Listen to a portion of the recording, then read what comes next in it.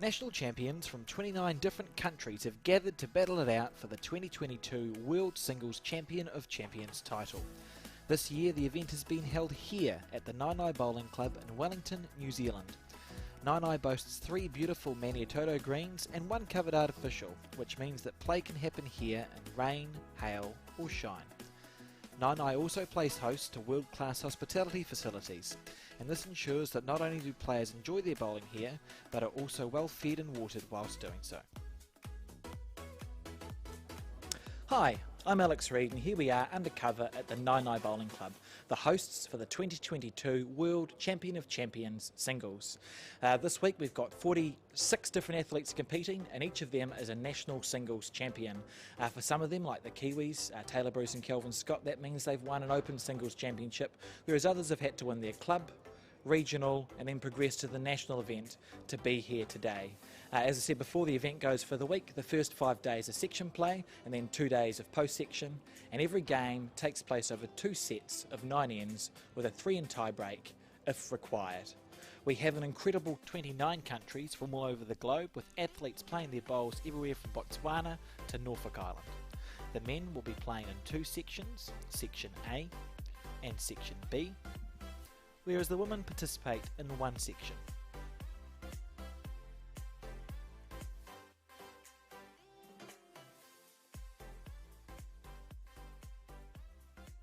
What? Yes. Oh, here we are. Right, day 6, and we got started. It's fine. I thought before I'll introduce you to start off with, John. So I've got John Macbeth, who some may know. I think quite a few may know you. Well, and it's nice to be here. I've been really interested in the fact that we've got the 2 sections of men's, and we're getting into the situation where we're going to determine who the winner is tomorrow. But looking at those results there, you see that Tolchard and Scott are identical results, 9 wins, 1 loss. And then the next 3 down from them are Cloy, going from 3rd through to 5th, 7 wins and 3 losses. So that net number of shots is coming so important, isn't it? I think unlucky, the Norfolk Islander and Samoan, 7 wins, but didn't quite make the cut. So we'll move now to men's section B and see who else made it through. And I think here we'll see that in the next section that the only player who went through unbeaten in section B for the men was Lee Schreiner, who's the defending title holder. 10 wins, no losses. Look at his net total of shots there, John. 3 figures. Quite extraordinary, eh? Yeah. Unbelievable. So when we get into this competition today, there's going to be some stunning matches, without doubt. For sure, and with Lee qualifying top, it means he goes straight through to a semi-final, whereas the Welsh and the Malaysian are going to play off a little bit earlier. And again, I think we see the Jersey and the Cook Islander can probably feel a little bit unlucky having not made it through, but that's sport, isn't it? That's right, and he has no net number of shots. So the best players get through, no doubt about it. Yeah, for sure. And we see here, this is the post-section bracket for the men. So we see Kevin James and Gary McCloy playing off a 1 quarter-final. And then we have... Is that Zulkepli of Malaysia against Kelvin Scott, the New Zealand champion. And the winners of those, of course, go through to those top 2 qualifiers, Sam Tolchard and Lee Schreiner. So that's the competition today. We'll be looking at the Kevin James-Gary McCloy match, which starts in about an hour. Absolutely. As we move on now to see who got through in the women's section.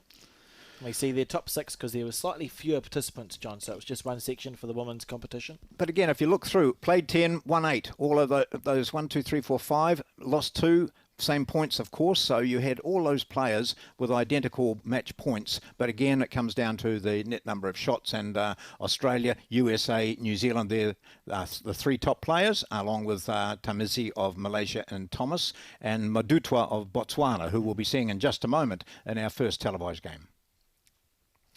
And here it is, the post-section bracket for the women.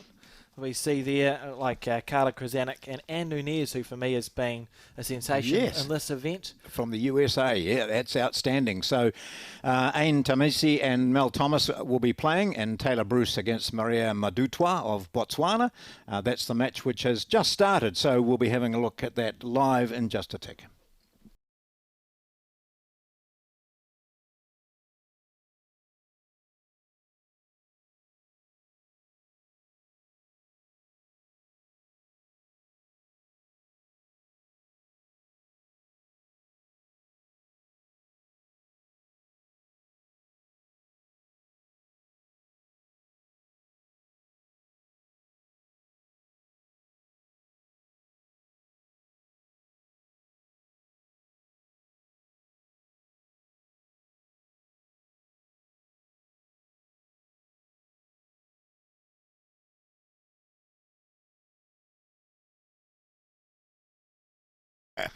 I love seeing the flags. So the flags, as you can see to the left of your picture there, just adorning the Naenae Bowling Club, which, as Alex has already mentioned, is a fantastic facility there. A few of the spectators down the far end, along the sides as well, and out the back.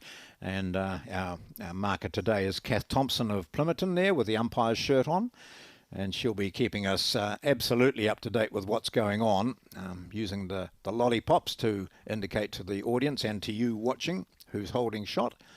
And for an identification viewpoint, Taylor Bruce, who's just delivered her fourth bowl, she's using the darker coloured bowls, and Madutwa, the what are they, greeny, bluey sort of things? I'd call them green Teal. maybe, but I am colourblind. Oh, so that's right, of course, yeah. So they're black as well. who knows?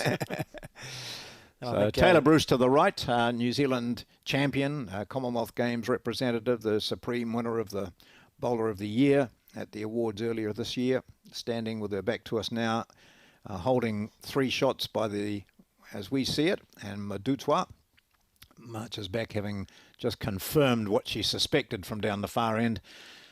We'll play her last shot. Yes, and we joined this game on the third end, and it looks like Taylor started off with a couple of threes, John. So a good start for Taylor on what is a 9-end set. Very easy for the games to get away from the player who's not going so well. Certainly, although I suppose conversely, the good thing about the 9-end sets is that if you have a poor first set, and we've seen it a number of times this week, you can come back and win your second set and force a tiebreak. Close here. Might have cut out a couple of shots there, or it's continuing to run on. May still be 2, but we'll just get that confirmation as Maria Madutwa. Very interesting character, and we'll talk about her as the game progresses. But I think, Alex, what we've seen here, the nations who are represented here, quite extraordinary, and don't even consider that some of them would be aware of bowls. Unbelievable, really, and really positive. For me, that's what's quite special about this tournament. You can see the bunting there as the flags in the background of the nations competing. But it's just been fantastic to have that mixture in that group. You know, there's the man from Israel. They've got 5 clubs in Israel, and he was very enthusiastic and has made a lot of friends, I think, in his trip down to New Zealand. Funnily enough, the bowls that I use, they were used by one of the Israeli representatives in their pairs combination at one of the World Championships in Christchurch. He didn't want to cart them home with him, so I purchased them. Deal. Yeah, they haven't been very successful, but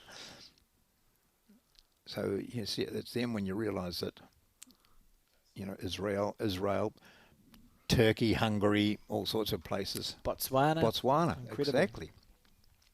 And great to see him. We see Taylor throwing a shortish jack here, John, which I think is probably intentional. I know that the Botswana, they have the slow greens, like most countries here participating will be used to greens that are slower than what we're playing on now.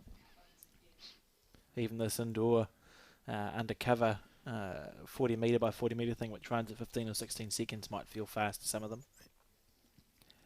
Just confirming the scoreboard there was a 2 for Taylor Bruce. Tom Murfitt of the Wellington Centre is the man who's sitting there working the scoreboard.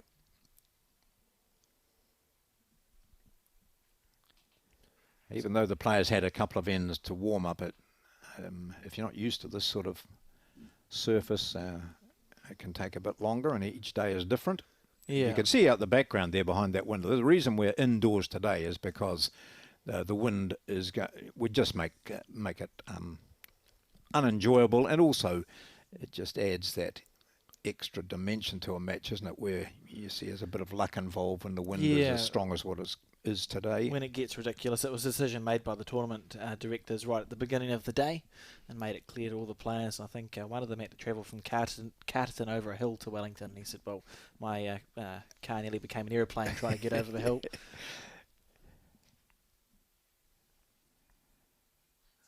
I think too, with the weather the way it is becoming, Alex, a lot of centres will be aware of this, and particularly, you know, I know in the Kapiti region where today the weekly gala was cancelled because of the rain that was predicted. a lot of bowls is being lost because of rain, and covered areas are just going to become, they're vital now. Certainly. I think, in areas, aren't they? Yep, and more regions are being able to invest in and have covered arenas, and that's just great for the sport as far as I'm concerned. As you see Taylor Bruce here under a little bit of pressure, probably for the first time in this set, John.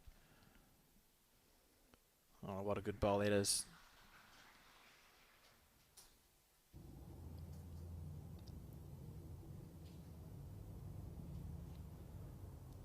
So Madutwa of Botswana here.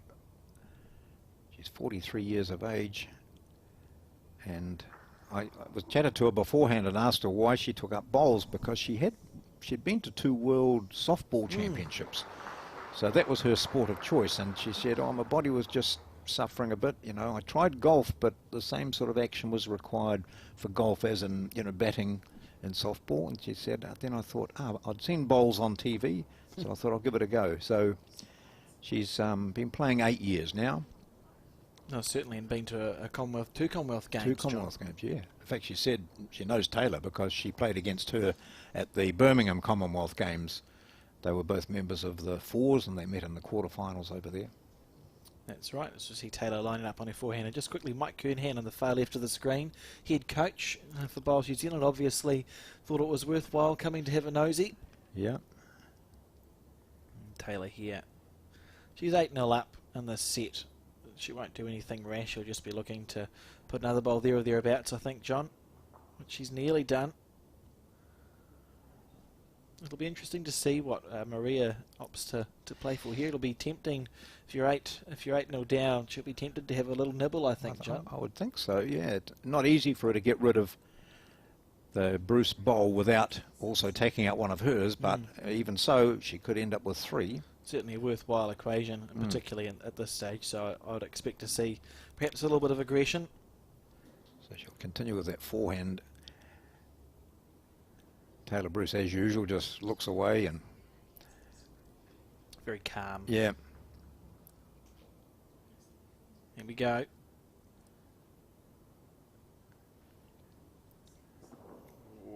What's the weight like here, John? No, it doesn't look great, does it? A bit of an in-betweener, I think. She was probably just trying to draw another, but it was certainly, you would have thought, looking at that situation, worth a wee go. Even if the black had gone onto her second shot, she might have stayed for 3. Yeah, so, yeah. She may have felt like she just wanted to score a guaranteed point and get started. That will be 1 point. And a 1-8 scoreline now after 4 ends, so we're just about at the halfway point. And that's another thing about this event, John, you blink and you miss it. The sets just zip by. And what's the bet on a long end here?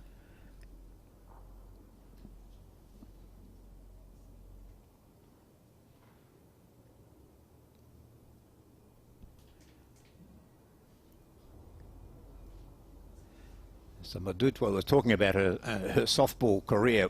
As I mentioned, 2 world championships, and no, you were wrong again. You were wrong on the weather and wrong on this. Won't be the last time either, John.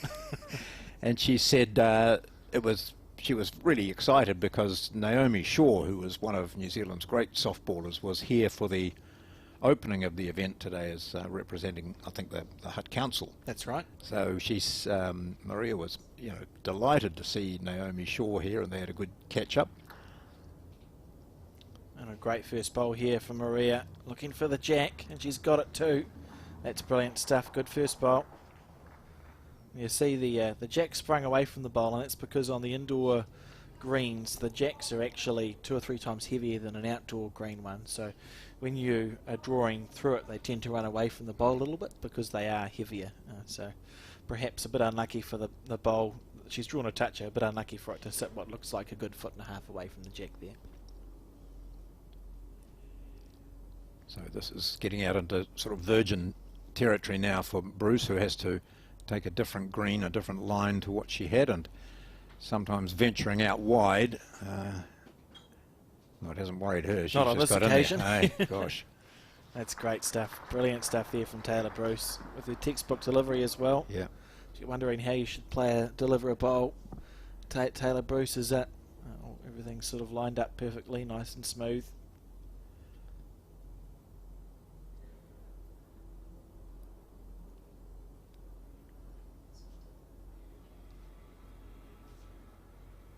Looking to come down the same way.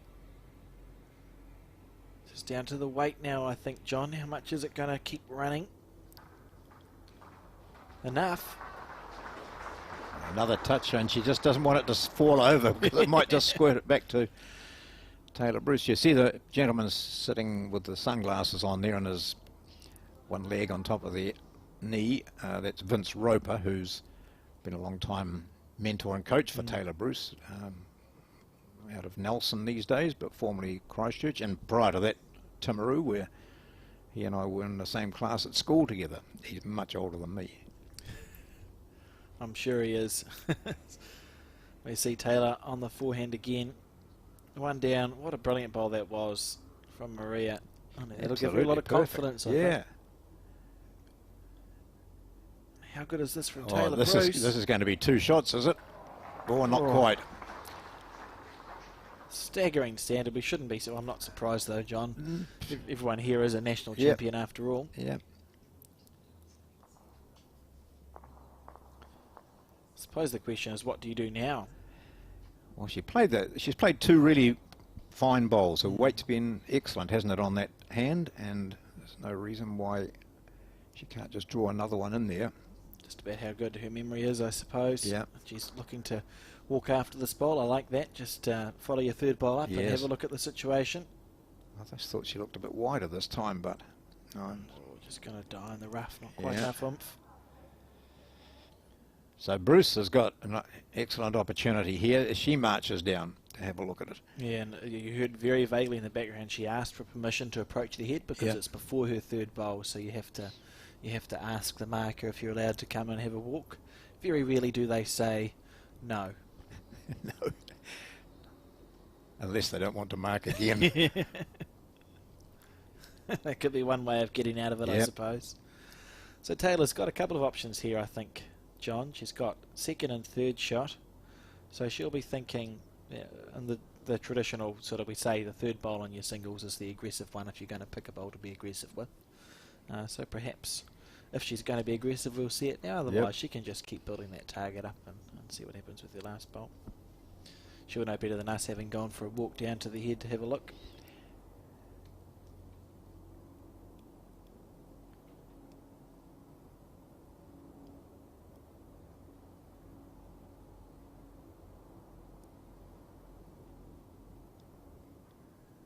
There we go. She's playing backhand here too. So a bit of aggression here from Taylor Bruce. Now there is a respot rule in place at this event.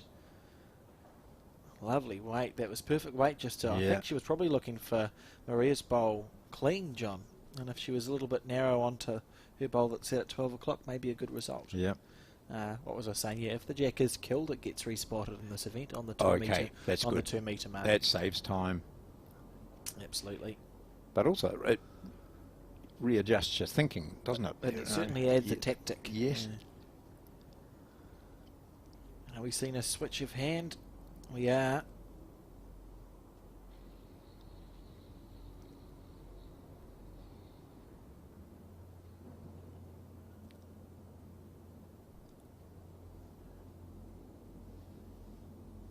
Oh, she's got it out in the right direction, John. She has. She doesn't want to touch over that Bruce bowl, but she was looking on. That was a great line to maybe just come around that front bowl of Bruce. It may be a very effective block, by the way. Taylor's looking a little bit. Well, you never really can tell what emotion she's feeling, but she was there. We are. We'll go have another look at the head. She says, as it did fall, she had that good line, but she fell a little bit short, 3 or 4 feet short. So it could just be right in the eye for Taylor.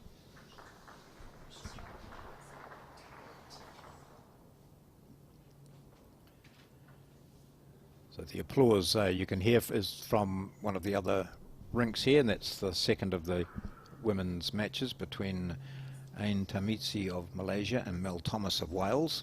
That'll be a great game as well. I think so. Been very impressed by both of those players this week. Another perfect delivery, the Malaysian.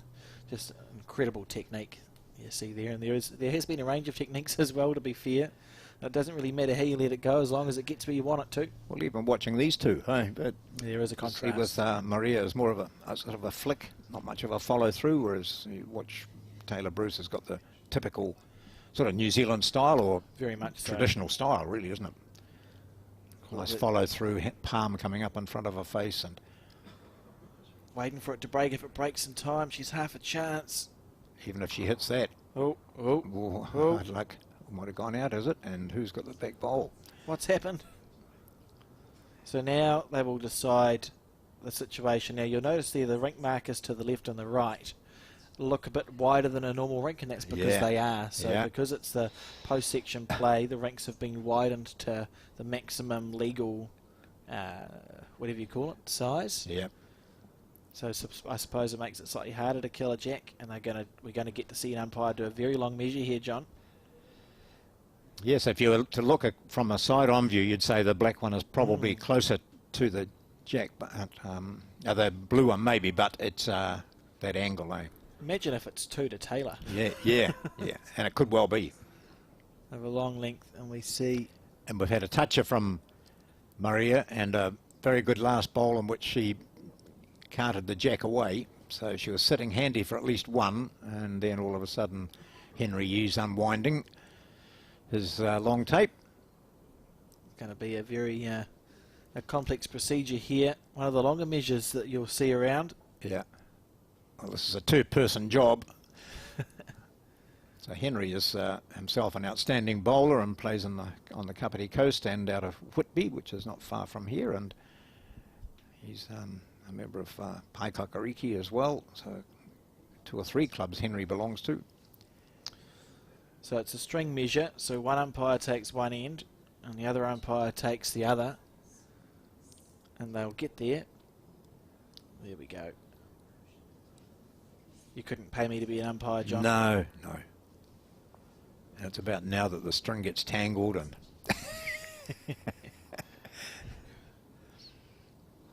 Are they going to... What's happening here?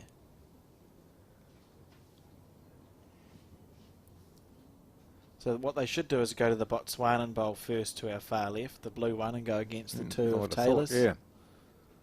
But they're not. He's chocking that. So. Oh, he's doing a chock. That's good. Yeah.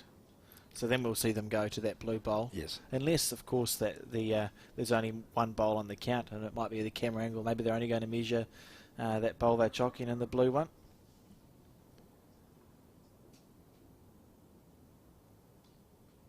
I must say, and if Erin Nurka is listening, she's the woman behind the designing of the new umpire's gear, the new umpire's apparel, their shirts and jackets. I think they look absolutely magnificent, John.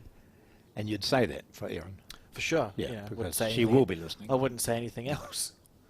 So we've measured Taylor's first bowl, and now we're going back to the blue. So the other one must not be in the count. One umpire on the jack. Right, are you going to measure the other one? But hard on the knees, Henry. At least it's a soft... That's right. Henry's never been seen in anything other than shorts. Oh, it was one. Wow. Interesting. Yeah. Probably a fair result, though, I think, because Taylor was wide with her bowl. Yep. She did miss wide. So got a fortuitous result there. So that's 8-2 after 5. Still seems to be some conversation going on. Oh. He's flicked it out. They can't do much about it. No, you can't do much about it. And we don't quite have the technology. We don't have a big screen. We can't do what they do in the snooker to replace the bowl. I wonder if they did want to measure the other one of Taylor's.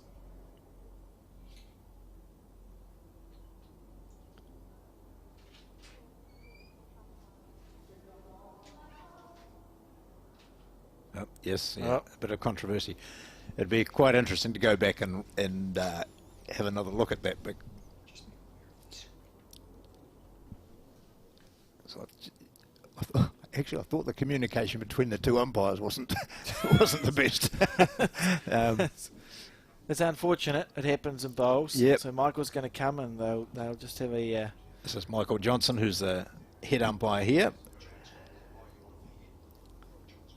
Yeah, so he's run a fantastic ship over this week. We've had a number of umpires turn up. Every mark has been an umpire. There's been something like 30 umpires do all the different sort of technical jobs that you need around the place, and every morning they have a review where Michael gets them around around like a campfire, John, and they talk about what they're going to do over the day. So if there's a man who knows the answer to the question, it'll be Michael Johnson.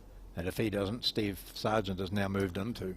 Yes, yeah, and Steve did some warm-up stretches this morning. Yes. Which I was glad to publish on our Bowls New Zealand Facebook page, just to let people know that the umpires are serious about, the stretching. Isn't it funny, when they were measuring, Alex, I just wondered, Henry on the jack didn't look as though... Now, where would you start? Your starting point's got to be the jack, doesn't it? Yes. So I didn't think that he had set... Neither did I. On the jack. Yeah. And I think I see it. So I think that might be a discussion point here, that he might be saying, hang on, I wasn't set. Yeah. I thought you were going to measure the blue one first and then go to the black, but in fact you'd taken a measurement from that black. So we've got a replayed end. Yeah, I think that's a fair outcome, because anyway, that's my summation of it. I agree with you, and I think that's a sound decision there from Michael Johnson. Replay the end, and it'll be a good one to go back and have a look at. Yes, yeah. Just to see what happened. Interesting times. We'll see the players take the bowls back down, and they will replay that end.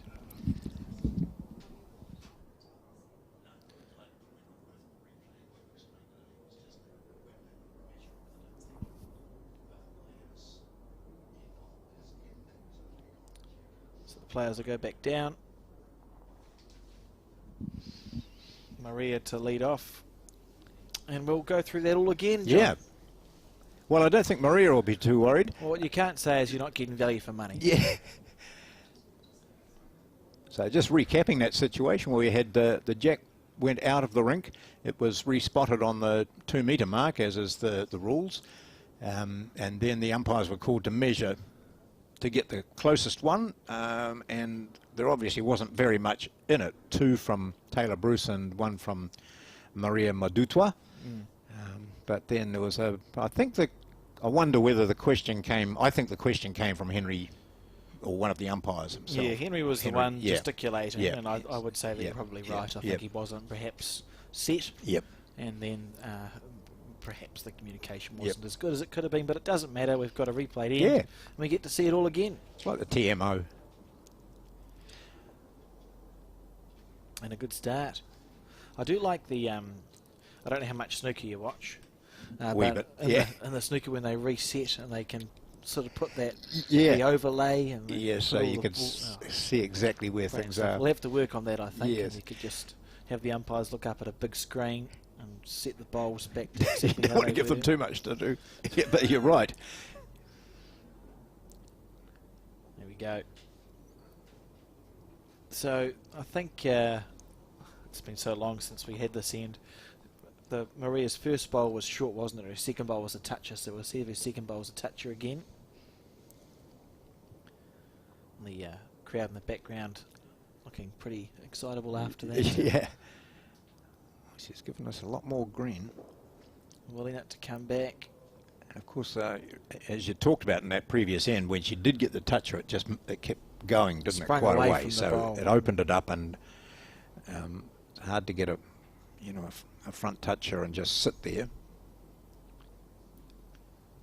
Taylor Bruce, that textbook delivery, and I think that's a good point you made earlier, John. There's differences between the technique that we see between the New Zealand player and the Botswana player, and I think Taylor's got what we would call the New Zealand way delivery. So about 20 years ago, our greatest coaching minds got together and decided what the New Zealand way should look like, and it's Taylor's delivery. It was based off Peter Ballas, who's one of our greatest ever bowlers, and Sharon Sims. They stand upright and it's all straight lines, whereas if we watch Maria's delivery here, very effective, but there's not much of a backswing, and it's sort of a push. Push along. Did you notice then that she picked up one bowl and put it down and picked up another? So, you know, that's people have habits or superstitions or whatever it might be, don't they? She might have been better with the other bowl. And Taylor will just look to stack it up. I can't play bowls without my comfort blanket, John. Yeah, I need to have a comfort blanket I've to got hold that. on to. Yeah, I've got this dirty. I'll have to occasionally have to put it through the wash, and I don't want it to get too thin so that I'm not using it anymore. Look at this. Great stuff there from Taylor Bruce. Totally unfazed. Well, for Maria here, she's got the two bowls which are furthest back, so a little bit of weight onto the shot bowl would be good because it's not that far from the jack. She could move the jack back to her too. Absolutely, expect to see that happen here. We haven't seen much aggressive play yet from Maria. I think that's what she's going to do though. Bit of a wind up here on her backhand. See if she gives herself much more backhand swing when she's putting weight. No, nothing at all. So doesn't need to. No. That's because she's not playing with weight, John. No, that's not. That's interesting, isn't it? It's on a good track though. If she's got enough, this could be absolutely magnificent. Oh, and it would have been. Hey, Millimetres would have carted it yeah. back there. She would have had 3 shots possibly. Not to be, of course, in post-section play. So, in section play, the sets had to be played out in their entirety because we went to the count-back situation. In post-section, which is now knockout play, there's no further play if it becomes impossible for a player to draw or win the set given the number of ends. Okay, so we could be ending the set now. If it does become mathematically impossible. Well, it's 4, isn't it? It is 4. The set would finish.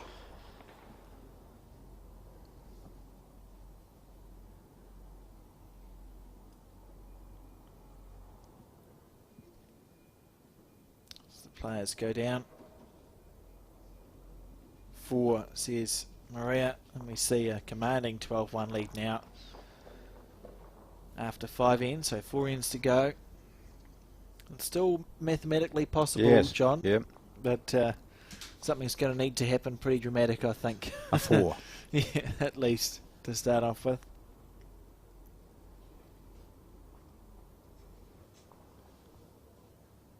And people beginning to file in as well, the crowd building. I imagine that will continue until tomorrow. And what a magnificent facility is at Naenae Bowling Club on the inside and the out. We have lots of good viewing facilities.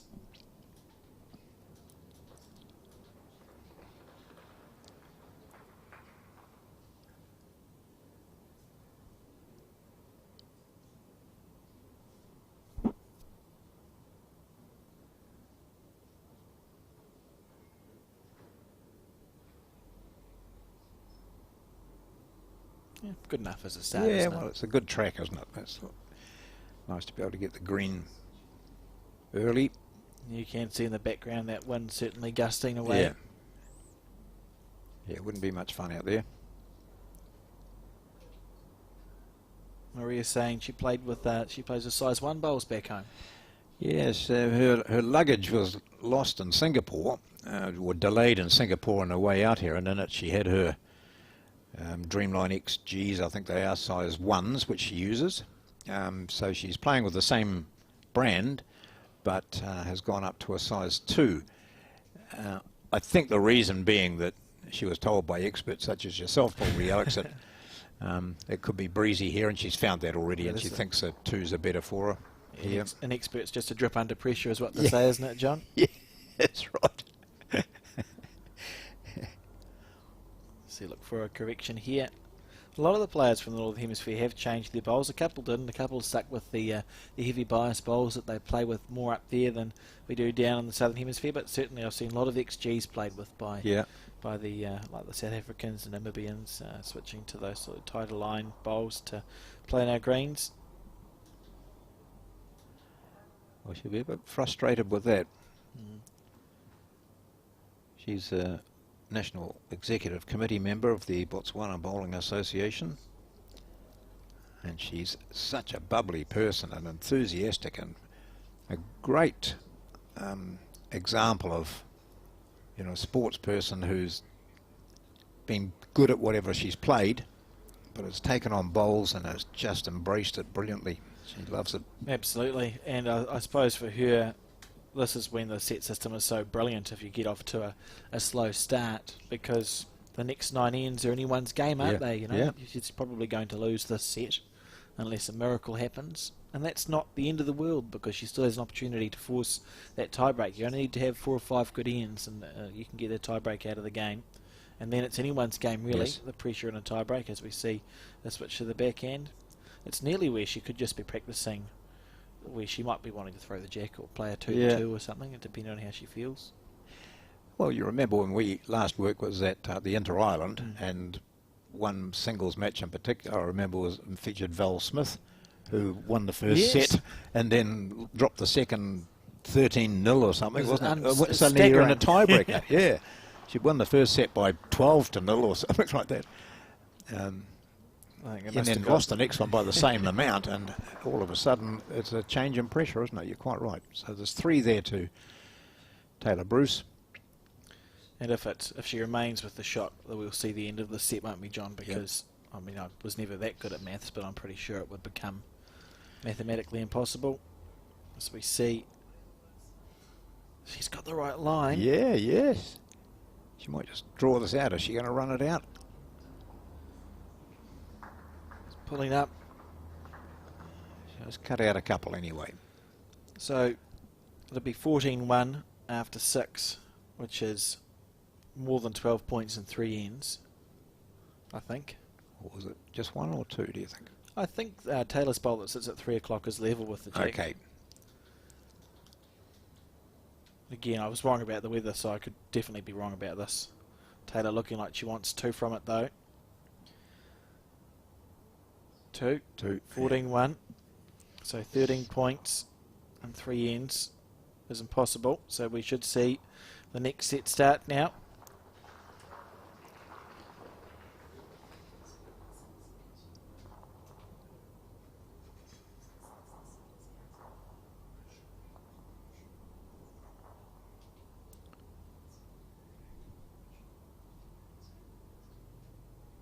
We'll find out soon enough if they think it's the second set or not, John. So who indicates? Does the marker? There's not really there's not a break in the game, so I suppose we just have to have a look at the scoreboard and see if the ends tick over again. But that is in the conditions of play that in knockout rounds. I suppose they've had 5 days where that's not. When you look there, you've got Steve Beale standing up there to the left, and they're all chatting. And I mean, you'd think someone could just come over and say, "Oh, by the way, that's." Yeah, you'd think they might do something, eh? Yeah, wouldn't mind. I think they've just figured it out. Yep, there we go. 6, 7, 8, 9, yeah. So you're on to the next set now, guys. It's like they've been listening to us. Yeah. So that you can leave the jack thrown.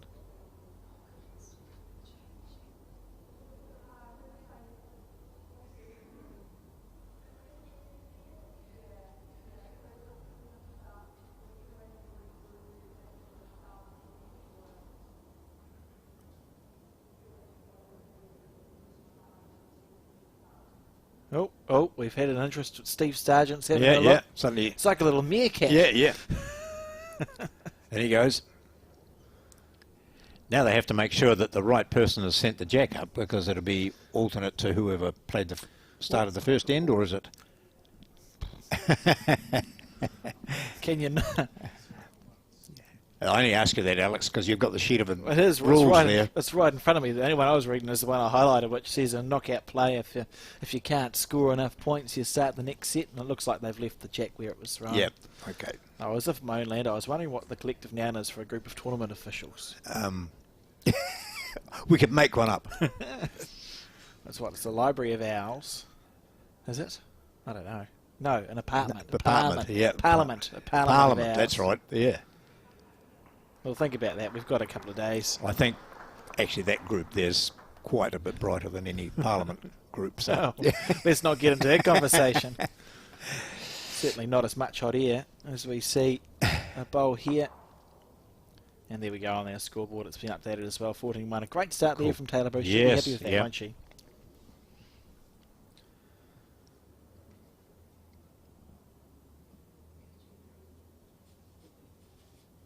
We see that bowl. Perfect weight there from Maria, but just a little bit underneath the line. Like, it's not complete panic stations, but she'll certainly want just to have put her learnings from that first set into practice in the second one.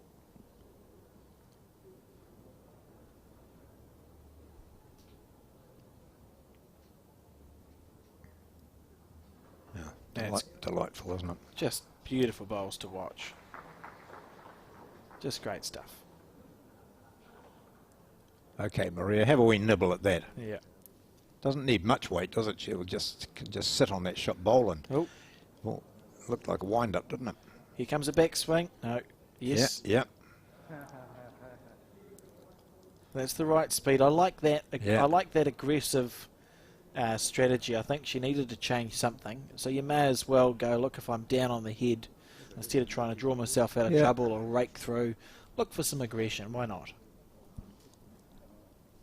So do you think Taylor might cover the 2 or not? Or will she just say, no, I'm going so well now? Well, that's what you can see it. That's what she's thinking now. I think I'd probably err towards just stacking it up, put 3 bowls there, because it's unlikely that if Maria connects, she'll finish with 1 on the 2 as well. So you should still get a free bowl to the 2 metre mark. Just stop asking me, John. Yes, I will. Or ask me and then go with the opposite of what I've just said. The other thing too is that Taylor's got a toucher there, so if Maria does smack it and it'll go back. Yeah, it could go. Still hold shot. In fact, she'd hold 2 now, possibly 3. So here we go. Let's see what Maria opts for here. Less weight, more of a raking bowl, perhaps looking to replace the shot bowl or move the jack back a few feet. On the right line too, John. This isn't far away. That's great stuff there. Very good. Beautiful. Well, you've got a bowl on the 2, Taylor. She just put it there. Yeah. Must be tempting. Plus the toucher, that if she's playing with any sort of weight. Yeah, and that's where that rule comes into play. In the old days, all tournaments, if the jack was killed, the end was finished and you just replay it. Yeah. Nowadays it gets put on the 2 metre mark, so there's a legitimate opportunity depending. We saw Taylor's bowl go slightly out of camera shot, but I presume it's near the 2 metre mark. If she can play onto the bowl that sits at 12 o'clock, the jack's moving to our left. It will go out of bounds. Jack gets placed back where a bowl is, and that's not a bad thing. I want to see it anyway. That's right. Yeah. You see, what I'd be doing is getting an outside edge of her shortest bowl. Takes out the blue, she stays there, gets 3. That's actually more cool. Is it? We'll see which one she goes for. I'll be happy with either, to be honest. Opting for the forehand, so maybe it's your shot, John. Okay. Looking to cannon the shot bowl off. Yeah.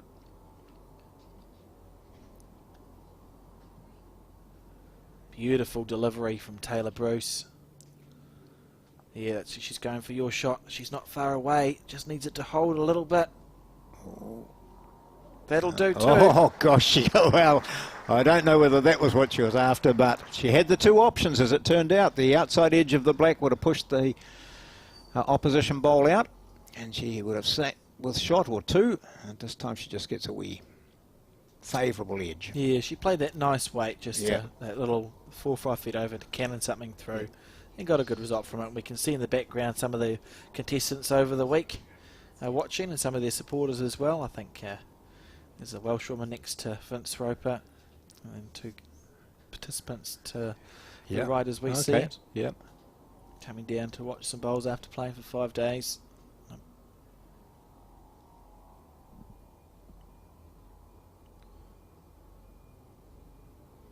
Not going to take that back foot off the mat, Taylor, to lift it. Willing it to turn back. It's trying, John. It's trying. Oh. Millimetres away. Yep. Great effort. But 1 on this first end. An exciting end it was Very too. Good.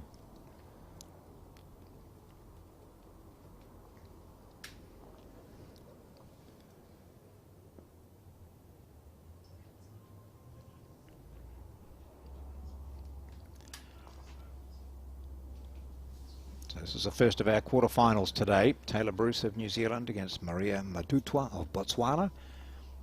Just over to the right, you can just see the marker there, but that is the match between Ain Tamitsi of Malaysia and Mel Thomas of Wales. Yes, and the way it will work, and we can see they've just beginning now on the left of your screen. That'll become a thumbnail shortly, is that we'll also cover the men's game between Kevin James and Gary McCloy, which is just about to start, just underway, and that'll turn in the top right of your screen as a thumbnail, John, and we won't commentate too much on it, but it's there to watch, and at the completion of this game that will become our main focus, and we'll be able to watch the fully commentate and broadcast the sort of last half of that, which should be quite exciting. And Taylor Bruce in fine form. I think it must be, if you're at home, like playing for your country, in your country, surely her and Calvin came here thinking, well, you know, we've got to do we'll give it a good nudge. Yes, yeah. Well, both of them have had outstanding seasons, and to win the national title as singles title is very impressive anyway. It's a difficult task. Certainly, both of them joining the list of sort of legends of our sport and doing so.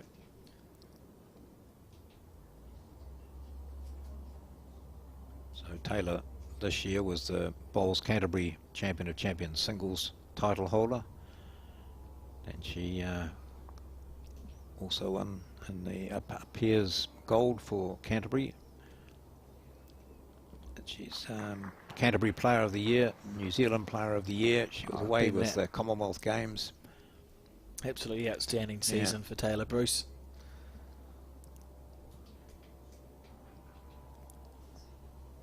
Maria on her backhand, chopping and changing a little.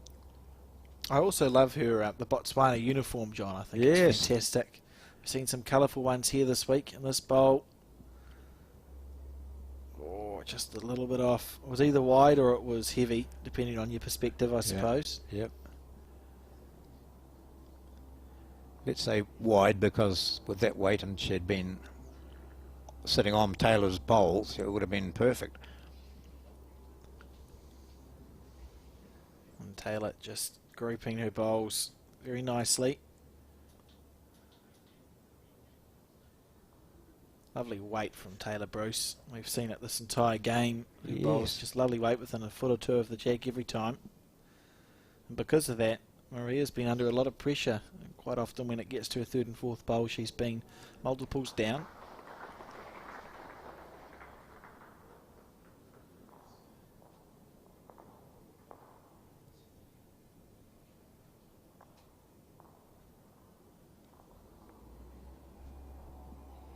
Another big end already, John, I feel.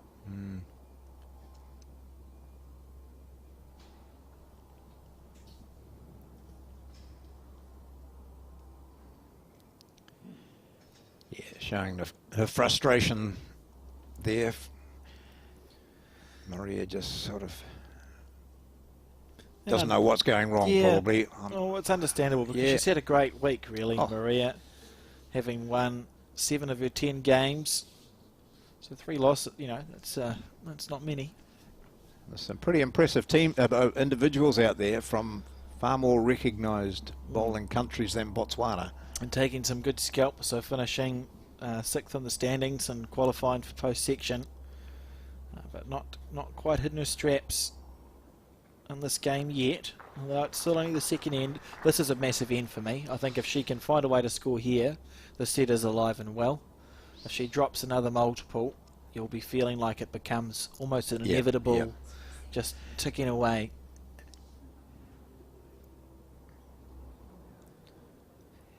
So playing that backhand, which she's favouring, there's those 3 bowls of Taylor Bruce that she can rest on. Any of those will cut it down, and one particularly would give her the shot. Yep. So she'll be reaching through almost that second bowl, John, but just that little bit tighter, that tighter line. I think she is on her backhand. Huge bowl. Oh, bit of weight on this. She's close here, John. Looking for the jack. She's got it. Oh, what a shot nice. there. And she's holding the back bowl, so she'll get the shot out of this when the jack is replaced on the 2 metre. So a desperate shot, and she played it very, very well. Brilliant stuff. She needed to do that, even though it's so early in that second set, but she's now drawn level 1 all after 2. Yep. Psychologically, I feel like that was super important, and a great shot there from Maria. Showing a little bit of determination, I think, and a bit of tenacity. And will we see a long end now? Last time I called it, the jack went about halfway up the green. Well, we haven't seen any long ends really, have we? And may as well change something, I think. Yeah, she's taken the mat right back. That's where it's been anyway, pretty much throughout. Kath Thompson, the marker, stands at sort of midstream. Yeah. We'll see if that's where she expects it to go. Oh no, she's going to change it. Yep, change up. That's it. Change is good. Yep. And that's fine. I don't mind that.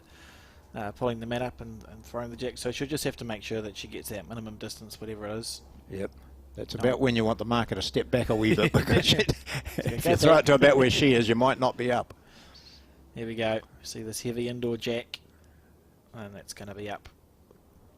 Good. I like this change. She's certainly showing intent. And now it's about the first bowl, I suppose, John. You've gone right. I've stolen 1 point off you. I was 4 down.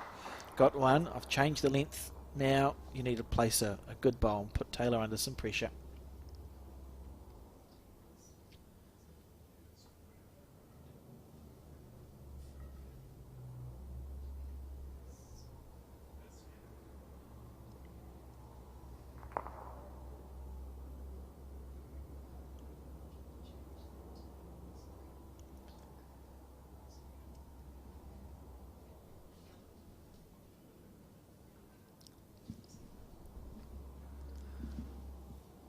We'll find out where that one landed in a moment. I think we're just getting the thumbnail of the other game right. on there screen.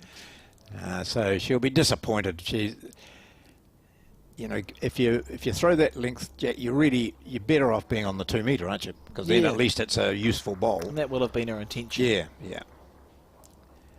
So she did almost everything right there. I'm going to have to make already after one bowl. Taylor's just put that relentless pressure on that we've seen in this game. Maria on the forehand by the looks, so just trying to navigate around her bowl that's slightly shy of the jack.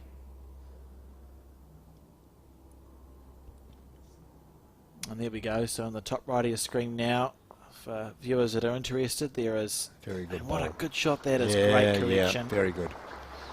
The quarter-final between Kevin James of Wales and Gary McCloy of Ireland going on there, so you can keep your eyes fixed firmly to the screen if you've got a big television. It'll be very easy to watch. Oh, what a great shot by Maria. And Taylor looking to return the favour though, John. Look at this. Oh. Almost. And the crowd, I love it. I love bowls crowds because it almost turns into a pantomime. You get the oohs and the ahs and the ohs. Now what's she going to do? Stay on that same hand? She may as well. Playing another shot just like her previous one would be absolutely ideal. Slightly narrow, and she can sit on that second shot to the right of Bruce. Lovely line. Yeah, she had the right idea there, John. Yeah. That's perfect weight for the shot that you described. Yeah. And handy too if the jack moves at all. Yeah, it's showing a lot of fight. Remembering they are 9-end sets. We didn't see 9 ends in the first set. Because Taylor moved herself into an unassailable position. Oh, it just seemed to hang slightly out there, but it might still come in to be a great shot from Look at Taylor this. Bruce through the hole. Oh.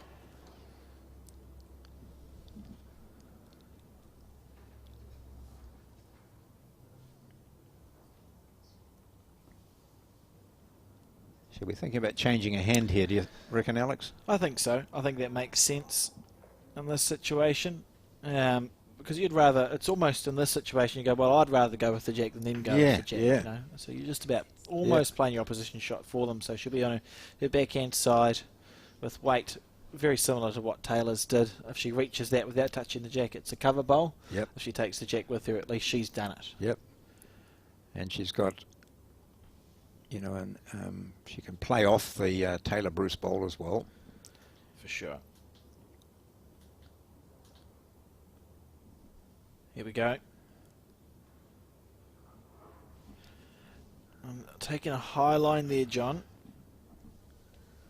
And if it comes back to the 2 metre mark, it's a good space. And look at it turn now. That's good enough. Good enough absolutely. bowl, isn't it? Yeah. Still just holding the 1.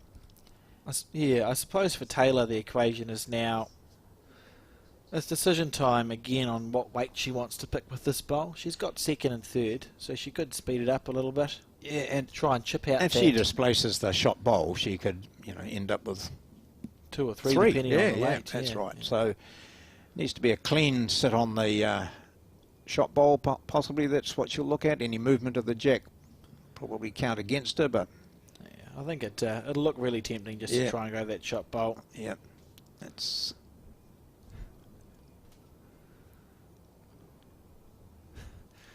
And Taylor, here we go.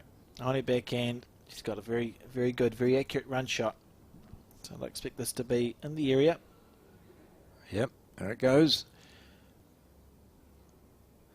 She clears the front one. When I said that short shot of Maria's was a wasted bowl. In fact, it turned into being quite handy, but could have worked against her as well. So one shot there to Maria, and she picks up the jack. She hasn't done that much during the match. No, but look, it's a set system, and now she is 2-1 up after 3 ends of the second set. She's still in this game.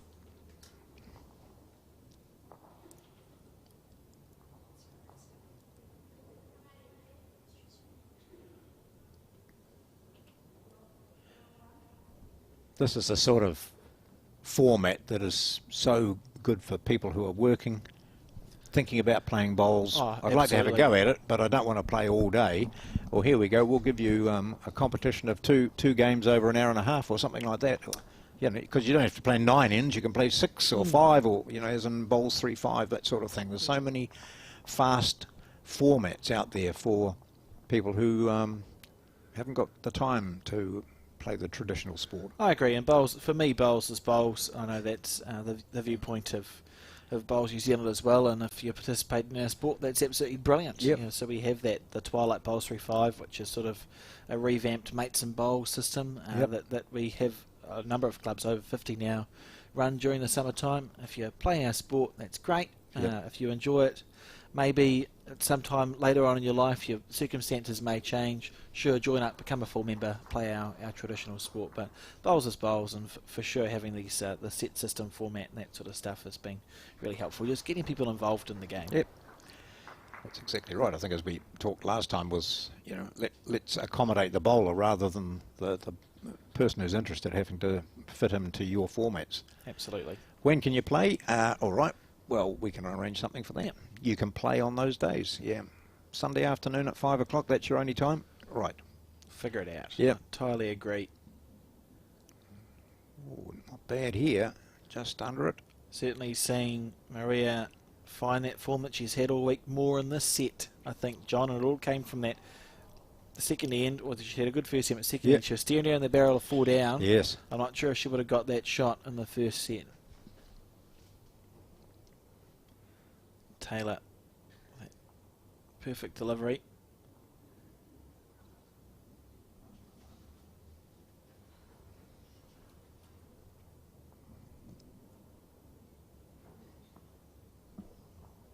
Just underneath the line.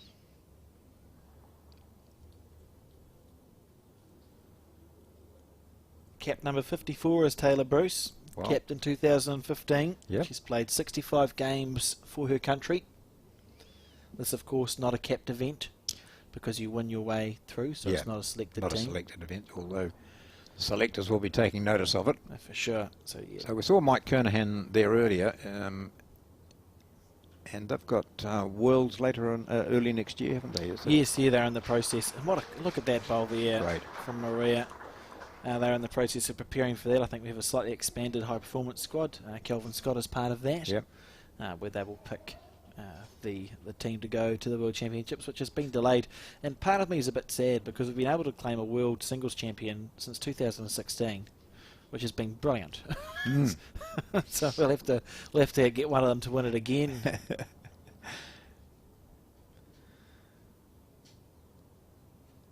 Taylor here on the probe, not far away if it holds its line a little bit. Trying. Beautiful weight. That would have been enough just to pump up her shortish bowl possibly, and or what she was trying to do would have been sit on that shot bowl. So this is, what does she do here? Change her hand and come in the other where her shorter bowl is on the right hand side, so playing a forehand. It looks less dangerous, doesn't it, Yeah. at a glance? Yeah, because any miscalculation playing the backhand and she's likely to lose the shot. Here we go. There we go, She yeah. was listening to you, John. Yeah. Not many people do. On the forehand side.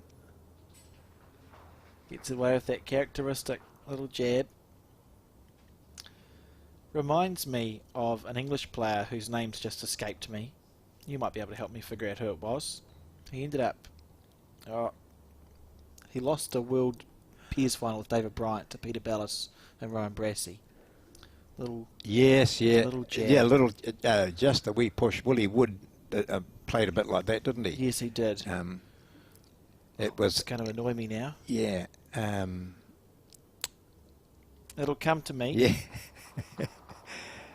But a lot of players did that. That sort of just a push, and you wondered how on earth they managed to get it. yeah, to alter their. Oh, here we go from Taylor Bruce. Great Jack shot. gone. Great Takes bowl. a shot. Might have got 2 out of that. That's the sort of stuff that you want to be doing when someone's looking like they're just beginning. But, Yeah. you know, Maria's been hanging in the set. Great shot there from Taylor Bruce. Tony Alcock. Yes, Tony Alcock. That's right. Very good. Brilliant. Yeah. And that's what I think Maria's delivery reminds me of, is Tony Alcock. That little, you know, it's almost like it's a hot potato or something. You're getting it out of your hand. Just that little jab.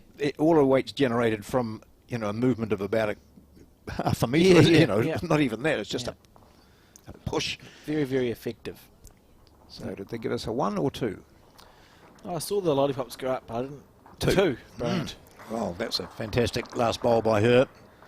And a great shot from Taylor Bruce there. You know, it was that was, yeah, it's good. She'll be happy with that. Just get it back on track. You wouldn't want to be more than 2 or 3 down. Considering the fact, the psychology is Taylor won the first set 14-1 after 6 or 7 ends. You don't really want the second set to be close if you've been in that position. You want just to carry on with your work.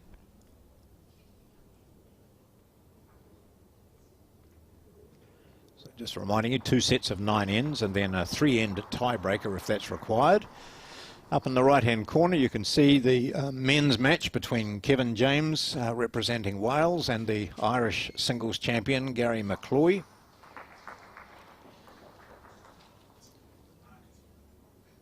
And we'll be moving to that match at the conclusion of this women's game between Taylor Bruce and Maria Madutwa.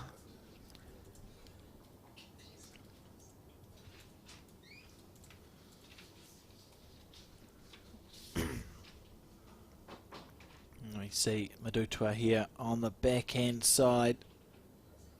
Beautiful weight.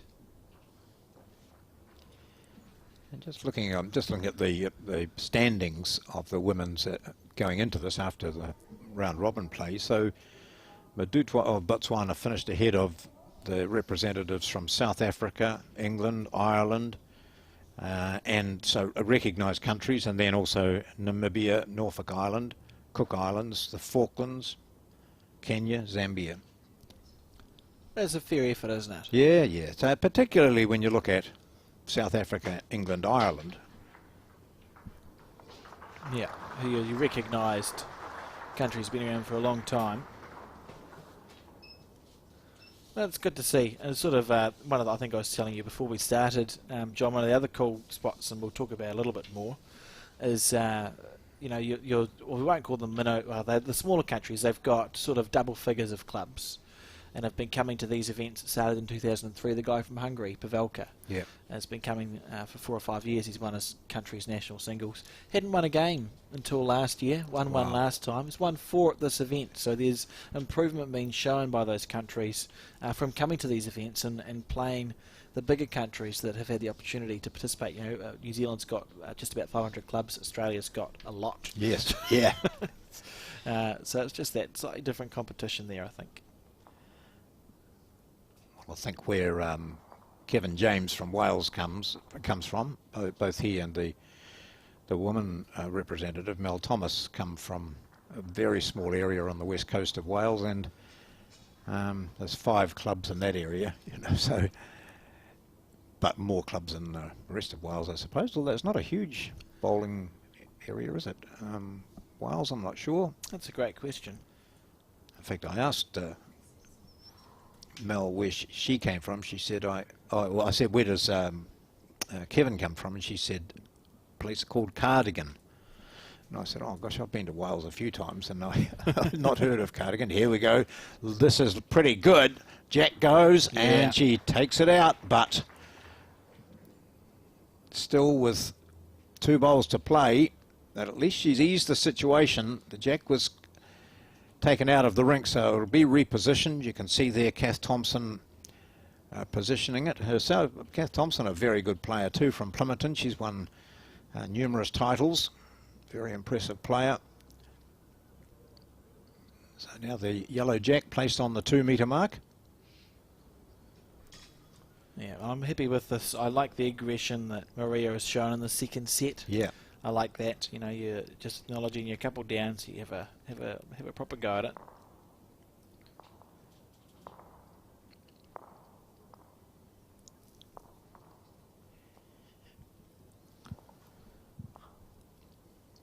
still looks to be one shot to Bruce, and this will make it 2.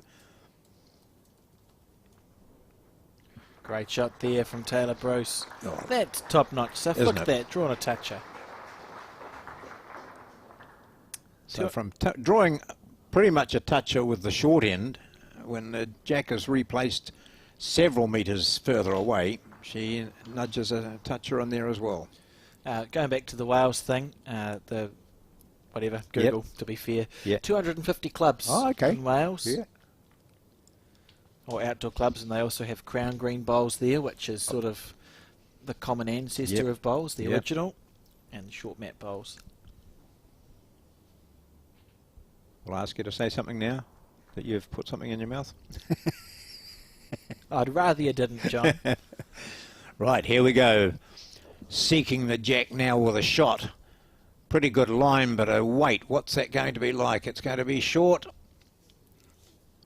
It is, but she's cut one out, so it's only a single that she drops. Whereas she was faced with 2 previous, even before her run shot, and then after we don't want to see that string measure come out again, do we? No, we don't. So good stuff there. 1 there to Bruce, so she moves to 4-2 after 5 ends. Yeah, a well contested set, this one.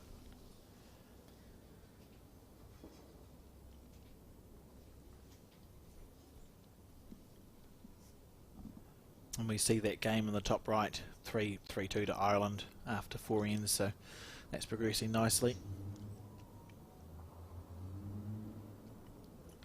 Keen to get a close look at Kevin James' hat.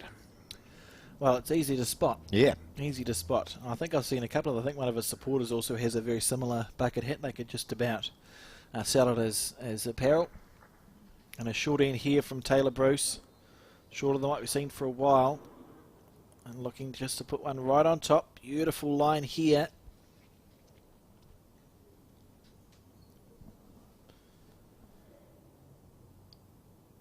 So she's won the first set 14-1. She's 4-2 up here after 5. Still a little bit stressy if you're Taylor Bruce. Yeah, a real chance if you're Maria. She might have picked a weight a bit better than Bruce for this one. Yeah, she's been playing good bowls this set. The markers Kath Thompson and Barry Fuller. Well, there we are. Nice shot of the hat up there on the top right. It's been easy to spot all week, really. And I haven't seen it blown away, which is quite impressive. It must be a well-fitting hat, John. What sort of adjustment? Look, she was, what, a metre short previously, maybe not quite that much, and just adds a few centimetres onto it. Yeah, it's a good sign, isn't it, when you can make those, the correct adjustments. Everyone's going to miss your first bowl quite easily sometimes, but if you can adjust from your first bowl, that's usually a sign of someone in pretty good touch. It's annoying to see, really. Fair enough. Yeah, just give me half a metre. Sure. Yeah.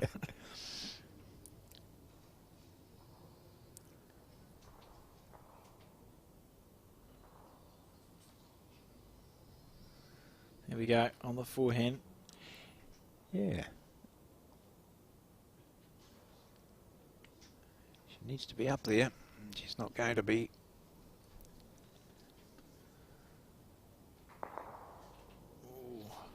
Agonising, it was the perfect green.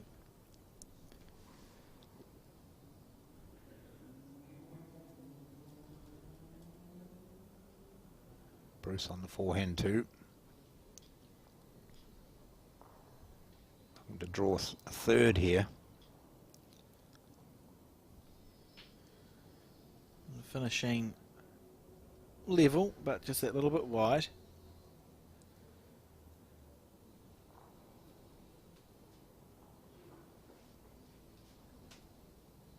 It might be her loosest bowl of the day. It'll be close to it. Let me see. Maria really just trying to draw the shot. Try and close that gap back down. Oh, that's not good.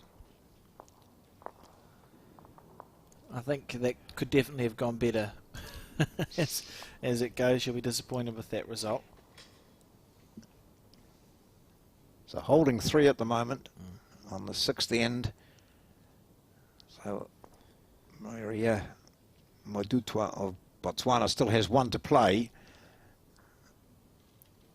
And she can see that she is 4 down. Yeah, it's another one of those important ends. The last time she was faced with this situation, there was a better shot on for her because she was able just to drive the jack into the ditch. That's not available in this situation.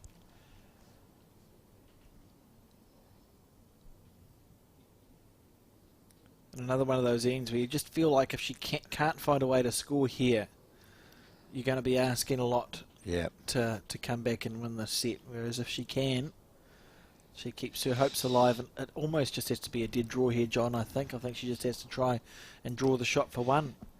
She's unfortunately fallen short with that bowl at 6 o'clock. Well, that's right. What's on her mind? Does she try and draw on the hand she's been playing, or does she change to the backhand and try and rest on the shot bowl? It's quite a narrow target because there's a line of bowls there, aren't there? Looks like forehand it is. Oh, is it? Yeah, on the forehand. Just have to try and draw the shot. Oh, it looked a gentle little push, didn't it? Gosh. Willing it to turn back in though, John. Yeah. That Tony Alcock delivery. Oh, look at this. She might well have saved the day for herself here. Good shot. Oh, it falls in too. That's a good shot there. She's certainly saved 3, I would imagine, with that shot. Yeah, and it keeps her hopes alive. You know, she's now only 3 down with 3 ends to go. That's very doable. Whereas if she had dropped to 4 there, you're just asking a lot, considering she hasn't looked like building heads to score more than a 2, really. Yep. Well, she saved 3 with that shot, so a single to Bruce. She moves to 5-2 after 6 ends. Yeah, great stuff there from Maria. And Bruce continuing to try and extend her lead.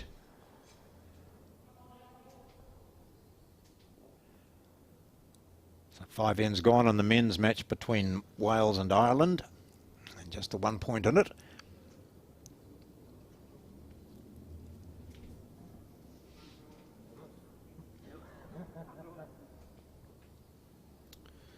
See a medium length jack thrown here.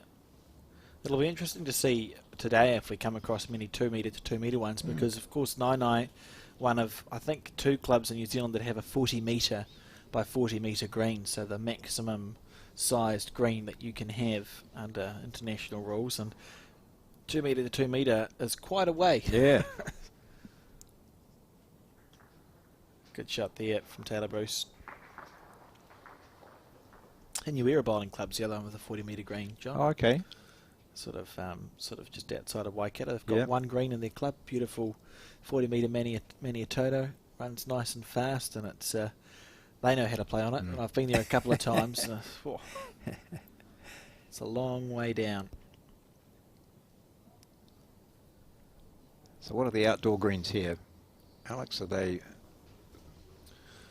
I'm just looking on the fences to see if the sign's there. Usually it's like 36.5 yeah, or it looks 36. like about the normal sort of green. 3 outdoor greens at Naenae Bowling Club, well maintained and looked after, and they've done a brilliant job over this week to be able to get people out onto them. Certainly we've had some rainy days when the wind, well, the good thing was there was less wind, so the bowls weren't getting blown off, but it's been a bit drizzly on occasion, and the green staff done a brilliant job and keeping the bowling greens running. They didn't believe me in the van on the first day because it was raining and it had pulled, and I said, oh, if it stops raining in New Zealand, you get on the rollers and you get the squeegees out and you can actually get out and play bowls again. And, you know, half an hour, 45 minutes. And they looked at me like I was crazy, but 45 minutes later they were out there playing bowls, John. So the first bowl from Madutwa was pretty impressive. But still, it's close Bruce as well. in the action. Oh, this might just drag the Look jack. at this, look at this. Yeah, that'll be good. Yeah. Great shot. See how that bowl, the jacks, they spring away from the bowls under cover because they have to be heavier. That's noticeably heavier, yes. I think the logic is so that when it gets driven, it can't jump up and smash a window or damage somebody. That's in theory, but I've seen it happen here where, you know, life is in danger with some of the big drivers around. And Taylor drawing to that offset jack. In good form, isn't she? Look at this. Yeah, I mean, because that jack had moved a couple of metres possibly and way out to the side of the rink, so it's quite a bit of an adjustment. It's hard to do, and often because it's less played track, it's a slightly different weight as well. Maria just deciding, it looks like she's going to play her forehand side here.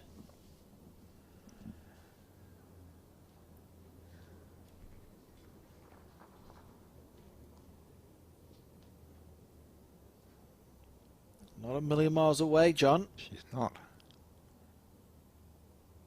Look at this. Onto the jack again, or is she going to go clean? Oh, wow. Goodness gracious me. I thought she was actually going to sit. Taylor's bowl to start off with. And it might well have pushed it out of the rink, which would have been a really handy bowl. See Taylor Bruce, one of her coaches there with the sunglasses on, Vince Roper, although this is indoors. I suppose there's a bit of a glare as they're looking down towards the big windows. I wasn't going to, yeah. Either that I or saw that he had his sunglasses on. I thought we'll just leave that conversation. Yeah, either that or he's had a big night, but who knows? I think he's too old for that. Outstanding. Obviously been older than you, John. Yeah.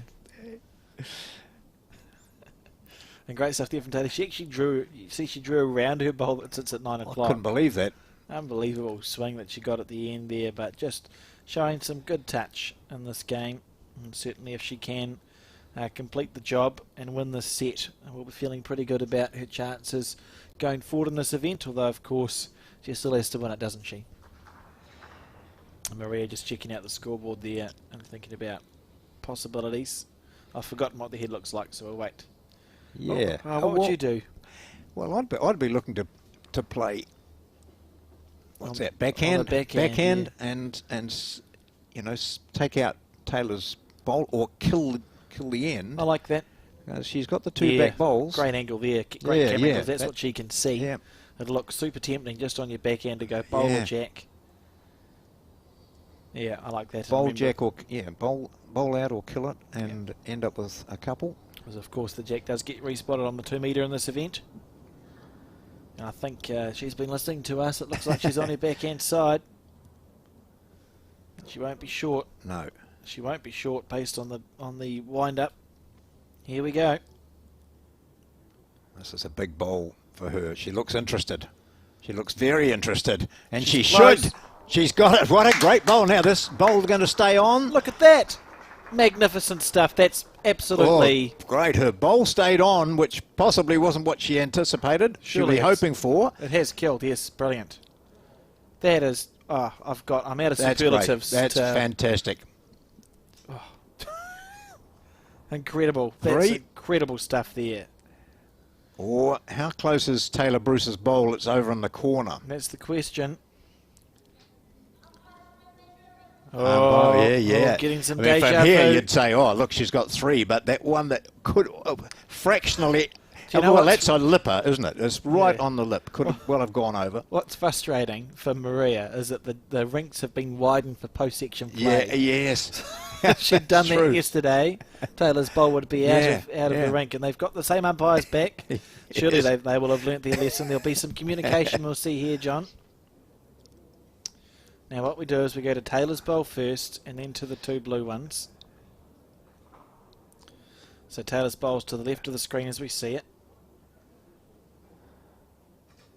Incredible shot there from Maria, showing great tenacity to get down and play that. She's been clinging on to this game. To be fair, she's been clinging on to this game, and they are going to Taylor's bowl first. Yeah. That's good stuff, guys. Well done. Good to see the players sharing a smile there as well. Yeah. Oh, well, it's been said, it's not the first time they've played against each other. Madu 12 was played at 2 Commonwealth Games, the most recent one, of course, in Birmingham. They've switched roles, yes, John. They have. The umpires we're talking about. And so they played against each other in the quarterfinal of the 4s over there. And so they know each other. Like most competitors, they chat. That's one of the cool. I mean, it's a cool thing about sport, but bowls as well. Certainly, there is time to get to know your opponents before, during, and after a game, and often many a beverage has been shared after an event or a day of bowls. I'd like to zoom into it. The umpires, it looks like having some serious issues. Knotted.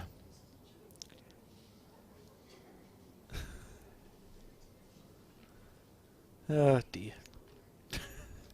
We'll see Steve Sargent appear in a moment. Oh. Oh. Really brave there to launch the measure towards the bowl, but that's fine. He had good weight control. He fell short. Here we go. So we'll see one umpire. Not going to reach. I actually don't know what's going on, John. We'll just wait for them to tell us. What it does do is add suspense, doesn't it? There's sort of some suspense added to the situation. Here we go. So the umpire to the left onto the jack, and he'll say, I'm touching the jack. Yep. Bit of communication. Right, we've got it. We've got a touch now. Here we go. The 2 umpires are happy. Now they've got to lock it off. Now let's go out and see whether that black bowl is closer than any of the green bowls. Here we go. Here we go.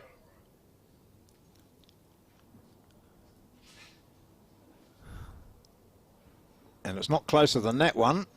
So it looks like it's 2. They didn't bother measuring the other, or did they? Well, I think they're going to do this again, are they? Oh, no. Phew. 2 it is. I got nothing, John, but what we do know is that it's 2 points to Botswana after just an absolutely that was magnificent stuff, brilliant stuff. Yep. You know, she was essentially sitting, I think it's fair to say, game down. Yep. And just went, boom. Took it out, nailed it, and got the follow-through with her collision bowl, finishing near the 2 metre mark, 2 points. Thank you for coming. Great. So now we're 5-4. Playing the 8th. And a long jack, or a longer jack. Longer, yeah, that's right. Exciting It's stuff. not as if she's been handling the short ends all that badly, but I suppose it's a matter of just trying to change it up. But she's seen what Taylor Bruce is capable of. Whenever Bruce has had to change her weight, she's done it without any problems at all. Yeah. She's a very classy player, the New Zealand Bowler of the Year.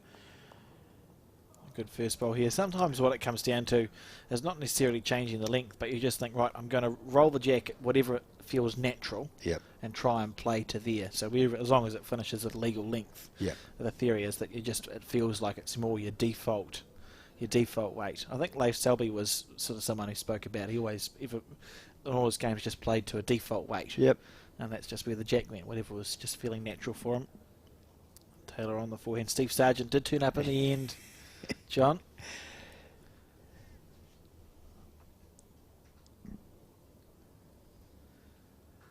Well, there you go.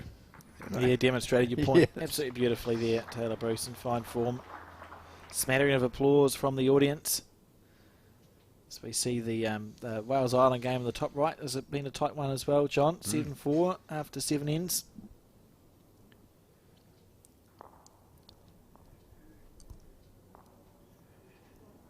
Maria looking to make a correction. Been very impressed with how she's navigated this set. I think she's played big bowls at the right times.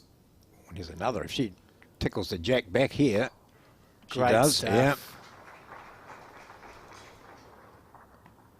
Yeah, certainly. Oh.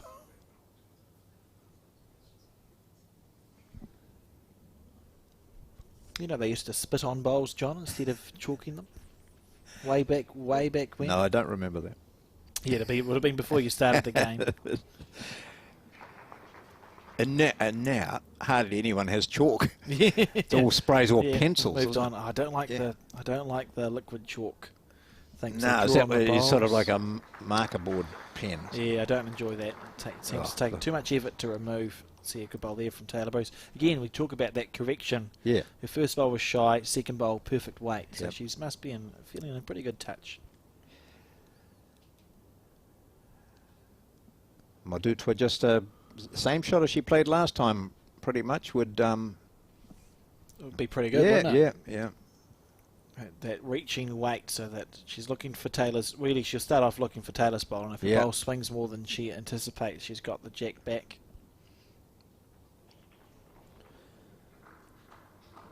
She's going more weight. Yeah. Trying to get that jack again. Not this time, though, is she? Yes. Oh, gosh. Brilliant stuff. She's into it. I'm really enjoying her change in tactic. I think she's thought, look, I lost the first set.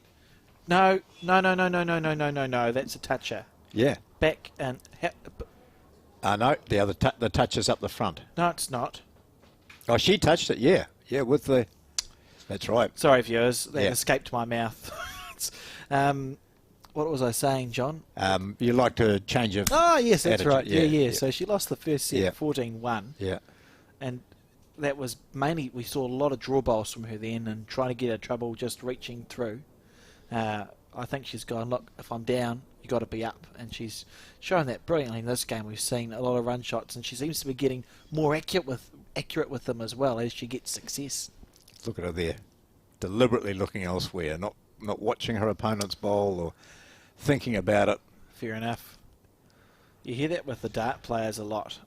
I like to just see where they look when the opposition's throwing the darts. Ditch, do you think? Yes, it is. Interesting. I wonder, based on the weight that Taylor just played, it's almost like she was looking to remove a bowl or do something.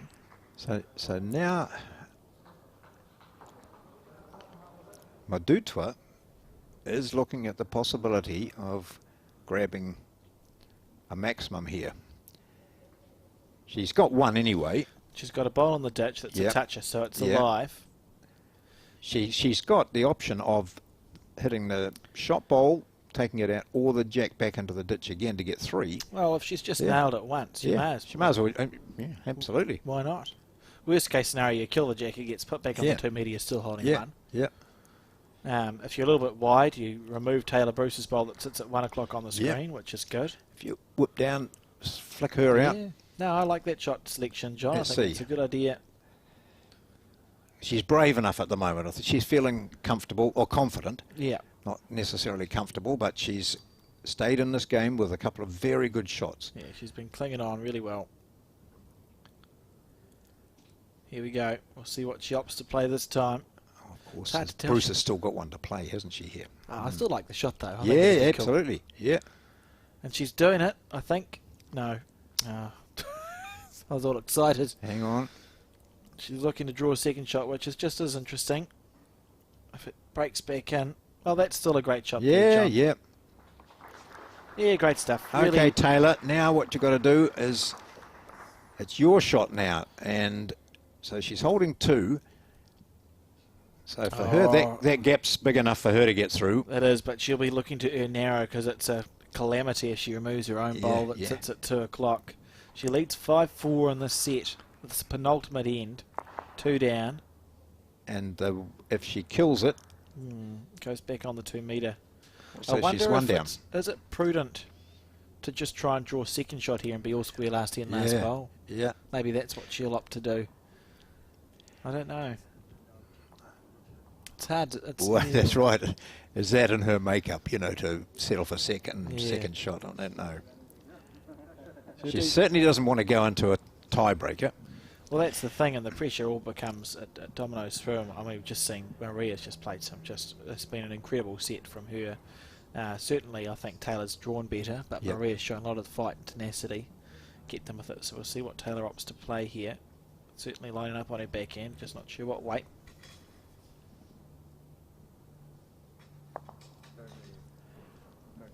Okay, shot or second shot now with that weight. Yeah, so second shot would be brilliant, really.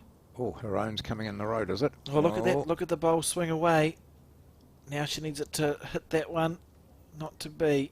So we're going to see Botswana go to a 6-5 lead on the 9th end, John. Who would have picked that after set 1?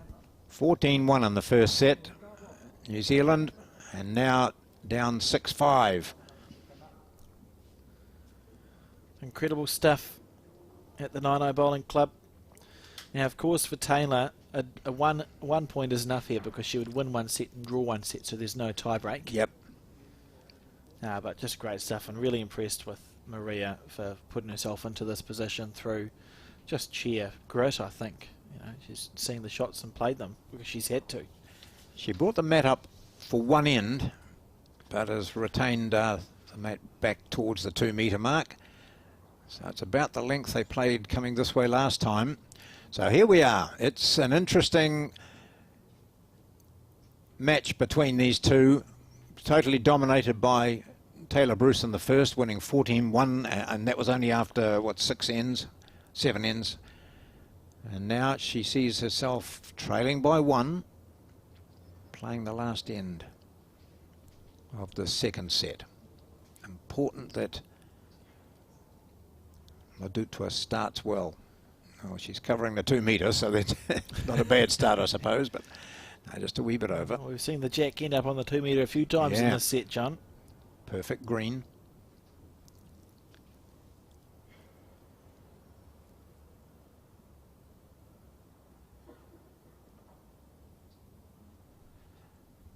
Quite a bit narrower than what Madutwa played.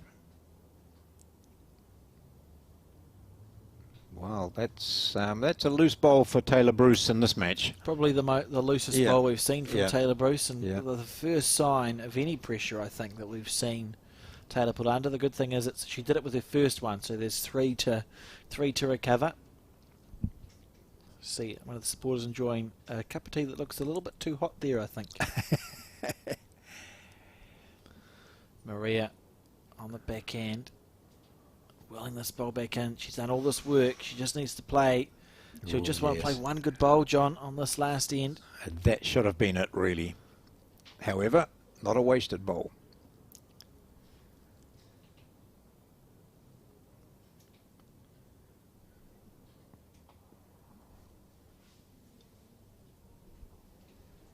Taylor Bruce looking to make that correction. She's been making fantastic corrections in this game. She certainly made the green correction. It's a better line. Oh, a little bit short. Wow. Interesting stuff here, John.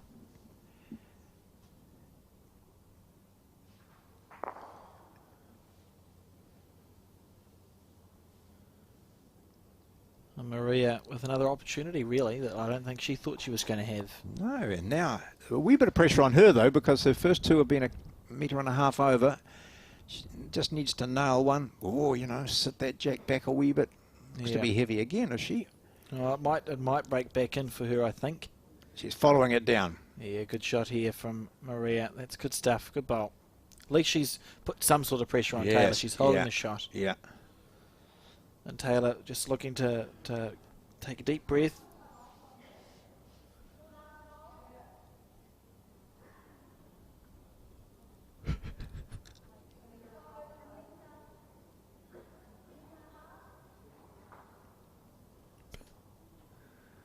Interesting.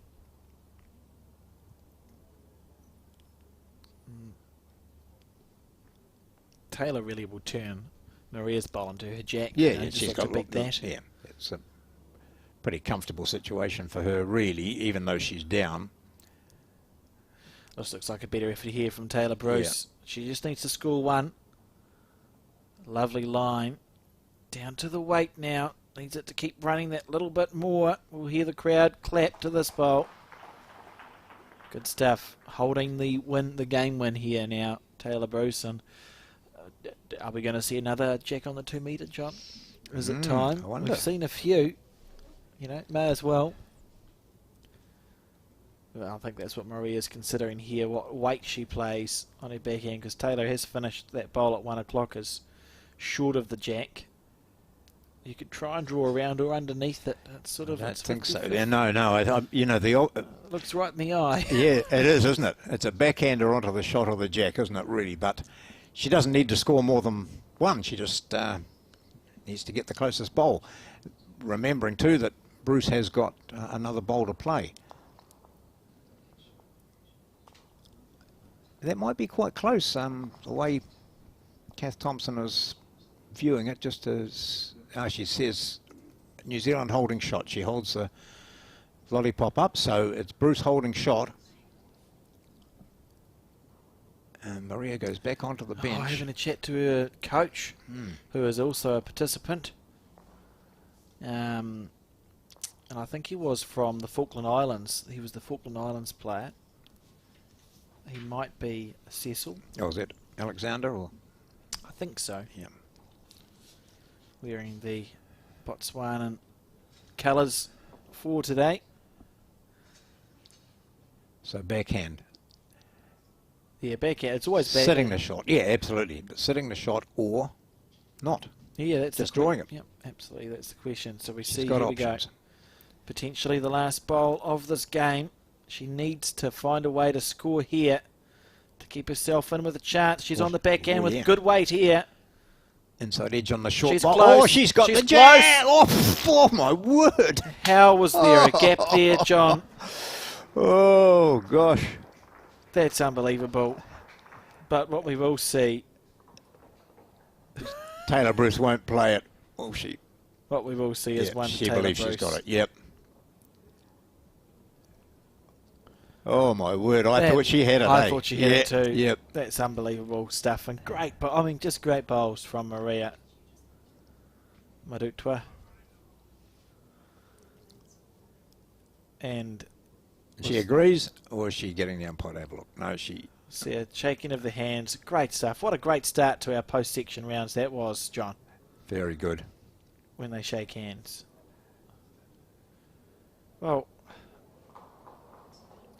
Taylor Bruce doing the finger measure, and I don't. Pretty accurate on that. Yeah. Kath Thompson also had a look at it previously. This is the marker we're talking about. She held the red one up, but you'd say, I want to make sure about this. Yeah, you'd like to think that if Taylor actually thought she was down, or maybe even a little bit down, she would have just made sure she was narrow. So this is more just this is just for formality's sake, isn't it, John? Just to double check. Well, it's been very interesting. If you look at the score up at the top, and you've just joined us, Taylor Bruce from New Zealand, a New Zealand singles champion, and therefore representing New Zealand, won the first set by 14-1. And it was a struggle there for Maria Marutwa of Botswana. But in the second set, well, the Botswana player really turned on some delightful bowls. And it is clearly a shot there It's confirmed that Taylor Bruce will move through to the semi-finals, where she will play Ann Nunes of the USA. And that match is due to start at around 1 o'clock, and we'll keep you up to date with that. But our next match that we'll be going to is the one that's been up in the right-hand corner of your screen right throughout. Kevin James.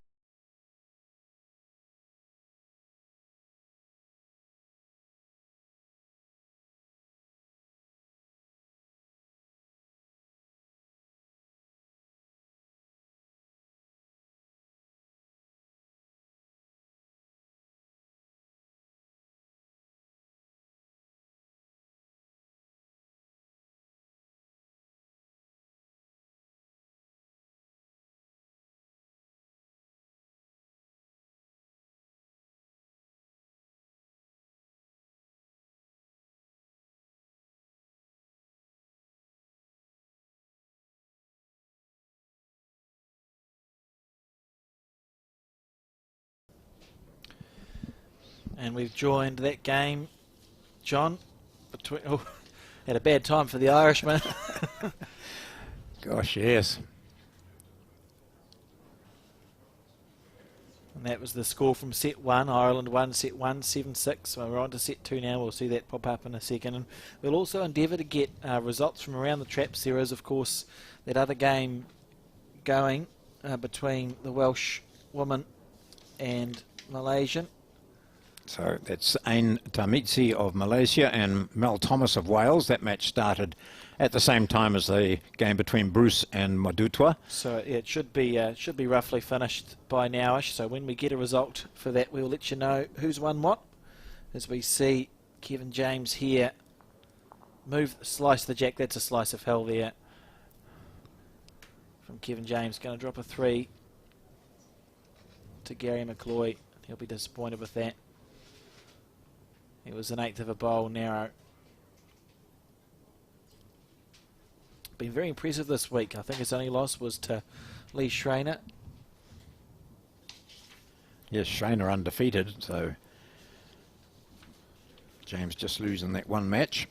So that would have been to Schreiner of Australia.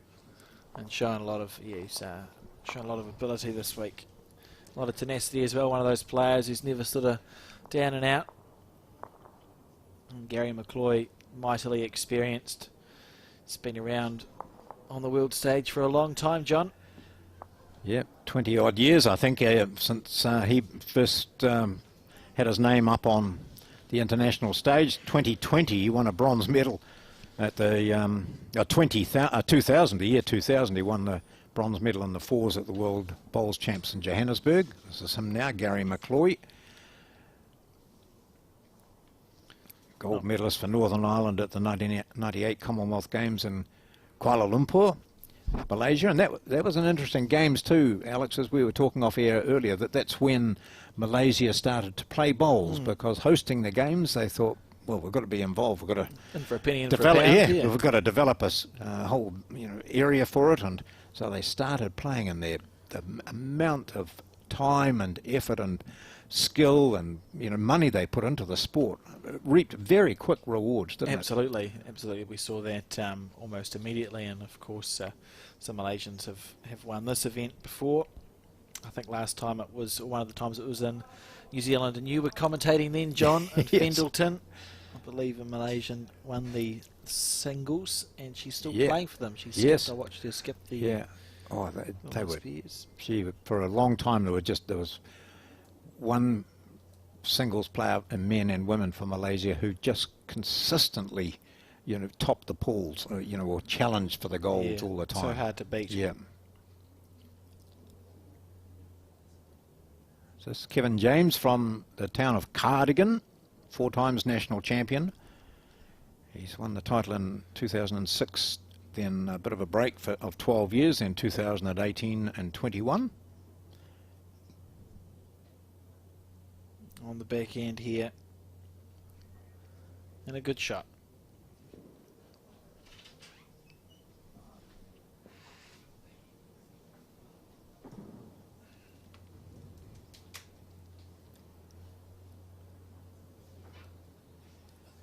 McCloy winning the first set 7-6. Yes, and I think he was down early and got up to win that game, so he'll be pleased with that.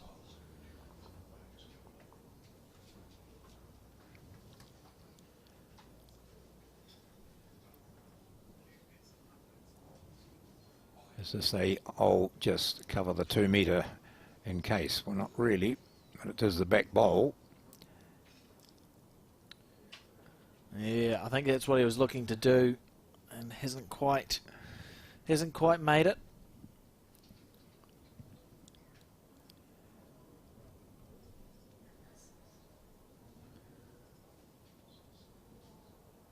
And we can see there Gary McCloy on the back end. He's got quite a big follow through, Hasn't he?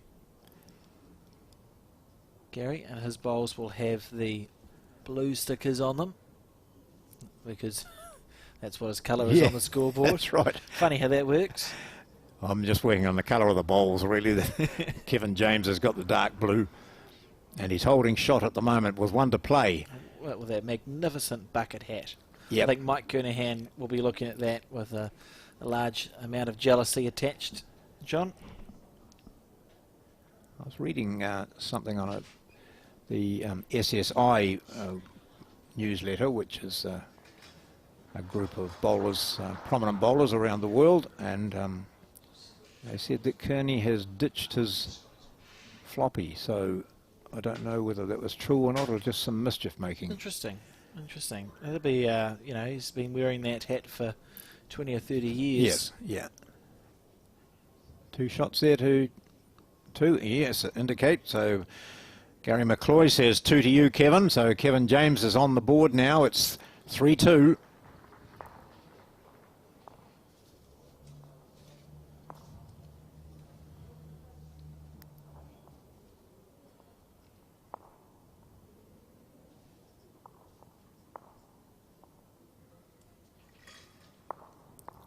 Played 3 ends.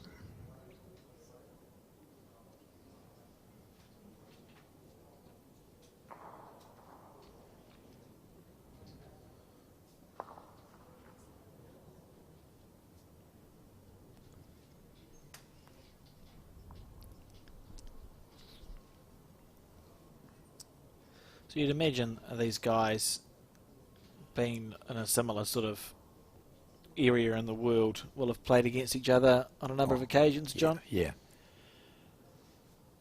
I know how they're playing. We can see that other game going on to our right. Is that? That's Izzat of Malaysia, or is it the women's match still going? I think it's Mel the women's Thomas. match still going. Well, to be fair, you can't tell with the bowls, can you? You have to. Mel Thomas against Ain Tamisi. But we will endeavour to get an update on that score when we can, as we see Gary's first bowl. He'll be disappointed with that one and walking away on it too.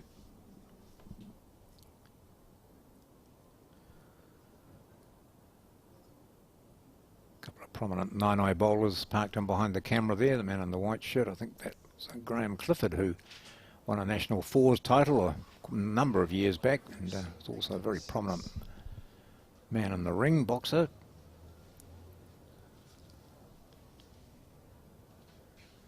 A couple of ordinary bowls here from Kevin James and Gary McCloy. The closest one is the James bowl.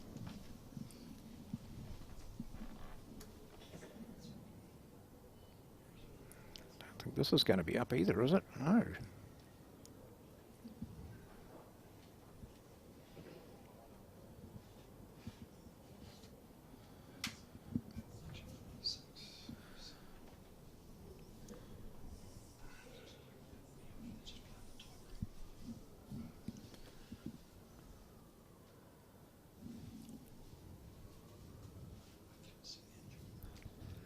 And a loose end here.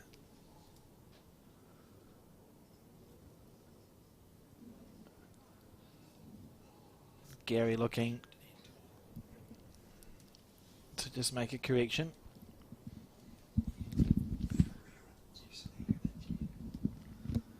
Close here from Gary McCloy. Trotting after his bowl. That's a great third bowl considering the first 2. Oh, yes, he'll be breathing a bit better now.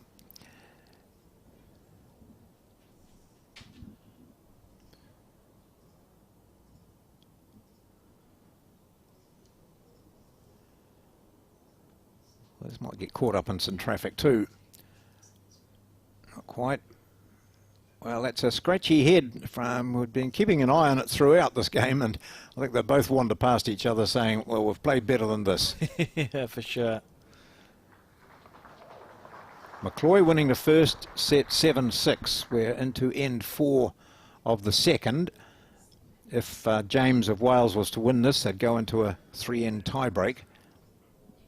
And it is the women's match still being played over on the other rink between Ain Tamizi of Malaysia and Mel Thomas of Wales. So here's McCloy trying to make it a couple. Looking to make it 2. That's good stuff there. Great bowl. A bit unlucky to take the jacket further away, really. It was well played. But 2 it'll be. So he's taking a 5-2 lead now. After 4 ends, so 5 to go at the halfway mark, and looking pretty good.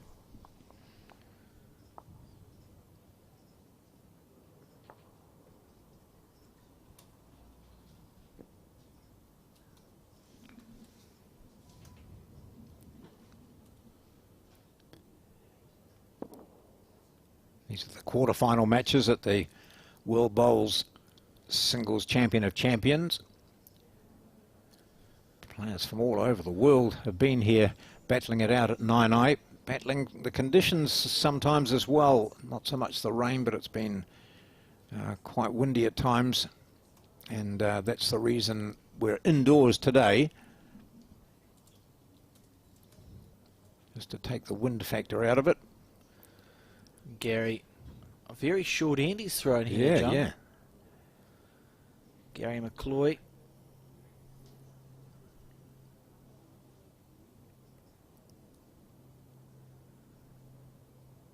That might be a minimum length, because I think the mat's not back to the 2 metre mark, is it? Be super duper close to minimum length, and here's Kevin James here wearing his bucket hat in both the picture and real life. Yeah. Must be very comfortable. And a good shot there from Kevin. And he's been a very tenacious player. I've watched him a lot at this championship.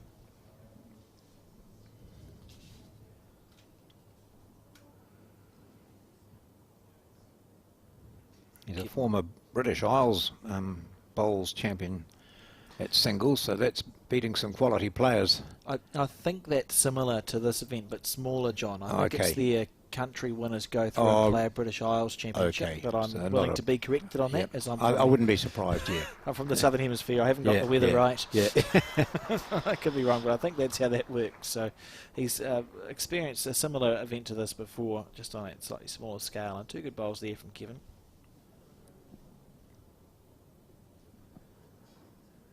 But McCloy still holding the shot. Switching to his forehand side. Toured New Zealand in the late 80s as part of an invitational Irish team. Johnny was telling me in the van when I took a group of bowlers to the High Commissioner's house, which was lovely. It was really cool. Mainly the scones, I think, were my highlight. He's Northern Ireland, isn't he? That's right. The Northern Ireland area, so and you can see country of Northern Ireland. The back of his shirt's wearing the Com Games strip. Yep. He's married to another Irish international, Donna McNally. And Kevin here, he's had a long look at this. Yes. We're looking for some sort of jack movement. I think that clapping would indicate, I know there's a tie break going on in the women's game, the women's quarterfinal. Yeah. Taking a different bowl, John. Yeah.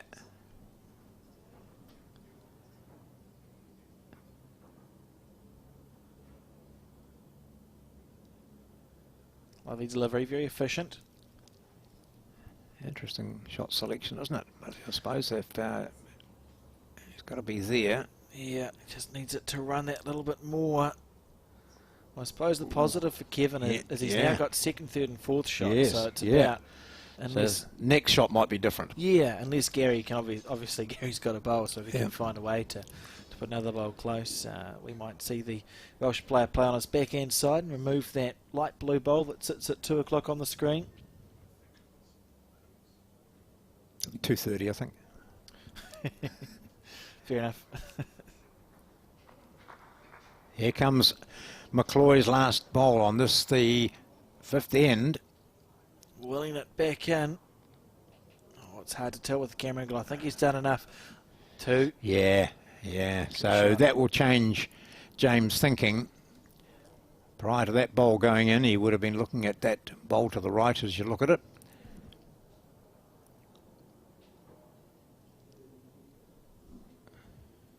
He might still play that hand, I wonder. Let's see now. He looks to be lining up the forehand. On the forehand, so he'll just be looking to try and make a correction off his third bowl. Doesn't need much, does it? Down. He needs it to start turning back in. It's a short end. Turning back in now, John. Willing it back.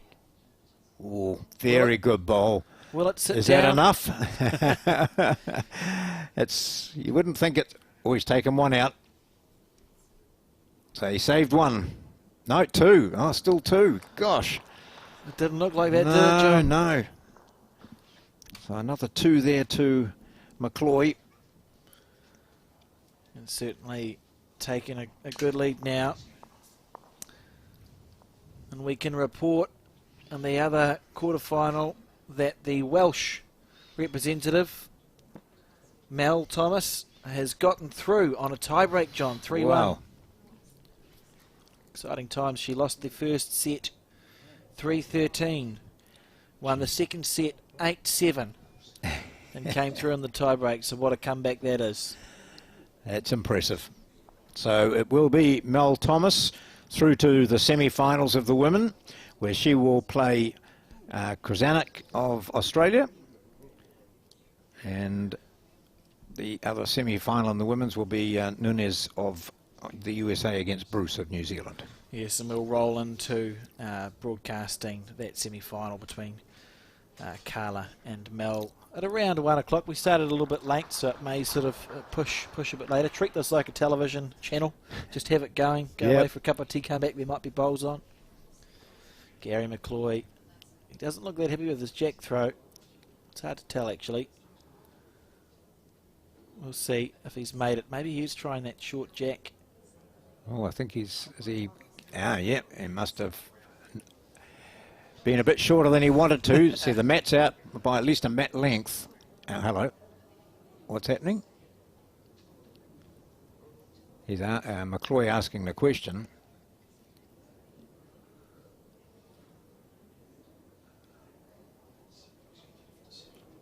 Well, he's got the jack in his hand. Yeah.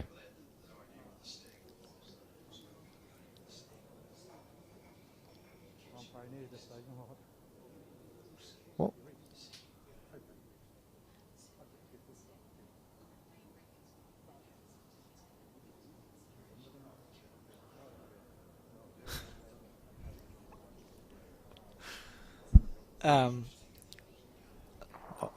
wonder, there was not.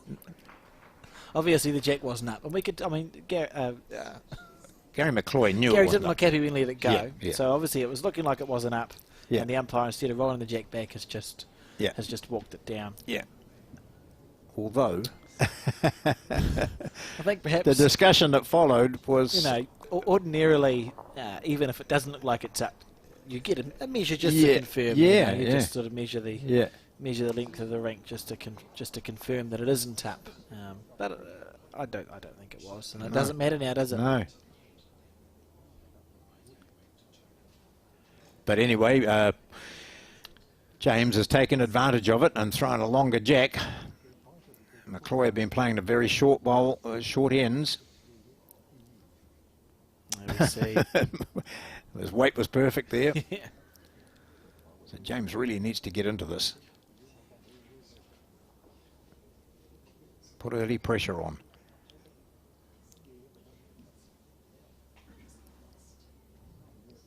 Lovely line here. Good shot. We can also report for New Zealand viewers that Kelvin Scott lost his first set 8-6. So looking for a comeback in the second set. When we hear a lot of noise, that'll be the Kiwis in the crowd Yes. urging him on. So 8-6 down went Kelvin in the first set, as we see Gary McCloy here on his forehand side. Oh, just out of the count, so one there to the Welshman. So the opponent of Kelvin Scott is Isaac Zulkifli of Malaysia. And I sat down and had a chat to him, and I said, oh, by the way, how old are you? And he said, I thought he said 13, because that's how old he looks. But he's 30, and he's been playing bowls for about 12 years or so, and he's a very experienced young man and a very good player, obviously. Certainly, yeah, and he's played good bowls in this this tournament. Had a good game against the Welshman, Kevin. Earlier on, I think on day one, it went to a tie break, and he missed his last bowl. He had an opportunity to win. So these players, remember, they've had a number of days of section play, 5, I think. Gary McCloy, beautiful weight twice, but just underneath the line. 7-2 after 5. It certainly is an end that Kevin will be looking to score on.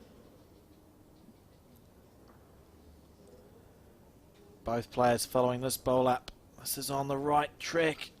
Nudge that up, that'll be good. Good shot, great shot there from Kevin. So he's given himself some options, hasn't he?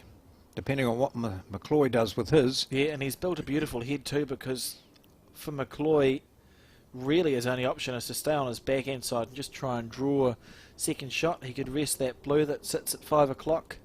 And I suppose if he's a little bit narrow, at least he's got one of his bowls sitting there to roll up. But a hard bowl to play.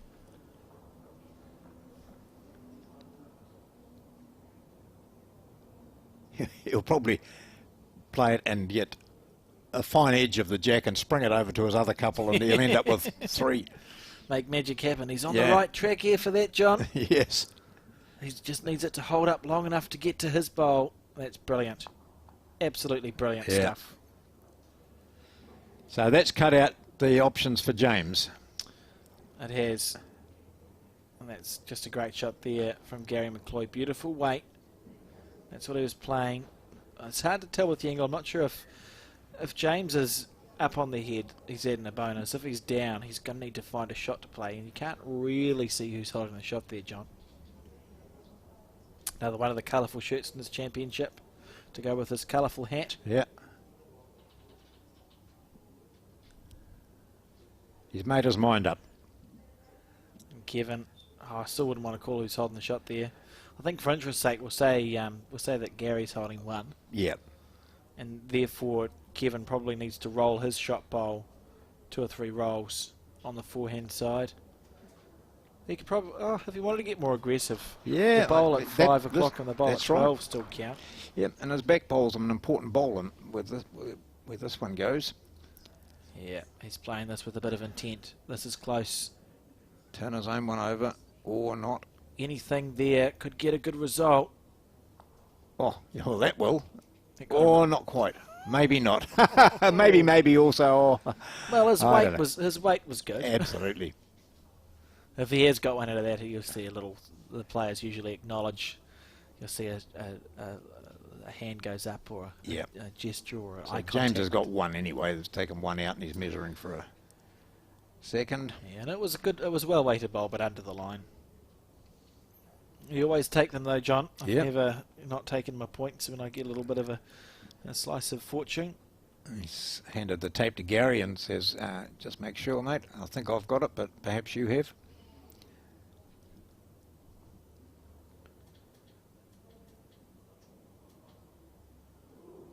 He's found a little bit of extra length in the tape, has he?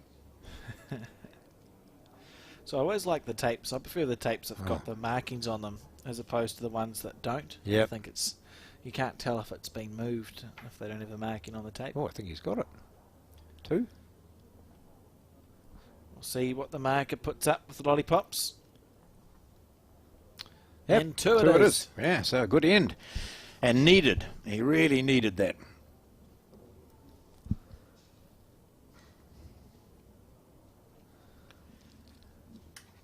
And certainly bringing the score back within half a chance. 4-7 now after 6 ends. So 3 to go, 3 points. Though he'll need to get the 4 because a drawn set wouldn't be enough.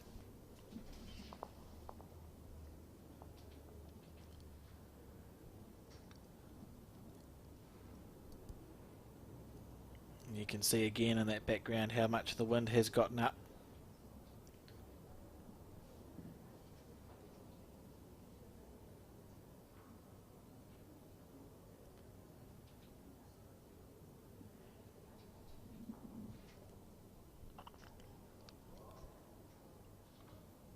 Gary McCloy is another one I've been really impressed with, because he started off this event on day one. He lost 2 tie breaks.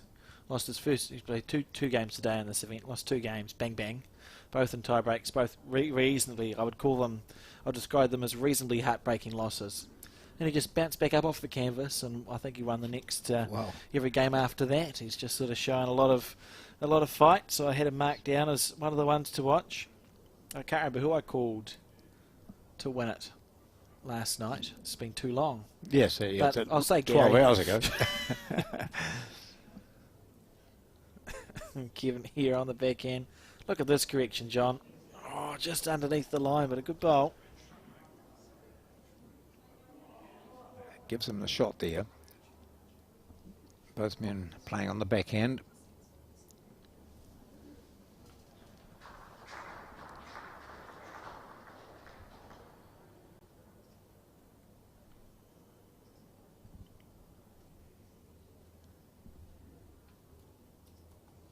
I think these undercover greens will be slightly slower than perhaps what Kevin and Gary will have played on when it comes to bowls inside. So in the Northern Hemisphere, their outdoor greens are what we would call it unbelievably slow, but yes. their indoor ones tend to run quite fast, 17 or 18 seconds, whereas this would be more a 15, 16 second green. So it'll be interesting to see how that feels for the players.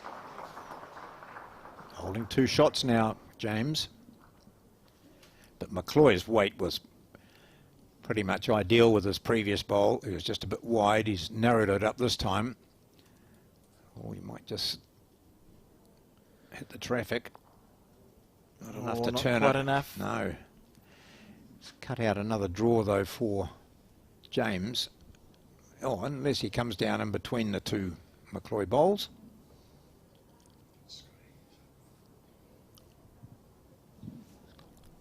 So Kelvin Scott leading 5-1 after 3 ends in the second set. He dropped the first one 8-6. That's good news for the New Zealanders who are tuning in. Yep. So hopefully he forces that into a tiebreaker.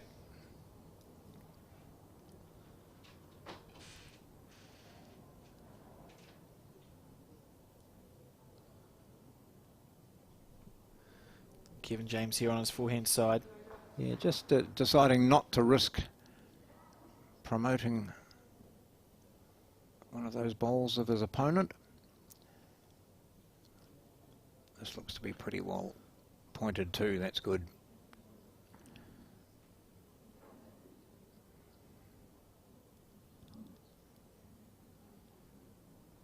Looks to be plenty of room there though for McCloy, whose weight has been spot on with his last 2 bowls.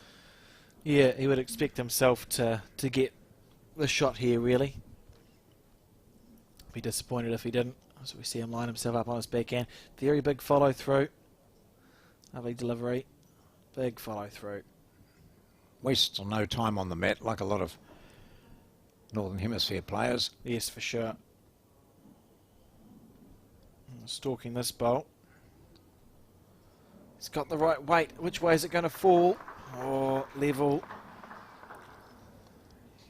He's cut out one, I think, hasn't he? Just one? I think it's cut out one, but it will be a score again to James. Kevin James. So he moves to 5. It's 7-5 now, playing the 8th end.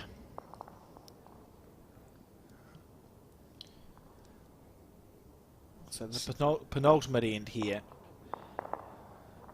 You know, how are you feeling? I suppose if you're... Oh, well, you know, we saw they had a close first set. So Wales just have to score the next 2 ends. Yeah, pretty much. Sounds easy.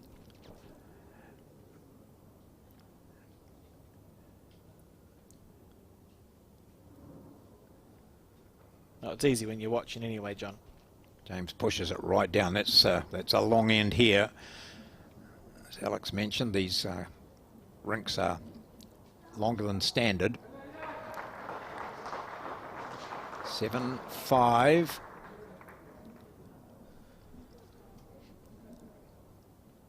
That's to McCloy, and here's the first bowl now from James. He's put the jack up. He's remembered the weight there. This is an excellent bowl. Toucher first up. Great stuff. I've got a funny feeling we might be going to a tie break, John. Yeah. You've only been wrong every time you've said anything or guessed anything today. I've got something right at some point. Yeah. I couldn't tell you when it was. McCloy.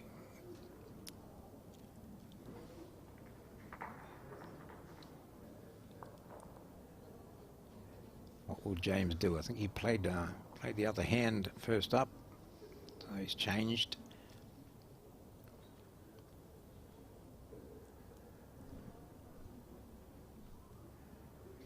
Ooh, dropped his weight a bit, so yeah, be opening it up. Disappointed with that one.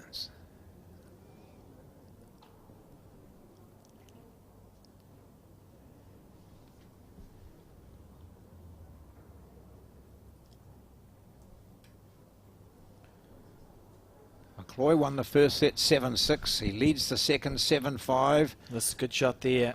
Great bowl. Draws the shot now. And you'd think that would mean Kevin has to switch to his forehand, John. You'd think so. And he is. We're going to call that me being right? Yeah, yeah, I think so. And I think he's going to play it reasonably narrow here. If he hits that, and it'll take the jack. Oh, no, no. It wasn't quite where he wanted it. Just a couple of bowls wide. Yeah. He's fought so hard to get back within Cooey in this game. He's only 2 down on the second to last end, but he can't afford to drop a point here, really, can he? Because he lost the first set, so he needs to win this set to be in with half a chance.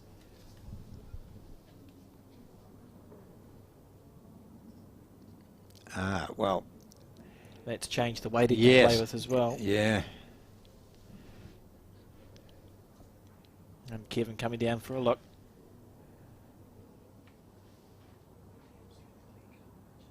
I really thought that McCloy would play for the 2 metre mark there, which comes into play if the end is killed. Yeah, okay, let's have a look. So we'll see what happens, John. I don't know, it's ugly to me.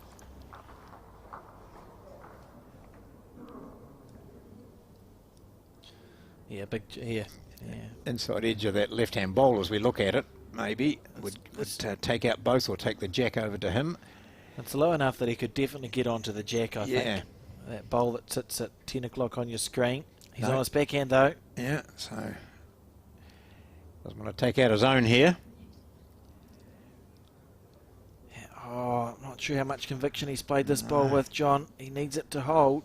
Now he needs it to not hit up an Irish bowl. Oh. Gee. It would have been it's a roller coaster of emotion, isn't it? And now it's Gary McCloy's turn to think, I'm leading by 2, so I'd be 3 up last end. That means he just draws for another one, doesn't it? Draw another one, be 4 up last end, and then you've actually you've won the game then, because a draw isn't good enough for Kevin James. That's right. Yep.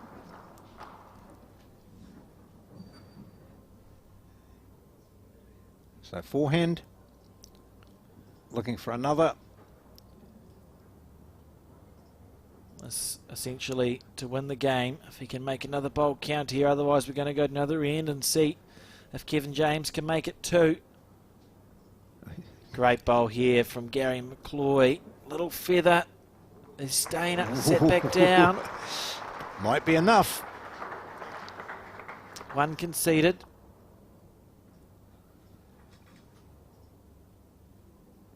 Just the 1. So 3-point differential here, John. Interesting equation.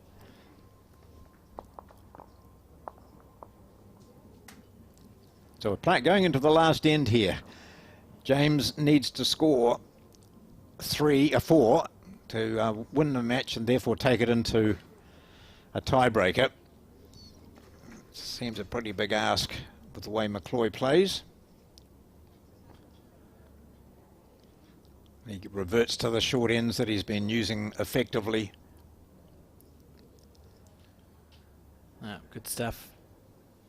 And Kevin James needing to find something special in his bag of tricks to get this game back, needing to score a 4 to force a tie break. And Gary McCloy on the back end will have no intention of letting him do that.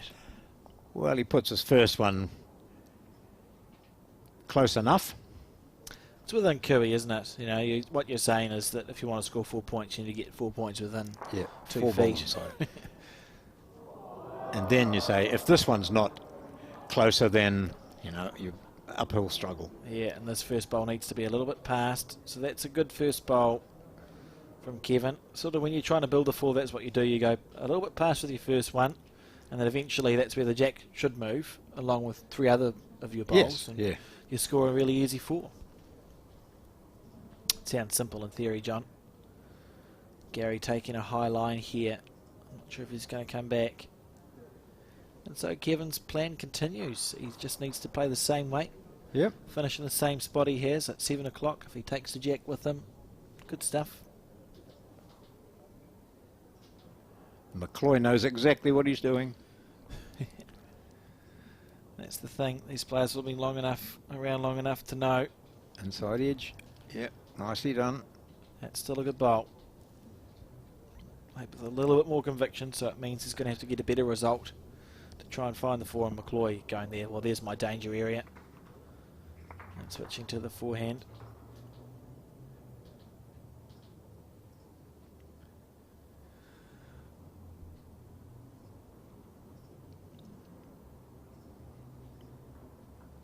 Yep, good shot. Still there though, isn't it, for James? It is. Still half a chance. Same idea on the back end. Needs his bowl to break now. Needs it to get down. Doesn't want the outside edge of that. He went clear past. Okay. He's still got a chance for 4, John. Yep. And McCloy, well, would he dare play the backhand here? Kelvin, yeah, well, while we wait for them to make a decision, I can just quickly report Kelvin Scott leads 5-4 after 5 ends in his game. Tense. So New Zealanders, take a deep breath. Everything's going to be okay. And McCloy, yeah. He's got to just play what he played last time and just settle one amongst those 3, do you think? Absolutely. Oh, no, well, there you go. He's brave enough to play the backhand. He'll know what Kevin's trying to do. Yeah. So he's just trying to get a bowl there or thereabouts. I don't think he's going to do so with this one either. So an opportunity here for Kevin James to force a tie break. He just needs to move the jack back 3 feet. Directly back too. You know, Square can't back. afford to take it to either side. It's got to be into those 3 bowls. This is a great view now. So James wants to move the jack to where his 3 bowls are, and of course follow it and score a 4 to win this second set. Stranger things have happened, John. It's doable, isn't it? He's had the right weight 3 times as well. So let's see what happens here. Slightly narrower than what he played last time, so he wants to be inside McCloy. He wants to nestle on that jack and move it, and he is going to do that as he... Oh, my word, that was a whisker. Goodness gracious me. A very good try, and a very good game between these two, who playing each other not for the first time, coming from the United Kingdom, James from Wales and McCloy from Northern Ireland. And so McCloy takes this and moves through to the semi-finals, where he will play the winner of the match, which is still in progress, between Kelvin Scott and Izzat Zulkifli of Malaysia. Oh no, I'm sorry, Sam Tolchard. The winner will play Sam Tolchard so of England. Another player that they've played many times. Exciting. Remember, the next game that we stream will be Carla Krasanik playing Mel Thomas at roughly 1 o'clock.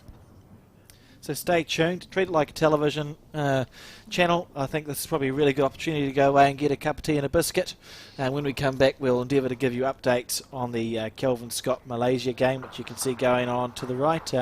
But for now, so long, and we'll see you back around 1 o'clock.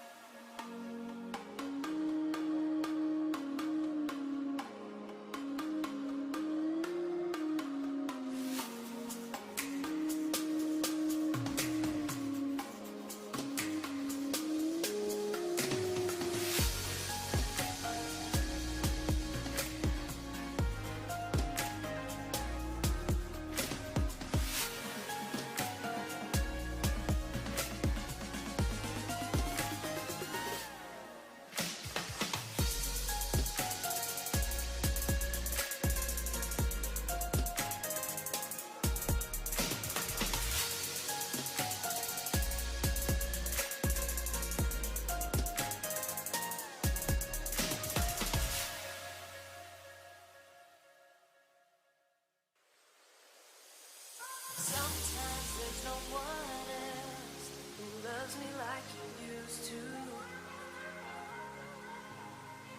Sometimes we're not ourselves, there's no one I can turn to. And I know all the feelings that we shared out in the past. And I know your relationships are never meant to last. And I'll take some time, but I'll be alright. We're moving on, we're moving on. I know I'll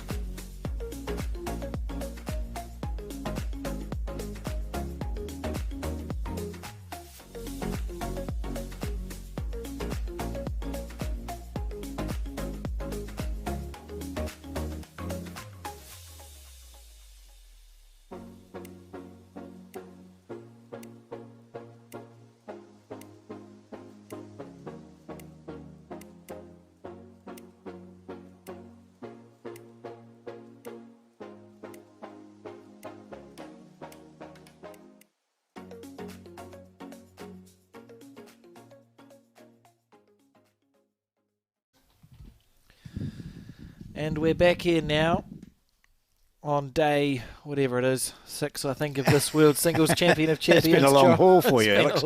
It's been a long week. As we check out, we've had some results come through, so we can see some results on the men's side of the draw there. Kelvin Scott, the New Zealander, dipping out. Yeah. So Isaac played exceptionally well and won the first set. And Kelvin Scott, midway through the second set, seemed to be in control, but just couldn't quite nail it to take it through to a tiebreaker. And so Scott drops out. And there we have our semi-finalists, Sam Tolchard against Gary McCloy. That's England versus Ireland. And Schreiner, the defending champion from Australia, against Isaac from Malaysia. That's the men's lineup for the semi-finals.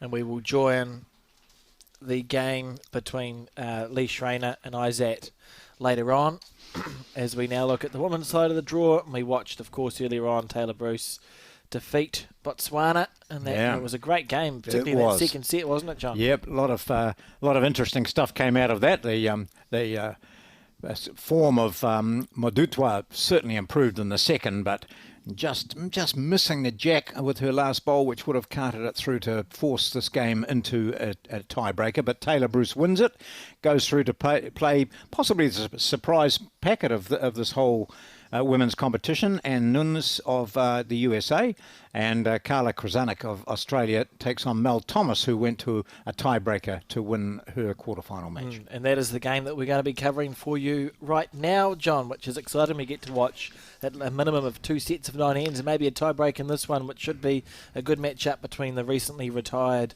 international representative for Australia and Mel Thomas of Wales.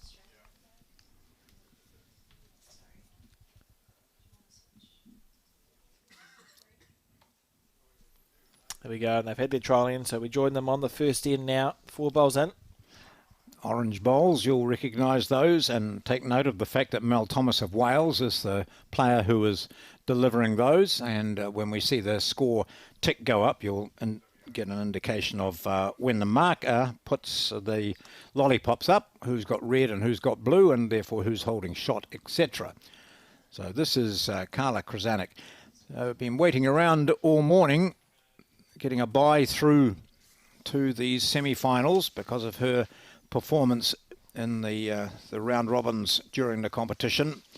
She went through with 2 losses, but so too did 4 others, and it was her net number of shots which gave her the top ranking. Krasanik losing 2 matches, and she's playing against Thomas, who also only lost 2 matches, but there was quite a big difference in there. Shot scored, and here is Thomas maybe dragging an extra shot out of this, so holding 2. I'm impressed with Thomas from Wales this week. Another one of the players sort of kept an eye on and has been playing really well. Made a good adjustment from the Northern Hemisphere conditions to the Southern Hemisphere conditions. See what we can find out about her for you. And Carla Krasanik here almost needs no introduction. She's had won 2 world titles and 2 gold medals at the Commonwealth Games, John. Not a bad career. Oh, very impressive.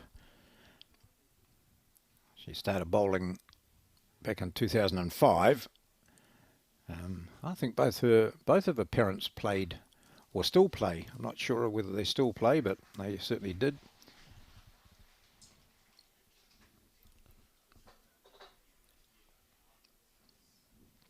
So 2 Commonwealth Games golds. You don't get into an Australian Commonwealth Games team without being a sensational bowler, because the competition there is extraordinarily tough. And for those of you who might watch on some of the TV channels, some of that competition from Australia, some of the leagues, it's just superb players there, and she is one of the best and has been.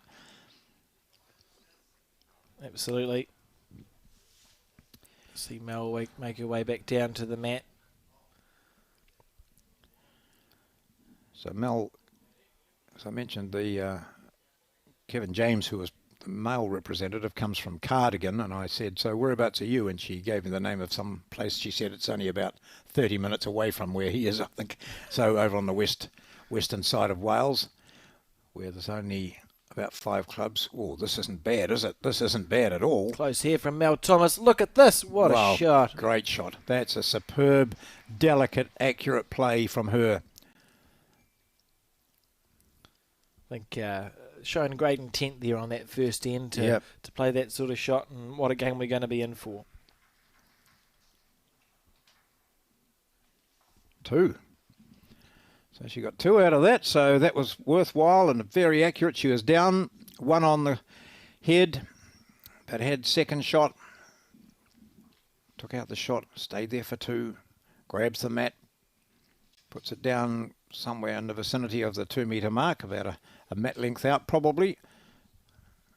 It looks like she might just enjoy the 3/4 length.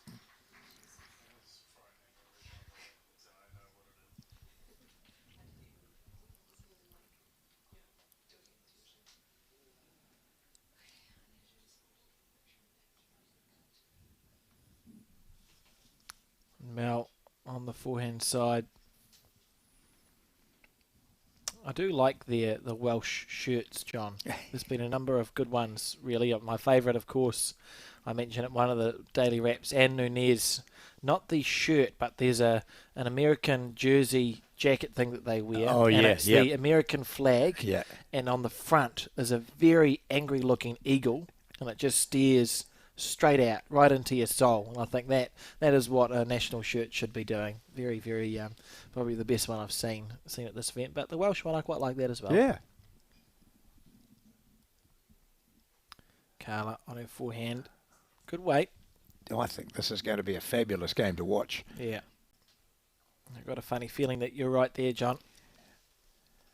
Both at the top of their game, both playing indoors when they probably prefer to be outdoors on the live green, but because of the wind conditions here, it was deemed sensible to bring them indoors. Certainly, it's a world title that we're playing for, and you want the conditions to be as conducive to good bowls as possible. Yep. So Carla on the forehand.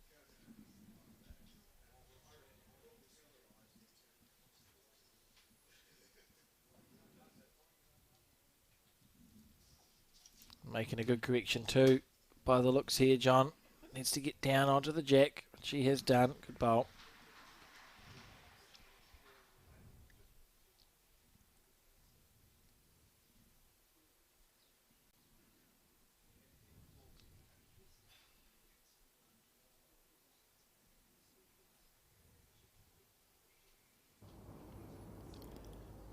When you notice Mel's delivery, you notice she twists the bowl in the hand at the back point of her take back, and so different to what I'm sure, I haven't looked at it closely, but Carla will be the typical Australian / New Zealand style, straight back. Very much so. And through that one, that was a commentator's curse, John. That one got out of your hand a bit funny. Yeah, that's right. But certainly, Melanie, David Bryant, who is the most successful lawn bowler of all time, has just a ridiculous record. If you ever watched his delivery, he did the crouch, but he also on the backswing used to twist his hand back. And I suppose as long as you do the same thing every time. But he did it with a pipe in his mouth. Yes, yeah, he did. He wasn't a bad bowler, David Bryant. 3 down at the moment, I think, Mel Thomas. Just taking her time. I watched her on one of the days, a couple of days ago. It was a really important bowl. I think she might have defeated Christina actually in a section play game, and she was 2 or 3 down, and a marker or someone moved in her eyesight, and she took the moment to calm herself down and play the big bowl, and she got it. So I was really impressed with. Not to be on this occasion. No. Had the right line, but just slightly overplayed. I think she sensed it from the moment it left her hand. She just stepped back with hand went up to the mouth. And now she's thinking, right, 3 down. Carla is that quality player who won't miss this advantage or this opportunity.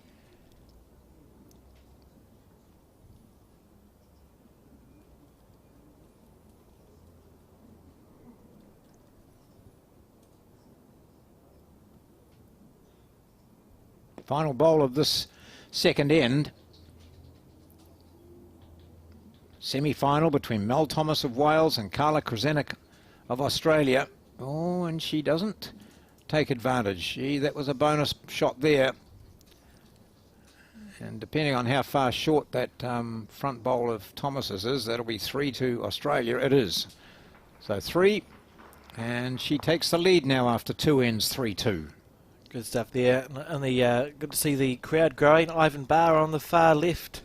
John Amono, an indoor and outdoor bowler, coming down to check out the proceedings at this World Singles Champion of Champions.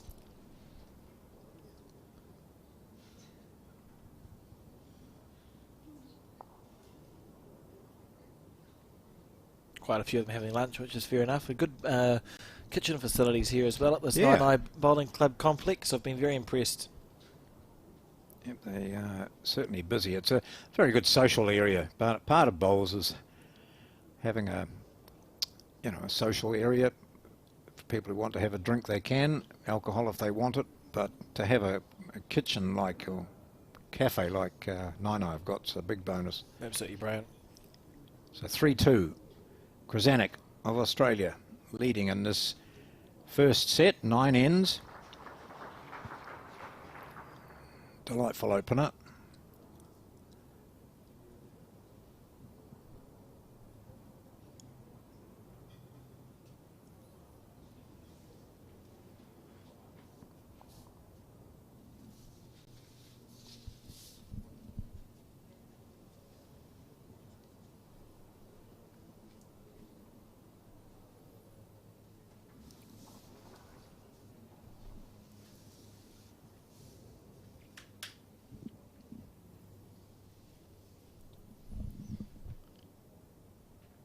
Carla on the back end.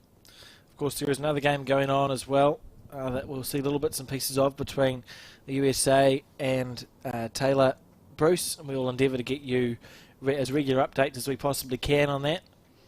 Taylor looking to avenge a defeat earlier on in section play and progress through to the final. So earlier today, Taylor Bruce beat Madutwa of Botswana 14-1 and then 6-all in the second, so almost being forced to a tiebreaker by the Botswana player. I was so impressed with that second set from Maria.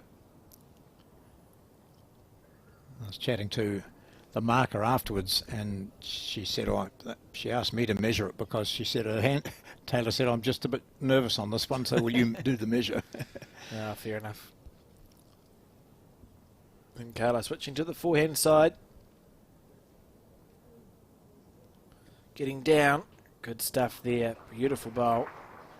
Yep.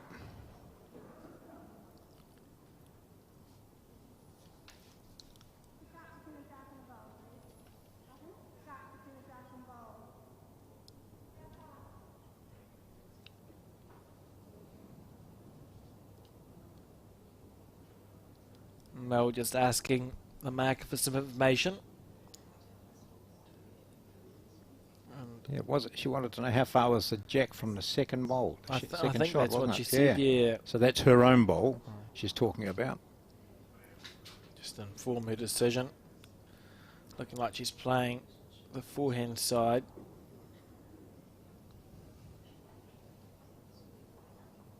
Yeah, so it's just trying to draw in there. Watching this bowl turn late. Oh, it's close. Oh, gee. You know, I reckon if it hadn't got that wick, she would have been drawn the spot shot on. there. Absolutely. Perfect shot. It's hard for her to get at. She can't do much there, can she? Oh, all that there is for Orange is just try and dead draw it. Yeah. Carla is probably in a similar position. The only negative being that if she's accidentally, if she somehow draws the jack and moves it, perhaps it'll open up another shot for Mel. But I think she'll just think, look, I've played a good bowl there once, so I'll try to do it again. I can't see anything to hit for the Welsh player. We'll find out soon enough anyway, John. That's right. Ali Forsyth would say, I can see enough of it. Wham. He can hit, yeah. Doesn't matter, you can see a millimetre and go the edge. I just recall watching that 2016 World Fours final. Gosh. Unbelievably good. Yes. Opting for her backhand. So she'll be second guessing too what her opponent might try. And so probably the logic here is to not give Mel any target. yeah. And that's a great shot. Oh my word. Brilliant stuff. Good logic. I don't think there's anything to hit. I think Mel just has to try and draw it on her forehand here. Oof, yeah, we'll see what happens. But great bowl there from Carla. Absolutely brilliant stuff. Making it 2, and a good head really from these two players. That. I mean, there's no target. When you look at it from the mat, look how small that target is. You might have to go overarm. Yeah. We'll play it with a bit of a swerve. We'll see what she's opted to play here. On her, oh, she was getting ready on her backhand and she switched.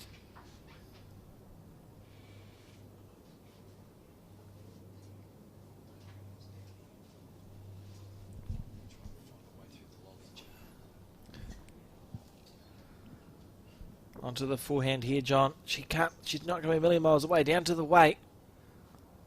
She's just gesturing a little bit there. That's pretty good bowls. That's tight really. stuff, isn't it? And a 2 there to the Australian to take a 5-2 lead in this set, this 9-end set.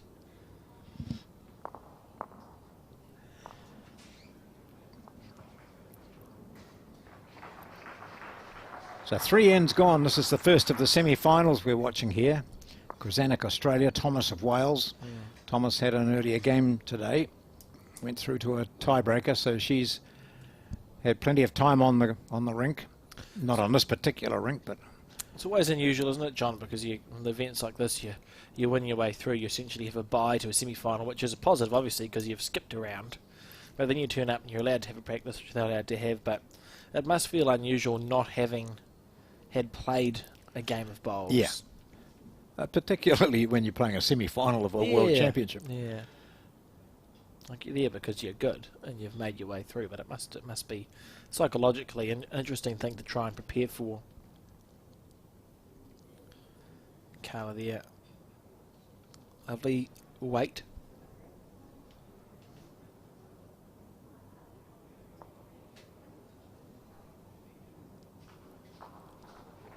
Certainly a buzz building around the complex, John, as people come in to check out what is going on at the Naenae Bowling Club.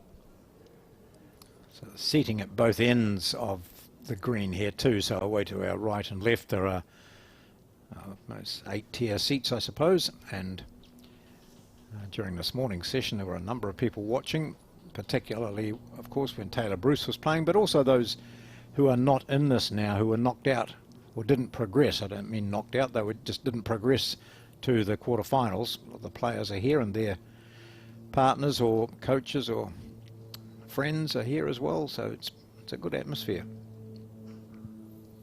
Certainly is, and we see this bowl here. Lovely correction. There's going to be just tight heads all the way through this game, John. Yeah.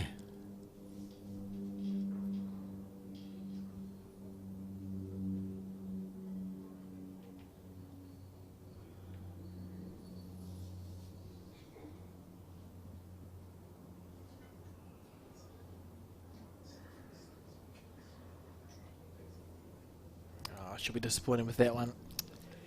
Yeah, that shot. I mean, if she'd had another metre and a bit on, she would have sat the shot bowl, been sitting there for 2 and turning the pressure up back on the Australian. But now she's just looking to add to the situation that she's got. Any movement of the jack will favour her.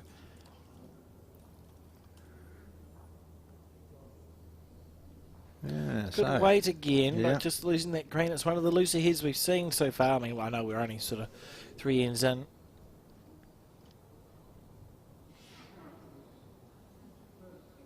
She's watching the line, watching the bowl, watching ahead, estimating where it's going to end up. She's come down to have a look. She thinks it's not that bad. Oh, now she knows. On. Oh, gosh. Oh, beautiful track, but just short. Those are disappointing bowls to play. Because you know you've got one of the things right, and it can't be that hard. Yeah, but it is, isn't it? So see, her green's been not bad with each of those bowls. Just fighting that way. Yeah. And the marker, of course, Pauline Seaton is the marker, John. Oh, Pauline Seaton, good. Newly qualified international technical official. Yeah. Carla on the forehand. Bit of a grimace as she let that one go. Not sure why. It looks pretty good. Well, particularly if she drags the jack across a wee bit.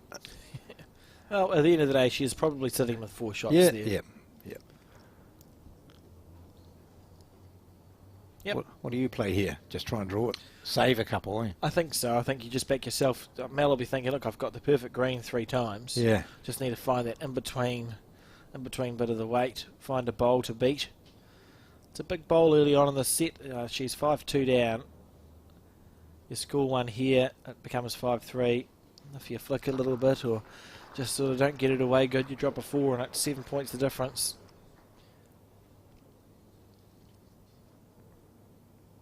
Out of her hand, very smooth, John. Let's see how the weight is. Out of the hand, absolutely beautiful. Look at this bowl. Oh, it went for a walk. Oh, my, it did too. It went for a walk. Disappointing there. And 4, I think we'll find, is going to go on to the score of the Australian. Just a quick update in the other game. USA 6, New Zealand 1 after 4 ends. So the USA got off to a good start, and Naenae to a good start against Taylor Bruce. 6-1 up after 4 ends. So 9-2 is the score in this game. Strong starts by the Australian, and in the other women's match by the American.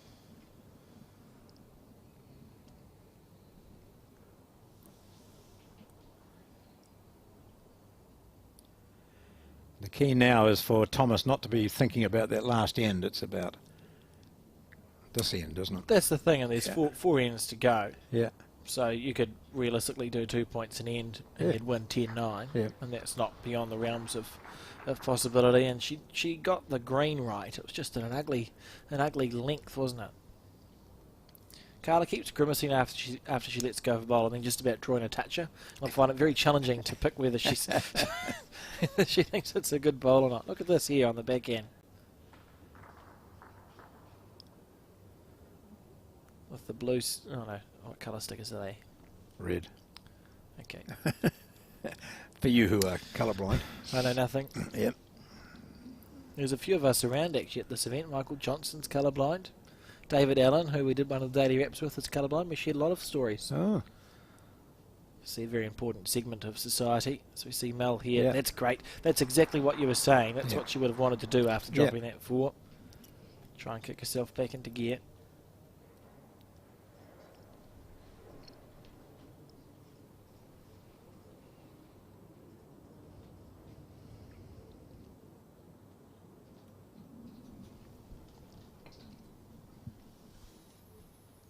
Carla not to be outdone. Oh, goodness. I think she would have liked that one all the way, John.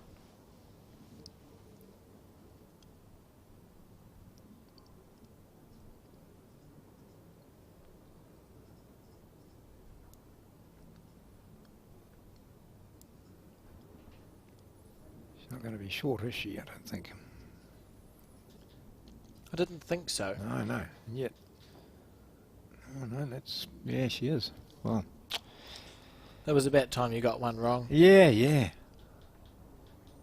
I'm always intrigued. I watch bowlers' feet to see whether they... You know, what sort of position on the mat they're occupying. And I just note here, you know, where Krasanik was standing, sort of to the left-hand side and forward on the mat. Oh, isn't that nice? Still only second shot though. So what we're saying is it was a brilliant bowl from Mel to finish right there. Yeah. Now you look at Mel Thomas's feet back on the bottom right-hand side, so both using different sides of the mat. That is intriguing. Often you find people using the top and the bottom of the mat to psychologically, like if it's a fast screen, for example. And look at this. Great stuff from Mel Thomas. Just slightly out of the count, but a good bowl. You'd stand back on the mat so there's slightly more distance. Yep. If it's a not, you'd go a bit closer to the jacks. You stand at the top of the mat, but certainly using the sides of the mat is very interesting. Kelvin Scott absolutely does my head in with the way he stands on a mat. Because until he delivers the bowl, you don't know what hands he's playing. The number of times. And yet he argues, doesn't he? He said, I always know where I'm playing. Fortunately, but you see here, so this is Krasanik way over to the left, and a lot of it's to do with, you know, trying to get around or under any, getting under everything here. I think she perhaps had two different shots in mind then. Yes, yeah. It's often when you see a bowl sweep away, she probably played the green for more weight. And the weight for more green. Mel holding, how many do you think she's holding here, John? Probably, I think only one, but would she dare play? Oh, she just about drew it dead last time, didn't she? Yeah. That right-hand short bowl of the Australians is a bit of a problem, isn't it? She could just nudge it up, but if she can come under that and settle a jack, there's 3 there for her. Giving a little bit of a grimace as well. Yeah. Now, this is on the right track. It's down to the weight. And there's that bowl that's in the road. Needs to clear it one way or the other. Oh, she did too. Great stuff there. But fell the wrong way for her. So I see the mark has only got one lollipop in each hand. Pauline. And she gives it to the Welsh. So Thomas scores a single on that.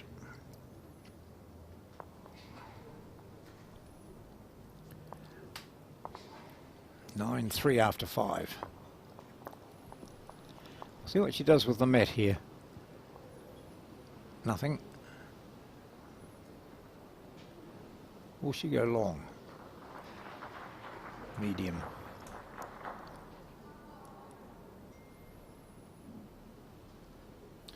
Intriguing, isn't it? We still haven't really seen full length. Well, that's foolish. We still haven't really seen a 2-to-2 metre from any player we've watched.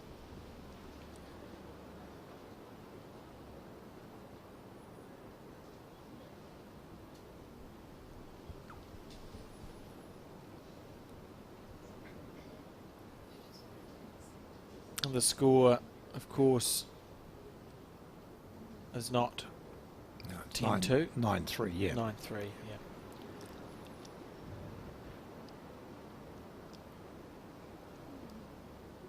And so the required run rate per se is still at that sort of 2 or 3. She'll still want 2 or 3 in the end, will Mel.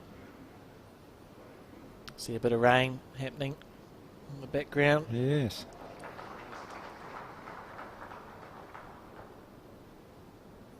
Look at this here from Carla, picking the jack up. Good shot.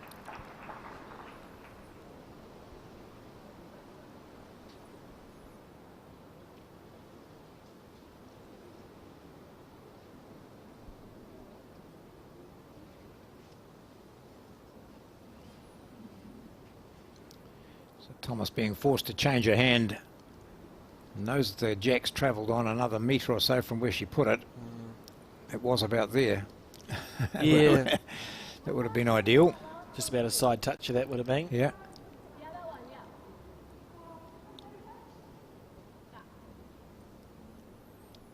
Carla just asking how short that bowl was, and a metre is the answer to that question.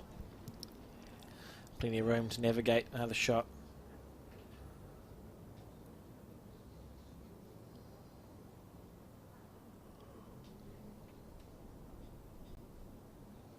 On her backhand side here, the bowl will come back from there. It's looking pretty reasonable if she's got the weight to get it to run out.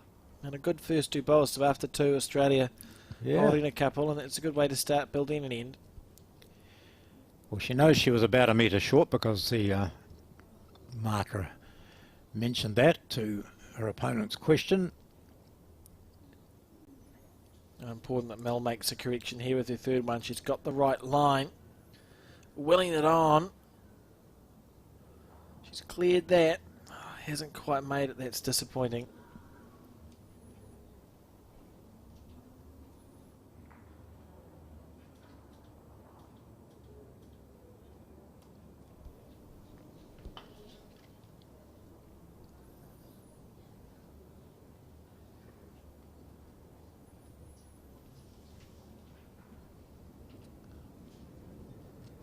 Good line again, John. Yeah, she doesn't want to give Thomas any openings here, and oh, that's good. That's a good spot there, isn't it?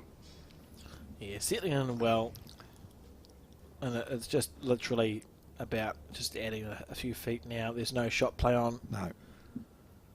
for Mel, so it's about on your backhand. And now she knows she's tight, so she's thinking, okay, then hit one of my bowls up. Have enough weight to hit one of them up, she thinks. And she didn't Not really. to be. No, she's not even up then. So to hit one of those would have taken a bit more than that. And she didn't want to be narrow, really. She wanted to draw it to about where the Marcus shoe was there. So she's now given Krasanik another opportunity. She picked up a 3 and had an opportunity for 4, playing the last bowl on the second end. And she, This game just beginning to stretch out. Yes. Well, not this game, this set, sorry. Because we must remember that it is that 2-set system. And unless I've misremembered, which I could have, didn't Mel have a big loss in the first set? Yes. In her Yes, she did. quarterfinal? I think she scored a 1 or something like that. It was quite a big. And then she won margin. 7-6 and won the Yeah, tiebreak. So yeah. I suppose if you're Mel, you're thinking, well, I've been here and done this. Doesn't matter. Yeah. I know I can win from a set down. Carla adding a bonus bowl. Lovely shot there. Lovely stuff. We'll see. So you'd certainly think 2, wouldn't you? At least 2, you would think. Which I mean, the difference is 8 with 3 to go. Measure it if you want to. Pleased to see Mel not employing the finger measure. No. Madness. And an actual measure coming out, that's good. Good from the players. I never remember my measure, John. I have a couple or 3. I was given, my little bowling tape measure was given to me at the tender age of about 9. One of those silvery ones? Yeah. My grandmother's friend gave it to me. Lorna Powell was her name. Oh. I've got that measure somewhere. Every now and then I bring it to bowls, but usually it's on my dressing table. I think I must remember to bring that, but it doesn't happen. They're quite good, those. They're a narrower tape, aren't they? Yes, they are. Quite narrow. Yep. Probably on Noah's Ark. Yeah. Well, No, they're I've got a effective. couple of those Yeah. in my locker, or in my bag. I can't remember because I always have about 4. Because you lend them to people. Oh, mate, have you got a measure? I'll give it back to you when I finish. And then you just swap ends, It's and not then a you never boomerang see it again. situation. No, Yeah, it just disappears. No, there's a couple of people have got measures that used to belong to me. So an 11-3 lead to Carla on this, the 7th end. And and really that's the way it should be. She's just played more consistently, hasn't she? Yeah, I think she's found she's got both things right. Yep. Whereas we've seen Mel play a lot of really well greened bowls. Yep. And just been a little bit over and under on that weight. And I do wonder, because I suspect that we will go to that second set with the Australian having won the first, if we'll see a similar thing. The last game we televised between Taylor Bruce and Madutwa. Yeah. Madutwa was Changed totally, didn't she, once she'd lost that first set? The game style changed. Yep. She became more aggressive. Yep. I wonder if Yep. we'll see a similar thing happen Yep. here from Mel, instead of trying to draw your way out of trouble after 2 bowls. If you're looking a little bit under pressure, start playing reaching and positive bowls and see if it makes a difference.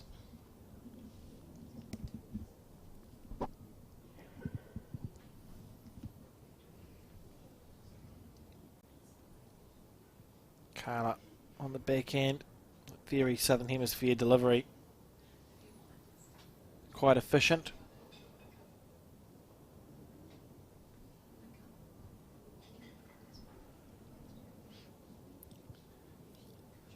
Right, so Thomas now with a rare opening in this game. Needs to capitalise. Certainly does, and she'll know that.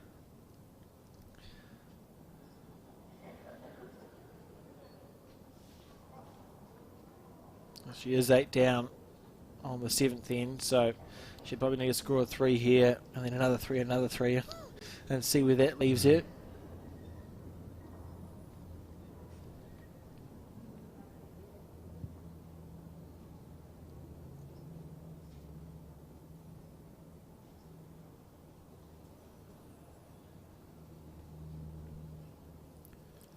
Still an opening here for Thomas, but she'll be probably ruining that second bowl of hers.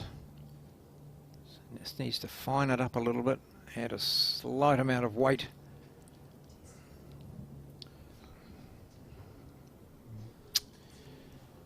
Yeah, she'll be disappointed with that one. Yeah.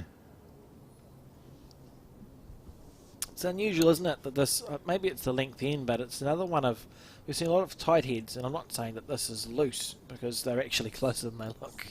But sort of one of the heads where we've seen lots of, they're all just attempting to draw closer than the other. There's no shot play that's happened on this head. Potentially just the length of the jack being in a slightly different place.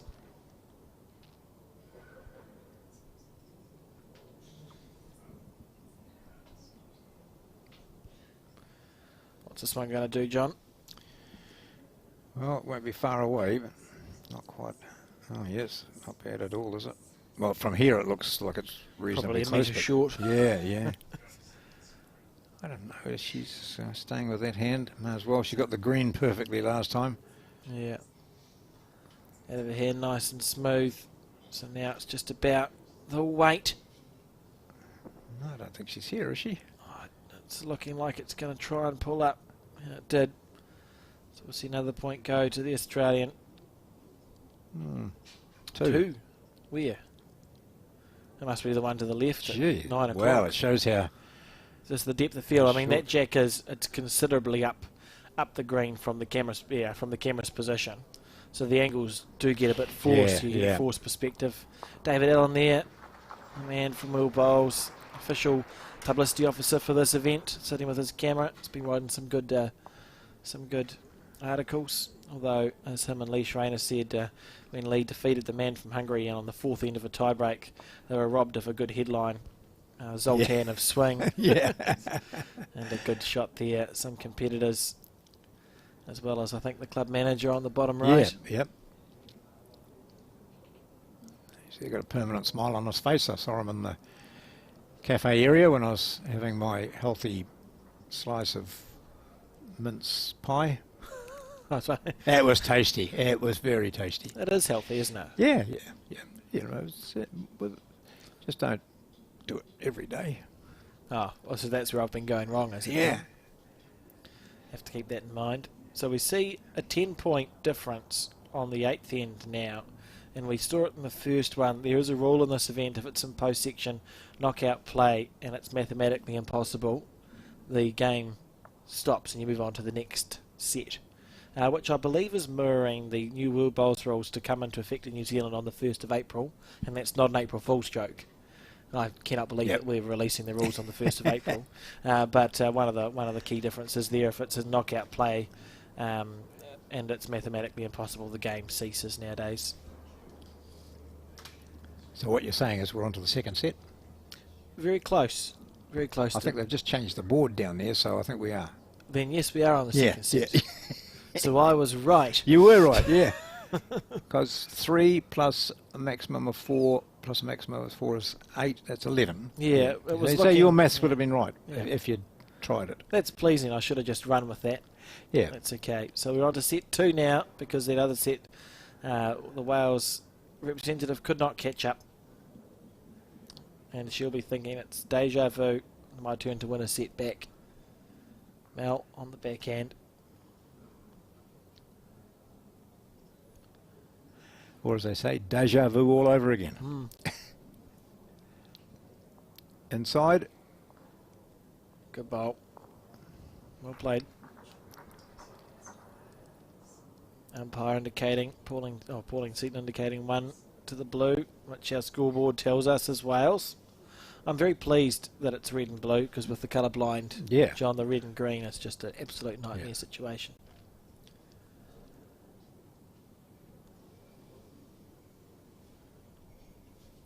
We must be due for an update on the USA-New Zealand game, which we do have. 9-2 to the USA after 7 ends of the first set. Oh. So Taylor trailing by 7 with 2 ends to go. Looking good if you're an American supporter. Yes. But I'm not. Well, that's my problem as well, John. But we can't be. Well, actually, I'll declare mild bias. It's hard not to be. If you'll excuse the bowl's pun. Mel here. Look at that stuff. Good bowl. That's good.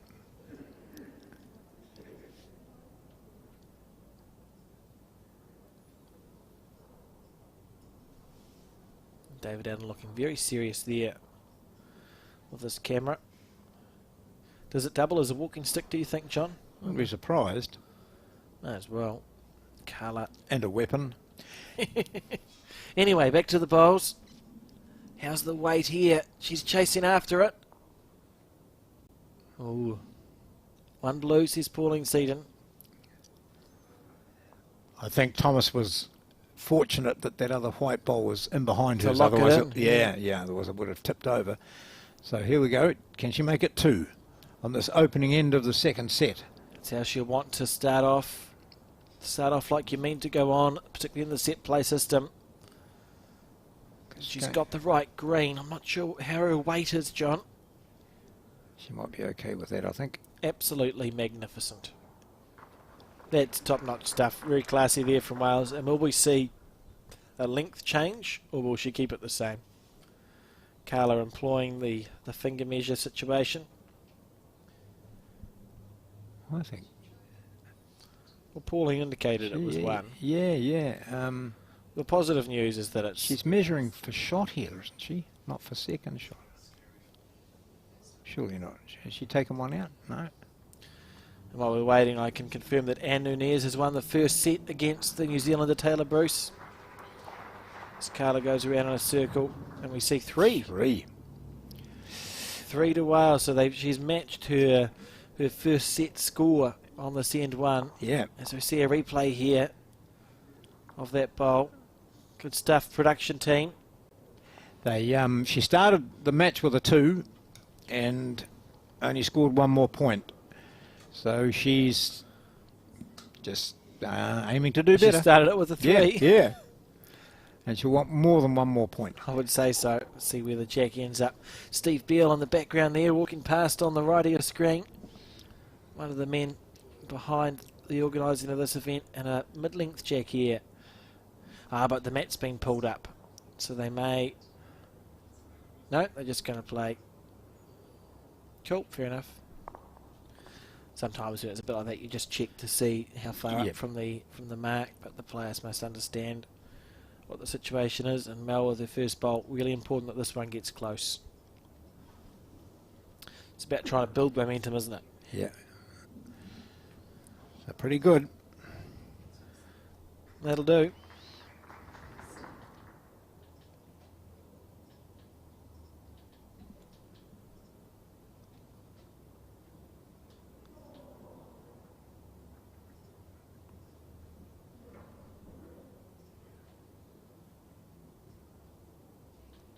Just hunting here.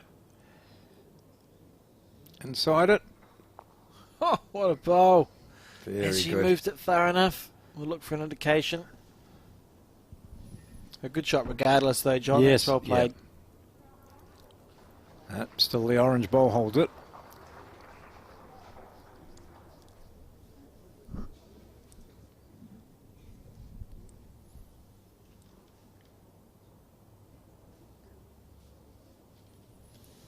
It's well pointed too. Look at this comeback. That's great stuff there. Really impressed with Mel. She's bounced back very well after that first set and shown real intent here. And not by changing her game plan either, John. She's just drawing better. She's just fixed that weight issue.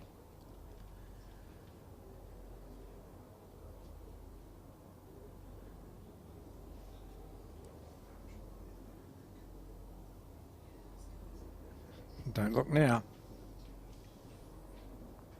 Oh, you see that? See how that jack ran away from the bowl? Yeah, so still 2, I would say, looking at that. I'd say, yeah, a little bit unlucky there from Carla. Yep. It's just it's a symptom of the heavier jacks that we have on the indoor greens. They tend to run away from a bowl once they're touched. It's hard to sort of stick with it, and we saw that then. So change of hand now. You can see there's something to sit on here if she is up. She clears the front one. She's close. This is close to brilliant here from Mel. Look at this. What a bowl. What a shot. That's magnificent. I'd clap it. 2. Yeah, great stuff. Okay. Big question here for Carla. Is she an aggressive bowler, John? Well, she's an Australian, and you know, and they play, don't they? It's a style of bowl that they generally love to play it. They don't leave it alone. She knows she's got the back bowl. Yeah, and it's good she's asking if she can have a look. We know, and we'll just reiterate if you've just tuned in, that it's 2 sets of 9 ends, and if the jack is killed, it's put on the respot. There's only one respot, which is on the 2 metre mark. It doesn't go to either side. It must be tempting here if you're Carla, just to have a proper, like a big nibble. Yeah. I mean, even if she gets her front bowl, you know, it could take out both and the jack, and she's still left with the back bowl. There's a foot or so target. She'll decide whether she wants to play it forehand or backhand. It doesn't really make a huge difference. Opting for her backhand by the way she's lining up. Yeah. And we'll see how much weight she plays with. Not massive weight, but certainly reaching. I like the shot selection. That's enough weight that her collision bowl would have stayed on the rink after it had hit. And maybe, is it now, Mel, does she just go to the 2 metre or past to remove that shot selection for Carla? Or does she? What's holding her out of 3? This one down here on the right, isn't she, at 4 o'clock? Yeah, I mean, that's her two choices. It's an option. Yeah, she's got options. Either draw close and go on, do your worst, or put one past. Scored a 3 on the first end, so it's a turnaround at the moment. Of course, a bowl to come for the Australian, as we see. The men's game has just begun on the left of our screen. That's what she's looking for. Here we go. She's promote hers on to. This could be a calamity, John. No. Oh, yeah, it could have been, and almost was. So but only from 2 to 1. Tell you what, it may be now that there's a shot set up for Carla, but if she hits her white bowl, not that hard, the orange may go clean past the jack and she sits there for 1. Same weight as she just, exactly the same weight that was just played. It may just cannon out nice and clean. It looks, I think it might. Even both oranges may go, no jack movement. I'd quite like to see it, to be honest. So it's that white bowl we're talking about at 1 o'clock on your screen. If you can get onto that, the 2 oranges go. 2 ways to get onto it. You go directly for it. Yep. Or if she hits the orange that sits at 12 o'clock by mistake, I'm pretty sure that's shearing off into the white as well, John. If she's playing with, you know, a couple of metres away, and then no matter what she hits, something's going to happen. Absolutely. Hit any of those, Carla, and hold your breath. Pretty much. Here we go. It could be exciting. It could look pretty cool, I think. On the backhand with intent. She might miss them again, will she? She's tight. She's underneath the line. Oh, wow. Not to be. She'll be disappointed with that, because she would have known that she could miss wide onto the orange bowls that could have cannoned across onto the white. So she has in reality missed by 3 or 4 feet there. And we'll see at least 1 to Mel and decide if it's 2 if she accidentally cut it down by shunting Carla's bowl up into the head. 1 it is. And a 4-0 lead in the second set.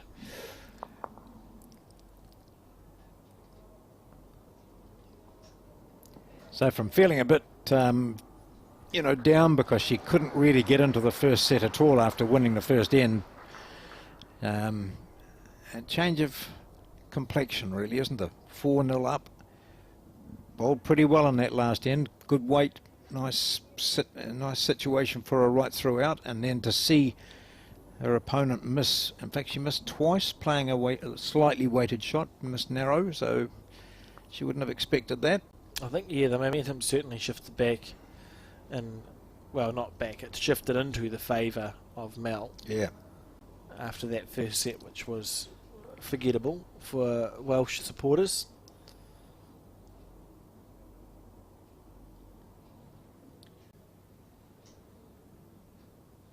And a reasonable first bowl there again. So we see also the other semi-final of the men's to the left getting underway between people. Yeah. Sam Tolchard and Gary McCloy in that other corner. And when we can, we'll attempt to get you results as those games progress. Of course, results are also available on the Bowls New Zealand website, which is bowlsnewzealand.co.nz, or our Facebook page. And the results put up almost immediately after the games are completed there. You can also access our daily maps, which I suppose are a little bit redundant now because we're on to post Getting down towards the end of it. Yeah. So what time? The finals tomorrow are 11 o'clock, I think. That's right. Yep. 11 and 1, around about. Yeah, yep, that's correct. Well, we were talking, Carter played an absolutely brilliant bowl drawing the shot. And that's good because that's a bowl that's likely to stay there. You know, it's hard to try and score back off that. So Carla will be pleased with that shot. Just try and make a stamp back on this game.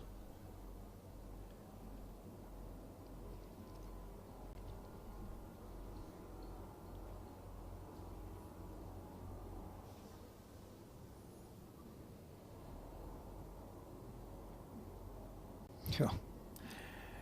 She's found a line very well there. That's a handy bowl. Yeah. She'll be pleased or happy enough with that. It means that the only shot that I was really a draw bowl for Mel.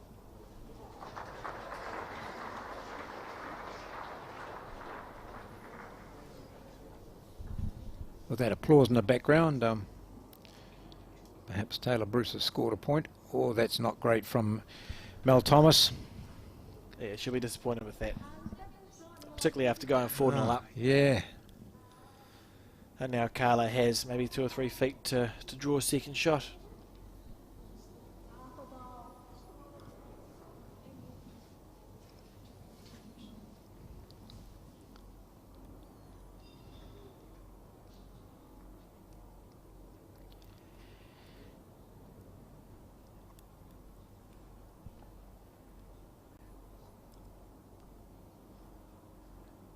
Following this one down. The only place she doesn't want to finish is level with the jack. Yeah. And she hasn't done that, so it's a good bowl. Yeah, she'll be pleased. That was probably what was in her mind, and we can see the line she took was underneath as well, because in those situations, it's like, well, I've got a really good one. The worst thing I can do is sit 2, but give you an easier shot as an opposition. So good bowl there from Carla, really. And Mel just needs to make that correction after the disappointment of the short bowls. She couldn't play with weight because all the back bowls are against her. Oh, this isn't bad either, is it? Here from Mel. She could draw this cold. Oh, terrific shot. Great effort there, and a decision to make for Carla now. Probably prudent just to make it 2, although she does have the back bowl, so if she wanted to get brave, there's chances with aggression, but it's just as likely to go for you as against you there, John. Pretty good last bowl by Mel Thomas.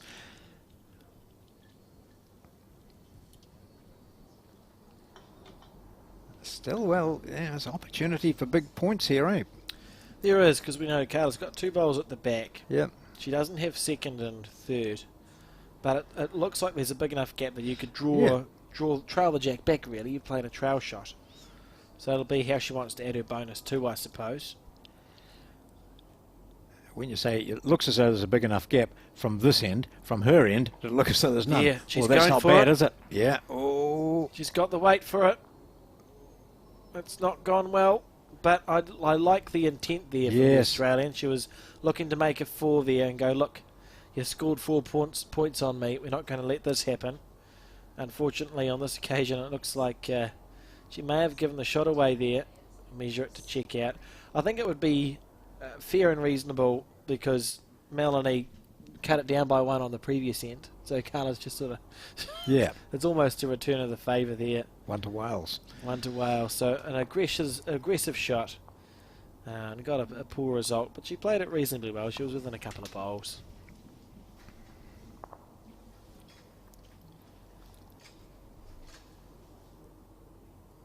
And we see in the top right of our screen now that thumbnail appearing. And we got the Australian versus Malaysia. in the semi-final of the men's there, and that is the game that we will move to in full at the completion of this game that we're watching now, so you can just keep an eye on that.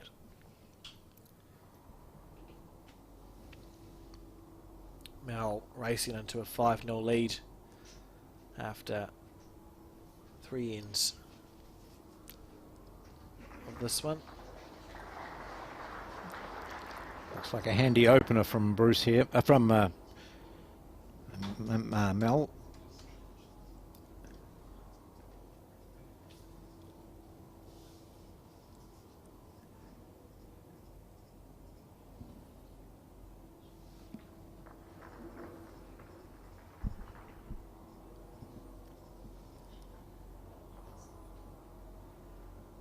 So down by 5-0 after 3 ends.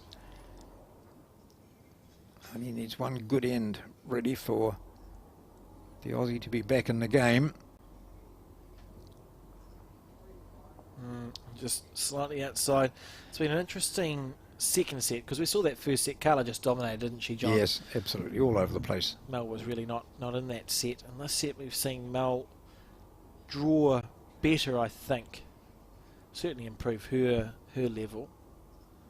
And Carla, I know, she was holding one on the previous end, took an opportunity for a 3 or a 4, and it went ugly. She pushed it half a bowl wide.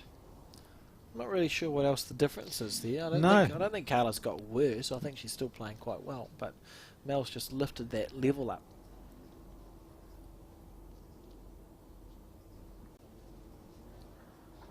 Carla here on the forehand.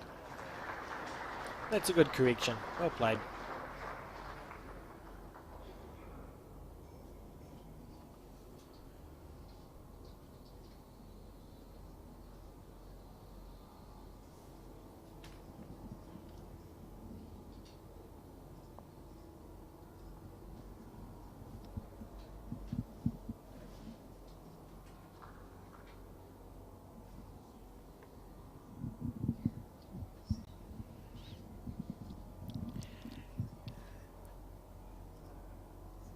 Just holding one. It's 5-0, playing this 4th end. Dead draw again, just to rest on or beat that back bowl of Thomas's, and she's done it very well. That's a very good home. Good shot. Oh. Yeah, you might. She wanted just slightly more, but that might still be second shot from the way we see it. At least she's holding the 2. Yeah. And she may have been not fortuitous, but if it's dead level with the jack, it doesn't make Mel's bowl that much easier to play than if she'd been a little bit low of the jack, which gives that bigger target area. Certainly, though, I think we'll still see a positive bowl here from Mel on her forehand side, and she'll just be a bit stiff if she finds that gap dead clean. Doesn't hit anything. Have we seen her play an aggressive shot so far? Not in this game. No. Not in this game. No, but I suppose the players, I mean, they don't get here as one-trick ponies. They'll That's have, right. They'll have a few shots in the bag, I would say.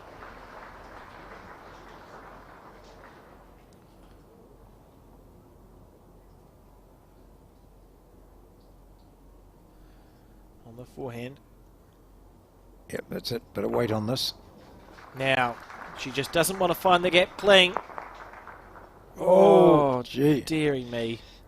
I think the bowl actually bounced a little bit too and tracked out there. I mean, that was a well-played bowl. She was within an 1/8 of a bowl anyway of that going quite well, I think, John. A little bit unlucky. So she was one down. I see the marker's got 2 lollipops set to go. Yep. That'll be one to go back and watch later. Just how it went. She ended up going dead square through a bowl, and it just cleared out some of the rough. I think a little bit unlucky there from Mel. It was well played. A 1 under measure, according to Pauline. So it's not as bad as the 2. Now But it might still be 2. I have some wonderful news Yes. for New Zealand supporters. Yes. After 3 ends, New Zealand leads 9-0 in the second set. Oh, that's what the applause has been for. Not a biased commentator. No. So obviously wonderful news for New Zealand supporters, not myself. But 9-0 after 3 to Taylor Bruce in the game against Anne Nunez. And hopefully that one is heading towards a tie-break as we see Carla just do the regulation bonus shot. And 3 there, 3-5 now after 4 ends. So I think, as mentioned earlier, it just needs one good end and she's back into this game, and that was the good end, 5-3. Absolutely. Now it's about just trying to go back to back, get it, build a little bit of momentum. Go, I've got 3 points, I'm only 2 down. I'll score again. Just try and chip away. Remembering a draw is fine for Carla as she won the first set.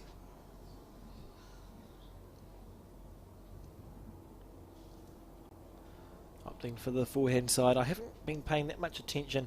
Have you noticed if the players are favouring one side of the rink, John, or is it sort of been... No, I haven't really. I don't think they are.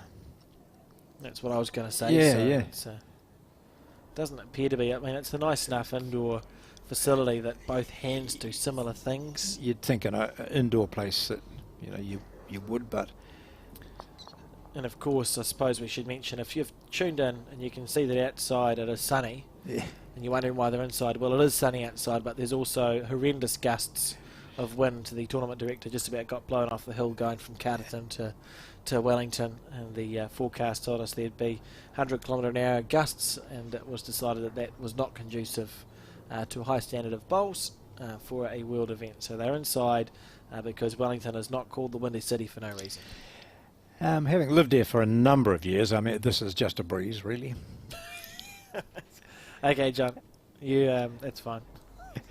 I go back to Auckland. But Where as it's we perfect weather all the time. I think we coined the phrase. It's a great day if you're out of the wind. Lovely ball. Stuff and a great ball there from Carla.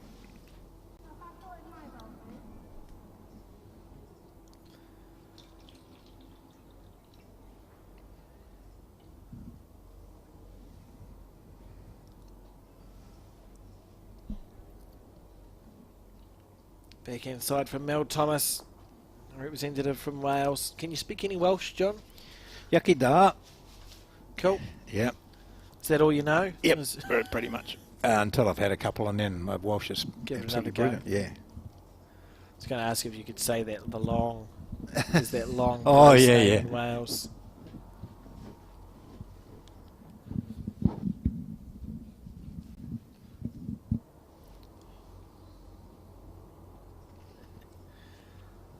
So we see another good end here. I have been impressed, really.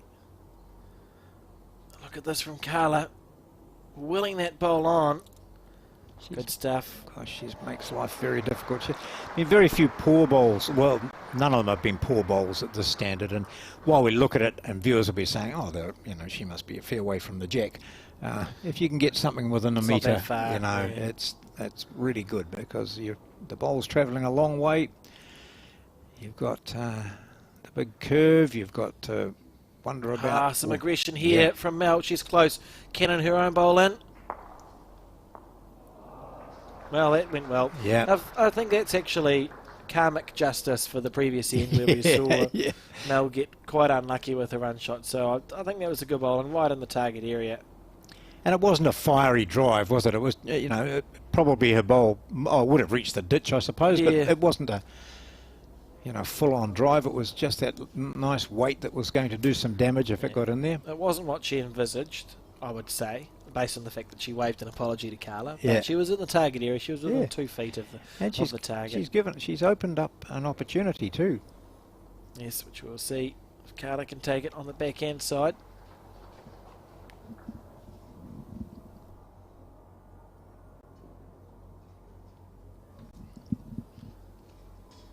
Here we go. Waiting for this bowl to turn back into the head. Oh, but listen to me as we watch it just drift past, really, John. And plenty of room here for Mel. Yes. Well, some room for Mel to draw a second. So backhand, move the jack up 15 centimetres. Easy. Sounds easy. Without tipping the white bowl in. Now, all she needs to do is get the weight and the green right, and she'll be fine. Yeah. Easy. On the back end, Mel Thomas after a run shot. Yeah, that's right. That's the hard part, isn't it? Yeah. Erring on the wide side, which is wise. This is close. Needs to be careful. She's... Oh, that's... That'll be interesting. Did she move it too far? Has she got two, or has she got one? Is she one down? I see the red lollipop in Pauline Seaton's hand, so she might well have given the shot away there. I feel like this could No, be they're going to measure. Yeah. a calamity. No, she's picked up the jack. Okay, that's good. Well, For a it'll Welsh be supporter. a relief for the Welsh. Yeah. The moment's of panic there. Ooh. And probably just a little bit, too much weight there, I think, John. Ooh. Doesn't matter though, she manages to hold on to the one. Yep. And takes a 6-3 lead after how many ends? 6 ends? 5 ends. 6-3 lead after 5 ends, so 4 ends to go now. Leading by 3. And we're sort of, I'd say we're vaguely on course for a tie break if this gap stays up, but certainly within an end, isn't it? Yeah. We know Carla's absolutely capable of just putting 4 bowls within a few inches of the jack. Well, she scored a 3 going this way last time.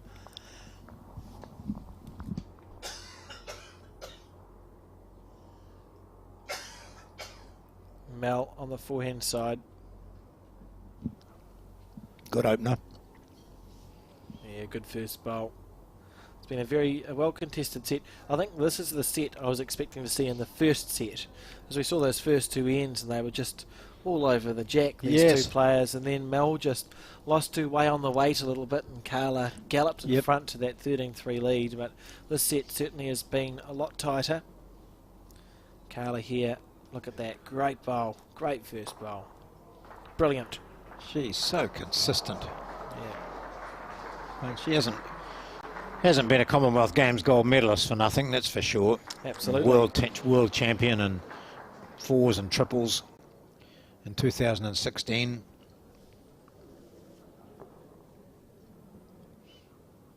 On the backhand here from Mel Thomas. How's the weight? Willing it to run on. Agonising there.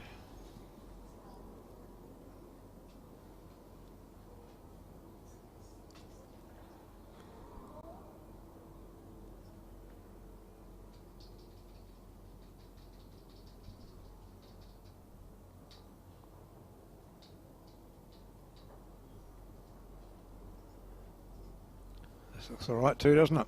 It's not far away, John. That's incredible. 2 in the same What were we spot. saying about being able to put 4 within? No pressure, just mounting now. Mel defending a 3-point lead, needs to win this set. 3 ends to go after this. Chasing after this bowl. She nearly got it last time. She needs just that little bit of weight, which she's not far got away. here. She's not far away. Look at this. What a bowl. Yep, nudged it out. Outstanding. Absolutely magnificent stuff here from Mel Thomas in the second set. Showing her class for sure. Brilliant. And Pauline unable to make a decision. This is Yeah. Up 1 to Wales. Gone 1 to Mel. That's absolutely... That's... Inch perfect, wasn't yeah, it? Yeah, perfect, absolutely. I'm struggling for the words. Yeah.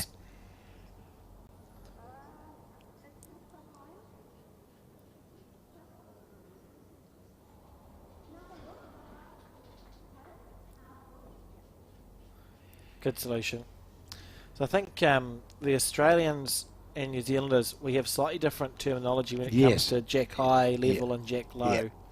And I think when we say jack high, we mean past the jack, whereas Australians say jack high when they mean jack level, which they don't say. That's right. So maybe there was a some umpire, the umpires will say there's no such thing as jack level. It's either, because you can't get high a or bowl low, that's actually, it's either high or low. Or, But the Aussie, you know, in Australia, you see a lot of that, and I've watched enough Aussies play bowls to know they want to know almost exactly where it is, because of, you know, if I ask you how, is it half a bowl or a quarter of a bowl over or high, I need to know, yeah.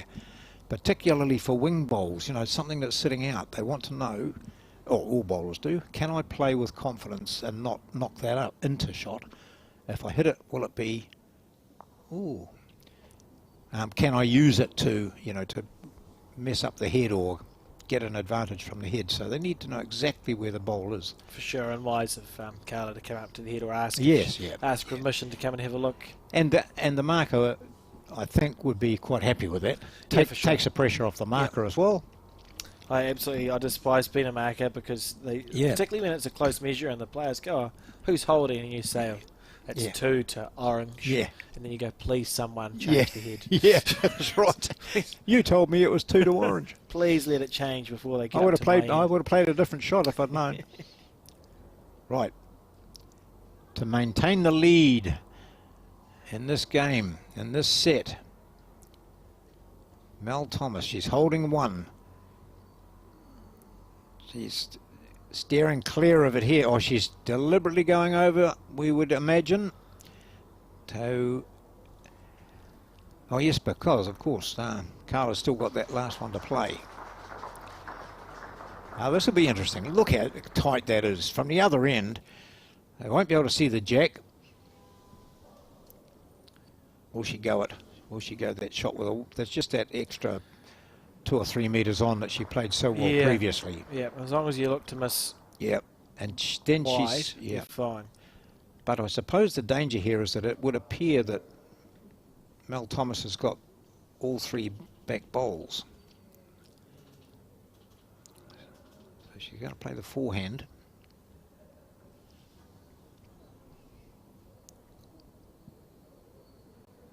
And if her hand not as she would like it to. Going to turn her own one in.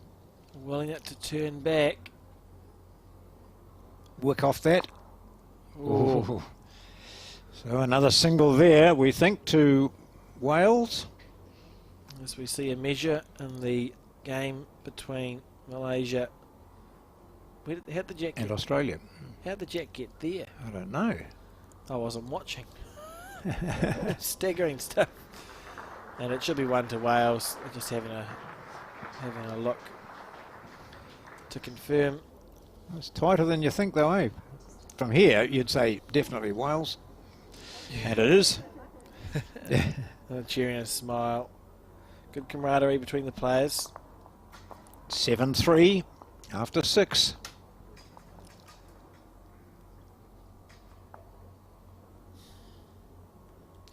So 7-3 is the score. The Welsh leading by 4. Must be starting to, I wonder if they start to think about the potential for a tie break at this point, John. Yeah. No, I think Carla will think she can still win this, as she can. Only 4 in it.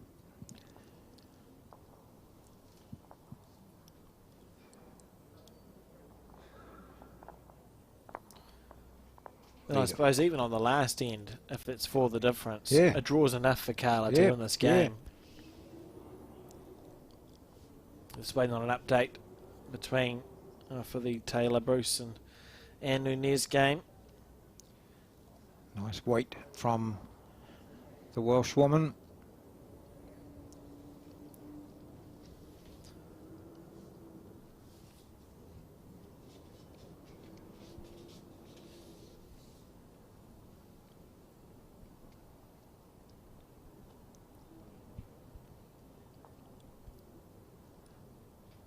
Trying to get it to come in from her forehand side, and does so.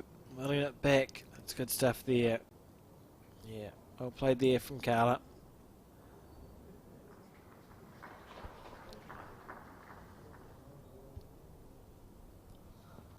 Two ends to go after this, and for the difference, so the equation, very doable for the Australian.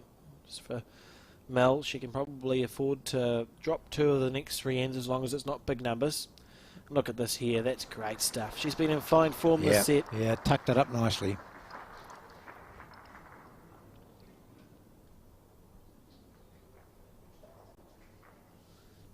Very impressive.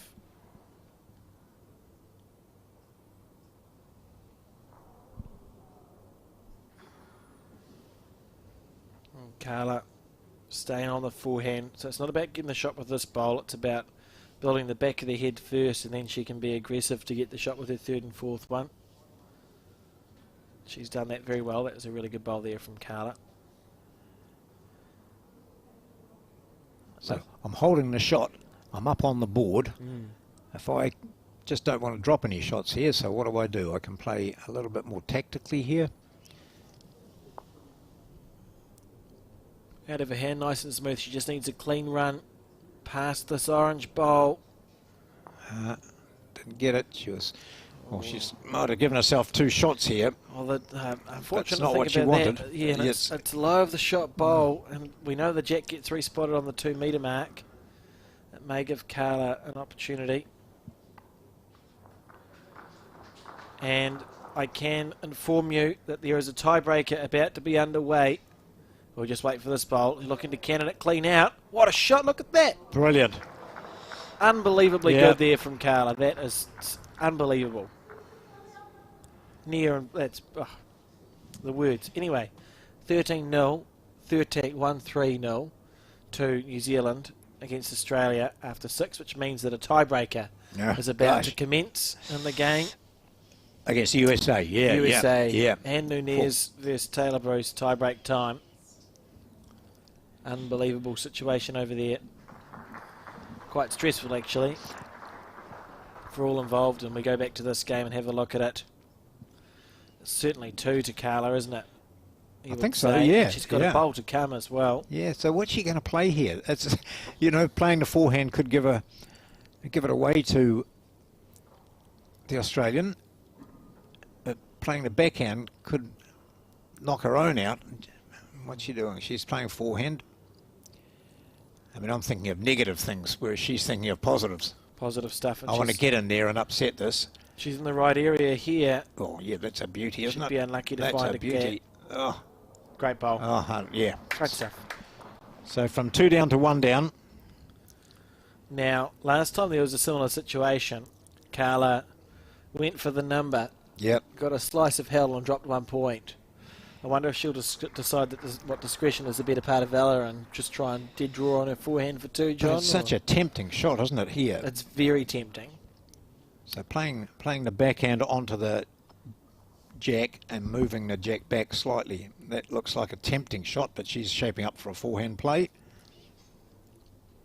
This may be the second time I've been right in 7 days. Yeah.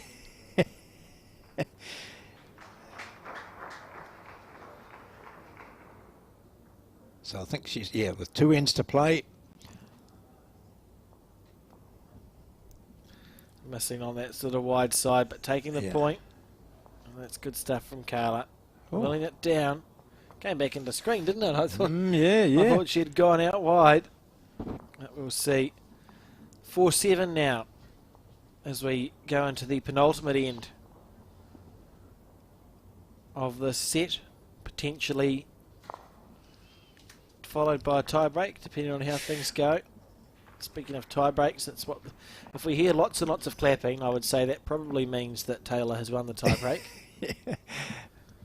Or at least taken an end. I have been so impressed by Naenae over this week, watching her play. She's taken every game she's played, even the ones she's lost. I think she's taken a set off everybody. Yep.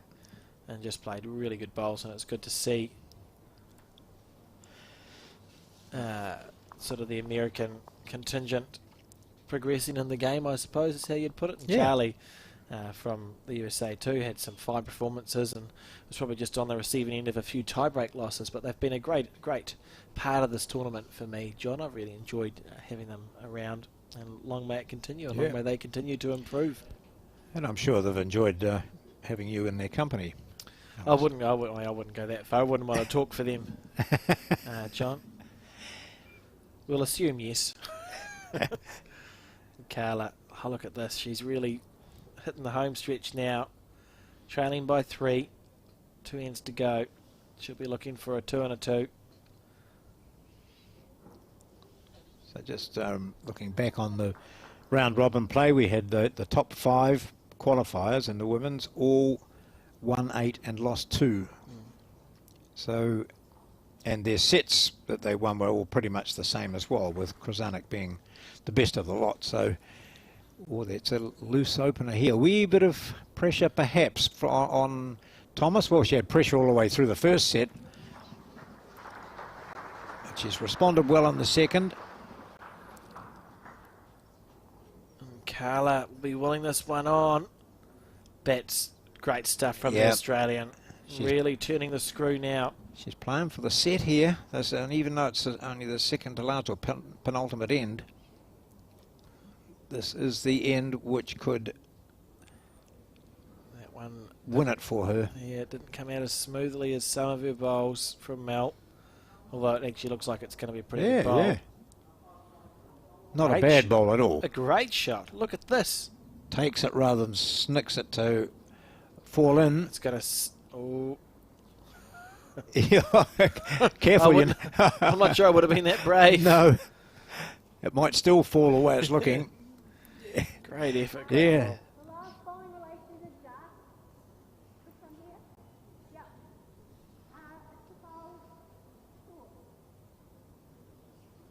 A bowl short, a bowl low is where it is in relation to the jack. So Carla able to stay on her forehand side. Such a decorated international player. Carla, 2 gold medals in World Bowls, 2 gold medals in Com Games. Has won a number of the national titles, plays in the BPL or has played in the BPL. It sat down, John. Yeah, it did too. It was when she started running. It was. She started running down that far part because you know etiquette suggests that you must be at the far end before your ball stops. Yeah, that's why they end up jogging. And she started to jog, and at about that time, the other opposition ball fell in. Unrelated. Yeah. as we see, we'll find out. It'll be interesting to see. I'm not even sure if it's done enough to hold the shot. As Mel, she showed a bit of frustration there. Yeah, needed a bit more on that. Well, yeah, a bit. See, she's only got 1 in there, hasn't she? When you look at that, I mean, it's very hard for Carla to do much. But yeah, it's a shame for Carla that her 2 white bowls aren't touching each other. Yeah. Because if they were touching, there's almost a plant there at sort of 2 o'clock on the screen, but I don't think that's on. So I think Carla will just stay on her forehand and try and draw the jack. Imagine forehand if she turned that orange bowl over a couple. Then brilliant. Yeah, she might have. Or certainly, multiple. Certainly 2. Yeah.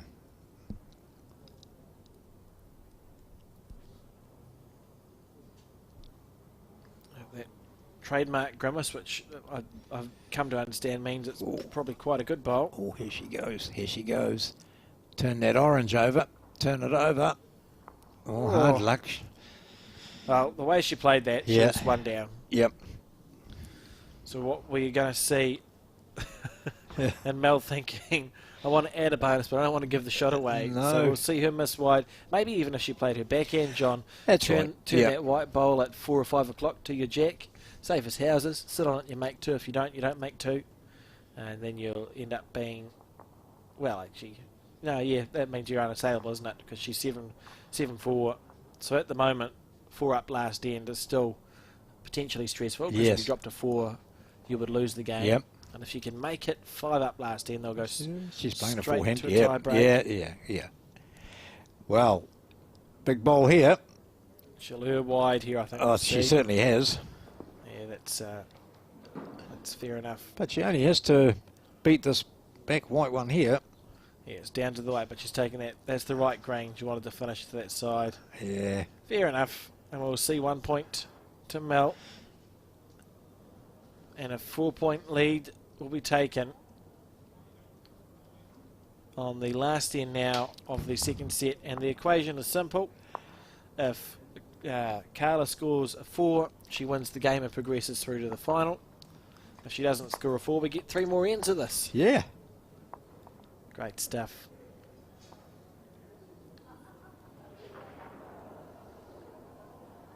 First end of the tie break, 3 to New Zealand, 0 to USA. Everyone stay calm. Exciting times. Remembering the tie-break situation is not like they play in the Northern Hemisphere. They play a 3-end tie-break, but the shots count. Sometimes up north, it's the ends that count. So it's whoever wins 2 out of 3 ends wins the tie-break, whereas for this event, it's 3 ends and it's shots count. Right. So if you're all square after 3, you play a deciding 4th end. Mel here on the back end. Not just what she's defending a 4-point lead. She just doesn't want to drop a 4 here. We saw a similar situation with Gary McCloy and Kevin earlier on, and Kevin had a chance for a 4 with his last bowl. Yes, yeah. It wasn't far off with his final bowl either. It's Kevin James of Wales who dropped that to allow McCloy to go through to what's being played now, semi-final against Sam Tolchard, who's the English representative. The other match is Lee Schreiner from Australia, who's the defending champion and the only unbeaten player here. And he's playing Izzat of Malaysia. We can see that in our thumbnail at the top right.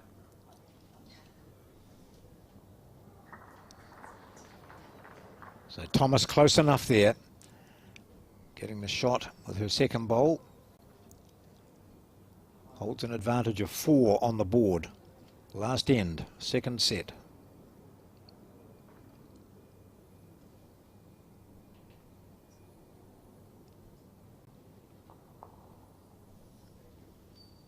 Carla tucking the jack, that's perfect. Well, she'll have 2 out of that, you would imagine. Yep, if she's holding 2, that's absolutely brilliant. Real opportunity to try and make that 4 happen.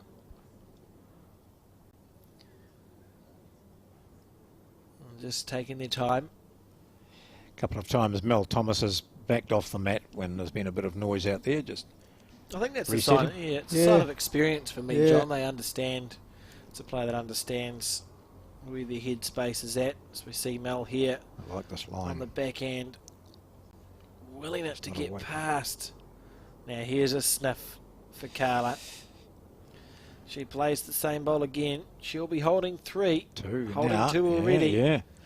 4 to win. Well, draw and win. It's exciting times at Naenae Bowling Club. Here we go, on the back end. Out of the hand, okay. Willing it back in now. Move the jack a bit more. This is close here from Carla. Willing it back in. Tuck the jack around the court. Great stuff. Holding 3, and that gives her more room to draw for 4. Yeah. This could be an incredible finish. John, Mel, looking to let that not happen. On the back end side. How's the weight? Well, she's been short with everything so far. That might be just enough. Oh, well. We can't tell how far away that the short bowls are. It is 3. There we are. So now for the match. And a perfect end played. Perfect end by Carla to build this 4. And it must be a sinking feeling for Mel Thomas as we watch this now. Particularly as she knows that this woman here is more than capable of just putting in a 4th. You'd be surprised if she didn't at this Yeah. point. And it'll be gutting for sure. Though she has had a couple of opportunities, hasn't she, to capitalise on a good situation. And it's just, oh, this is a good line, isn't it? Here we go. This is it. It's looking like a 4 here for the Australian. Yeah. Absolutely Oh, brilliant. outstanding. What an outstanding last end. Magnificent stuff there. And congratulations to Carla Krzanek. And commiserations to Mel Thomas, who I think played exceptional bowls, particularly in that second set. Played really well. Yep. And it's a She certainly did. And she had the game going into this last end. She would have been thinking to herself, although she wouldn't be looking too far ahead, I've done enough now. I'm into a tiebreaker. Yeah, and I think the game deserved to go to a tiebreak, but Yeah. conversely, Carla, that was perfect, a perfect end for 4.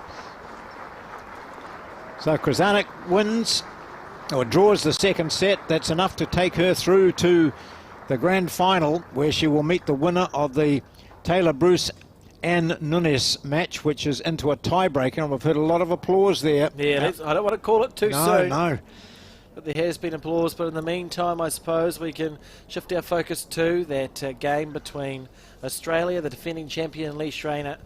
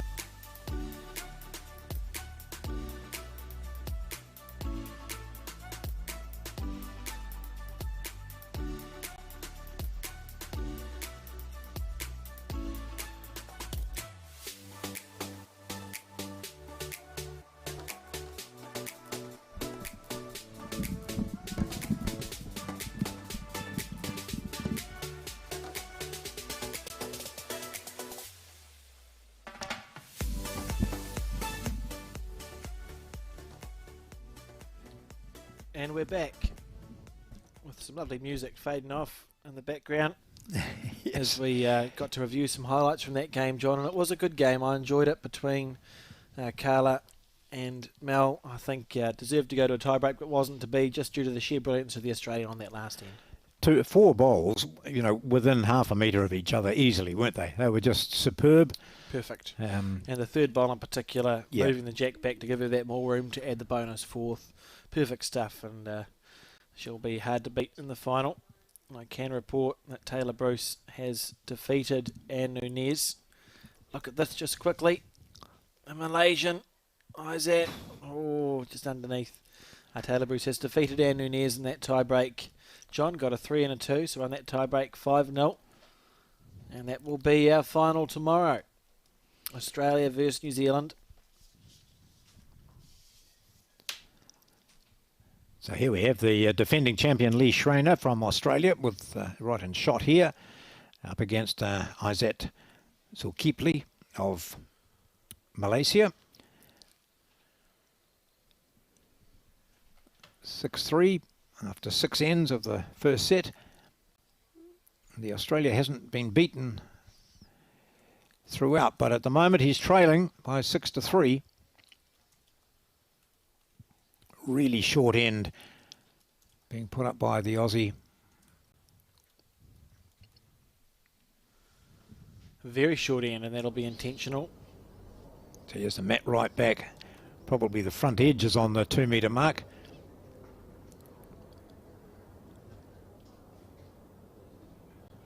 Lee Schreiner. That's great stuff there. The defending champion, John, won this the last time it was held 3 years ago. So we see John Zeno in the background having a chat to the Malaysian coach. Good to see him here.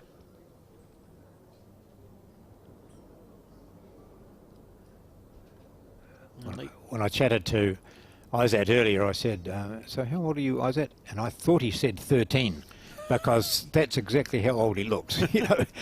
But he's 30 and been playing for, I think, about 12 years. Got the fountain of youth on his side. Yeah, yeah.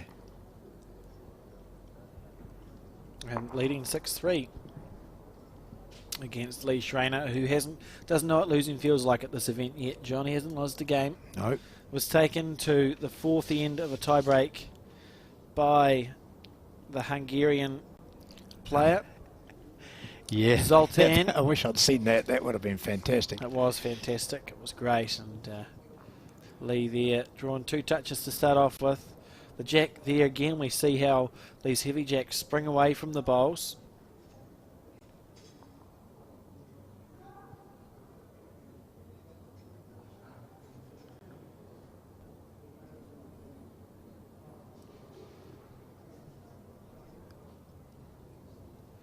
Isat. You've got his last name right, John? I have, yep. Cool. Zulkepli. Zulkepli. Yep. On the forehand side. Zulkepli. If he runs that out, it's not bad, is it? Yeah, playing some great bowls. Look at that. Great stuff there. Oh. And a touch. So Su Wei, the marker there, has brought the chalk out 3 times. That's 3 touches. Be running out of touch up.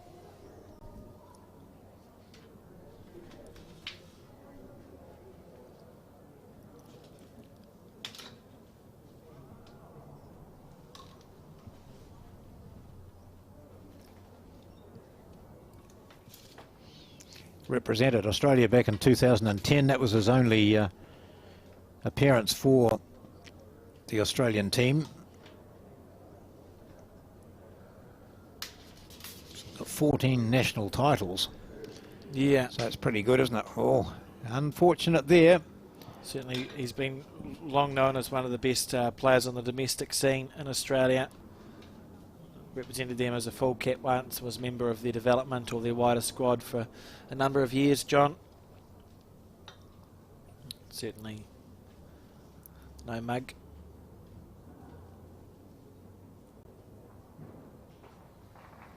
Zulkepli on that. Oh, love that Backhand, delivery, eh? yeah. That's brilliant. Walking away. I think he should be happy with that, though. Stuff. I like his bowls. Yeah, you do you? Why? Well, at least they're one colour on the track. Yeah. I just can't abide those ones that are... How do you feel about Oh. Lee Schreiner's bowls then? Yeah. And You got those 4 segments. and the ones that Aaron Sheriff used to, you know, just flashing colours at you all over the place. So I keep thinking, you know, not good if you're an epileptic. But so here he goes. Lee on the backhand.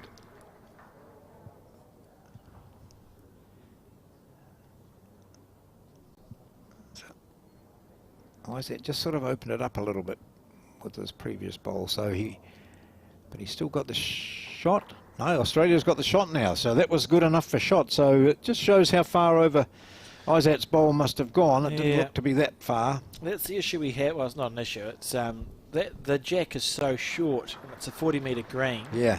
Our camera is on the bank. Yeah. You get forced perspective issues.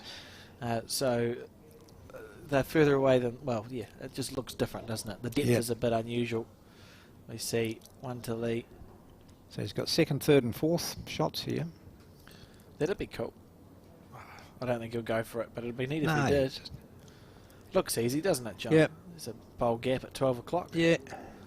Easy peasy. Or just, you know, smack his own, take it out, end up. See the Malaysian. He'll just contingent. draw it. Yeah. Slightly unusual delivery. Just with his grip.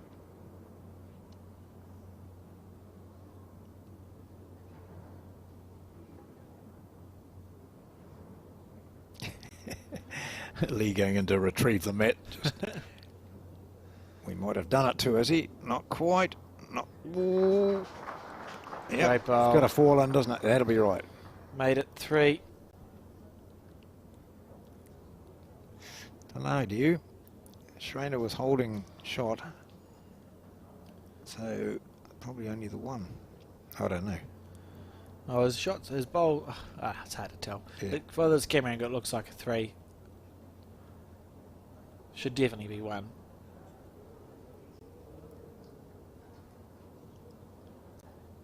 Two. 2. 2. Is it? 2 there, I think, to Isaac. Yep. Take an 8-3 lead.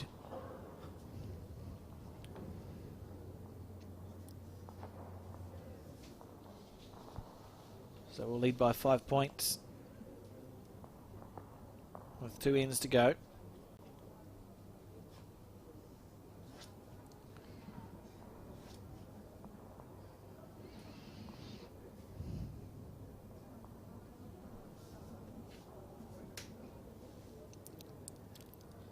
So will he play it short? Remember the Aussie put it... Oh, he put it in the ditch. Well, he wanted to go long because he realises that Schrainer likes to play the very short ends, and that's exactly what we'll get now, I would say. I agree.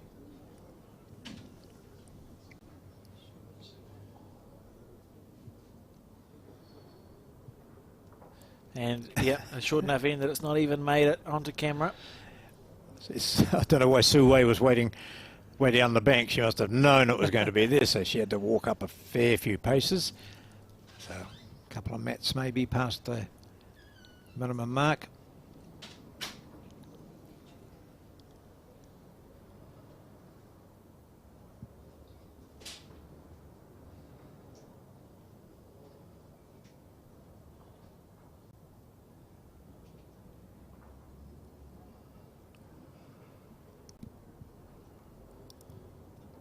Reasonable start from the Malaysian player there. Sort of a foot out.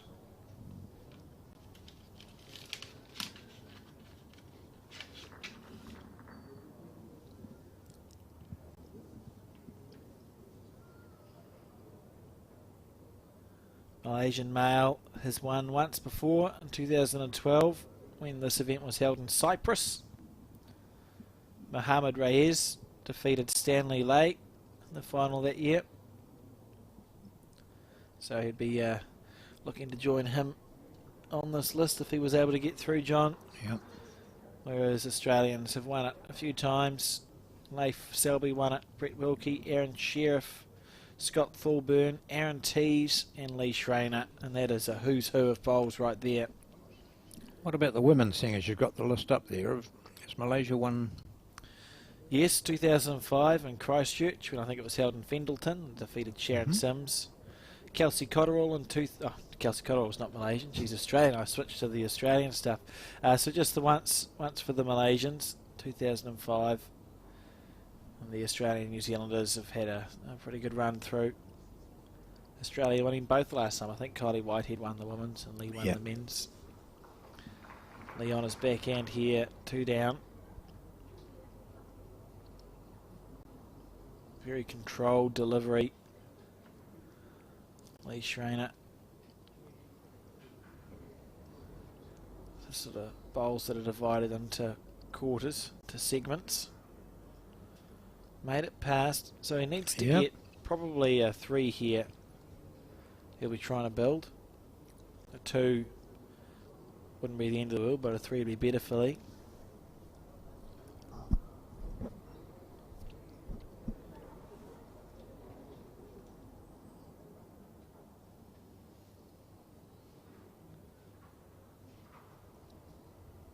Had a good support from the Malaysian contingent. I think the High Commission came down for a game of bowls last week, John. Mm-hmm.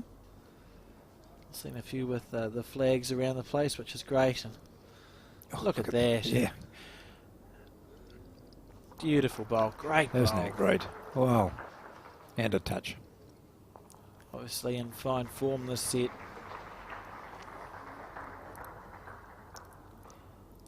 So if you're new to bowls and wondering why the marker is squirting something on the bowls that have touched the jack, the reason is that that bowl remains live even if it goes into the ditch area, which is at the end of each rink, whereas a non-touching bowl would be picked up and put on the top of the bank and it's out of play. So it's important that players know where which bowls are touches, because it can often dictate what sort of shot they're going to play if they're if they're in a difficult situation. So smacking a toucher, putting it in the ditches can be quite valuable. Absolutely. I think we'll see Isaac. Yeah. Well, what else? I mean, he's got the back bowl at the moment, probably, if Lee does have a go. He's got a good bowl in line and short of the jack. Stops like a full-bladed drive from Lee. Oh, okay. So he's playing forehand here. He'd played the backhand all the way down there, hadn't he? Yeah, he must be going for cover, I think. Yeah. Nice delivery. Clearly well practiced. And willing this bowl on just to cover Lee Schreiner's bowl at the back. He's done that. That's good stuff there. Well played. And a lot to ask out of this bowl for Lee. If he scores a 1, he needs a 4 on the next end. Just challenging. And I'm not sure if there's a way that he can score a 2 even here, No. John. If he goes the shortest bowl on the rink, I don't think that does anything interesting.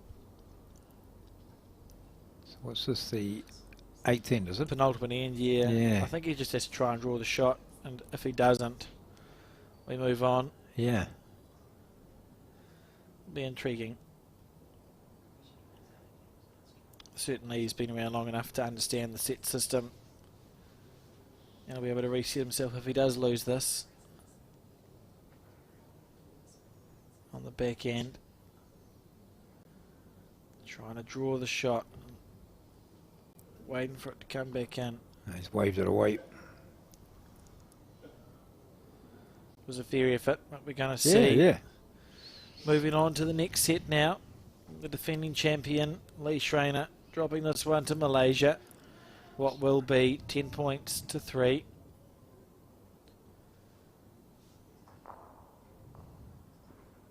Interesting times. So this is the defending champion here to the right. That's Lee Schreiner of Australia. Unbeaten so far in this event, but dropping this first set to Isaac of Malaysia, who has the mat down the far end. That's the end where most of the spectators are gathered. Each end, of course, there are spectators as well, as you can see activity to the left. But way down the far end, that's where the cafeteria or the restaurant and the games room is, with snooker and pool tables and the bar, and all the other facilities are down there. And it is a great facility, John. Lee just getting a glass of water. No, a cup of tea. I respect that. Dollop of milk in the top, so he puts the milk in last. Yeah. Club identity in the background there with the white hair on the phone, Anton Ferrari.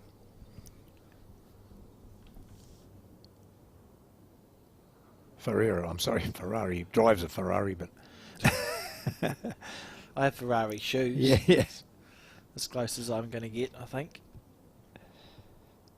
And a good start here from the Malaysian. Lee starting off on the backhand side.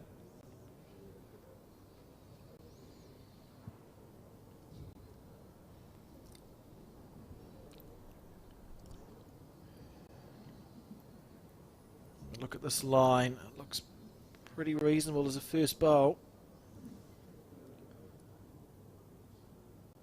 Yeah, good first one there. Room to move back, sort of thing. Yep.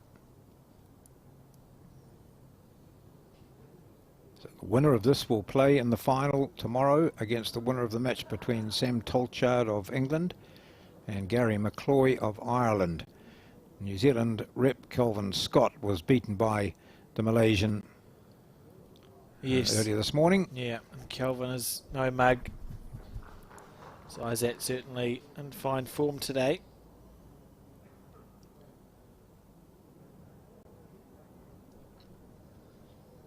We see and draw another shot there. So Lee 2 down now.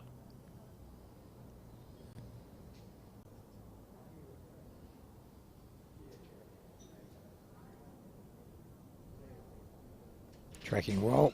Moves Very- the jack back, it'd be Very good. close. Oh. He's setting it up though. I don't understand how there was a gap there, to be No. honest. But perfect weight from Lee. So if he does the same thing again, he's either training the jack back for 3 or resting the bowl. It's a very strong cup of tea or coffee. Important stuff. Kenya Bold's the cup of tea that you should have, by the way, John, if anyone's wondering. Oh, really? Kenya Bold, the Bell Yeah. Kenya Bold tea. I think it's the nicest one. One of the questions we've asked on the podcast before. As we see a switch of hand here, and he doesn't look like he's going for cover, John. No, I thought he was just going to sit in amongst those if he could, but instead what he's done is blocked off that shot of Schrader's. Don't think that was an intentional block, but it's a No. brilliant one. Yeah. It's worked out well. I had the feeling he was looking to just cover those two.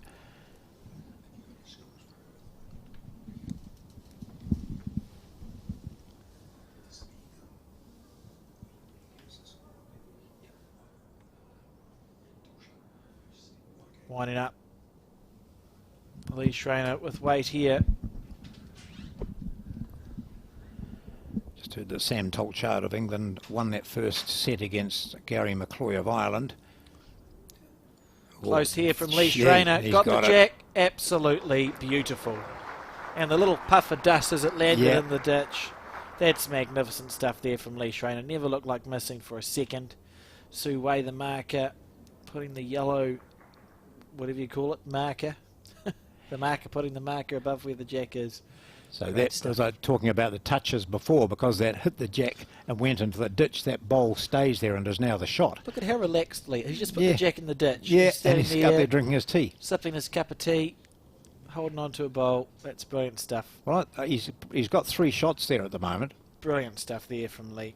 So those 2 blue ones of his are Now, second and third, and if he goes in the ditch, oh, oh, It's a is wide- is he in the green, in the rink? they are wide rinks, remember, for post section. Yeah. So I think he may have made it. If he has made it, and Lee has third and fourth, surely you just just try to get rid of the bowl. Oh, yeah, oh, they're very wide rinks, aren't they? They are Gosh. wide rinks, yeah. Yeah. They're at the widest possible. It's a measure, she's saying. So he's got 1 shot. I think it's worth trying to rip Yeah. the bowl off. Well, I suppose you've got like 700 metres to draw for second. Maybe I'm getting a little bit excitable, but I wouldn't, if he rips the bowl off, it's worth 3. If he draws it, it's worth 2. So I Yeah. suppose it comes down to how he's feeling. We just watched him hit a jack-sized target perfectly plumb. I would imagine that he would think he could hit a bowl-sized target for 3. Yeah, I think so. Oh, now because it's so, I was looking at the shot bowl itself, but the jack is underneath that yellow marker, as you said. Yes. And Lee's just had a look down there. The marker has said it's a measure, and it's 1 under measure, she's saying. So he'll have a better idea probably than the marker. Some of these players can spot it, within millimetres, Yeah. even at a long distance like that. So I wouldn't be surprised if he does have a wee. We're trying to keep his bowl on the green, probably on the rink. Yeah. Do you think? Yeah, that'd be. I Yeah. mean, that'd be amazing because that's worth 4. Yeah. As we see on the back end, just drawing for 2. That's probably wise. It's just not as exciting to watch. No.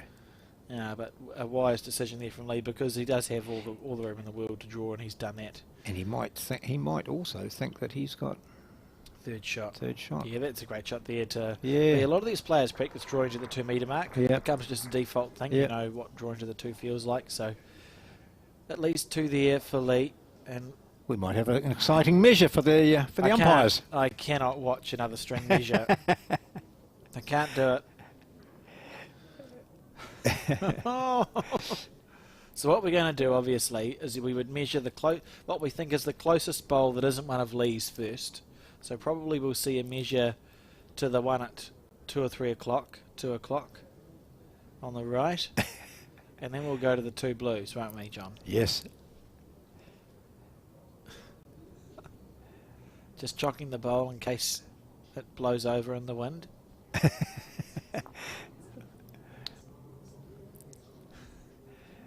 Right, here we go. Somewhere Michael Johnson is watching. Well, it wasn't funny, but it was very interesting. A great talking point at lunchtime here when people were saying, "What did you think of what was going on with the umpires?" You know, and oh gosh, they got the string tied up and caught up, and so you know these things happen. It's a redemption situation. Yeah. And you know, they're all. Oh my goodness! Oh, look at this. Here we go again. That's the trouble. The string itself is sort of wrapped around a... It's like a fishing line, isn't it? Yeah. And it can easily get... So there we go. So he's got one end against the jack. It's brilliant there from Sue Rossiter. Yeah. Thank you. Onto the jack. As we see the string pulled nice and tight. And then it rests against the edge of that bowl of doing Isette's. a fine job of this, John. Once he's convinced that that's touching, he'll lock it off. Yep. And then... I'll move across now. He'll move over while the other umpire stays near the jack, and you would say that that's... Oh, now they get it. Oh, okay, so it might have moved. What are we doing? Oh, no, they've just said, to hell with it. We think it's... Don't worry about it. And so... the players, that is. They said, no, that's it's just one. That's great. And now we're going to see the mat moved right up. He might give himself a little bit of room at the 2 metre mark. Sorry, at the end, just so that he doesn't have to throw it directly to the 2 metre mark. But certainly the mat right up, and that's clever from Lee. So he just needs to get the jack sort of between the 2 metre mark and the ditch now. It's a heavy jack, so it should run a little bit.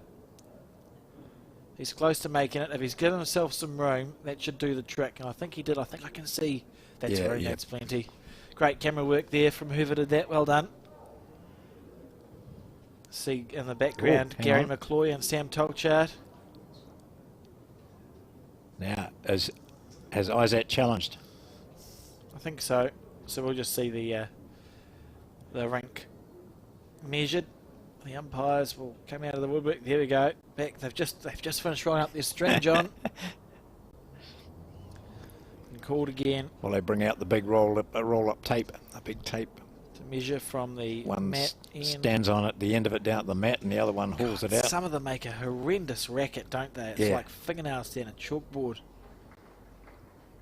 What's the minimum distance? Oh, 20-something metres. Yeah. That's the minimum distance. I would say... Not up. Good challenge. He didn't make it. Yeah, so the mat will go back, and I would say that Isaac will say, I don't care, I'm quite comfortable with the mat where it is, but because you wanted it there, I'm going to take it right back to the other end. Absolutely. That's what we're seeing here. Tension high. This is a semi-final of a World Bowls event, of course. Malaysian having won the first one, 10-3. We saw Lee Schreiner just drain the jack in the ditch absolutely beautifully plumb with his third bowl, sorry, and draw a bonus with his fourth.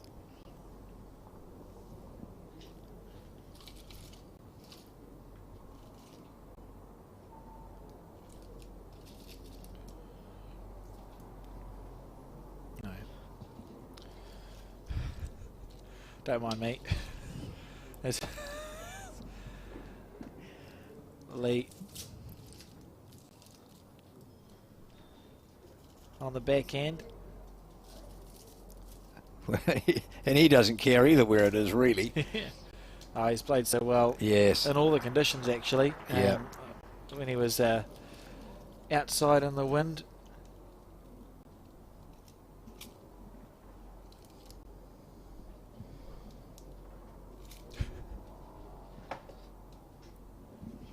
Everything's under control.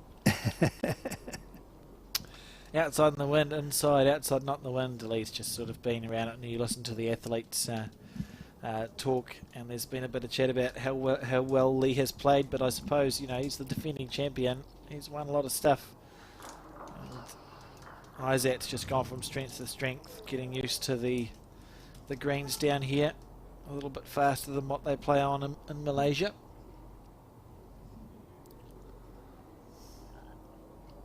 And Lee switching to his forehand now. See that wind, the wind gusting in the background.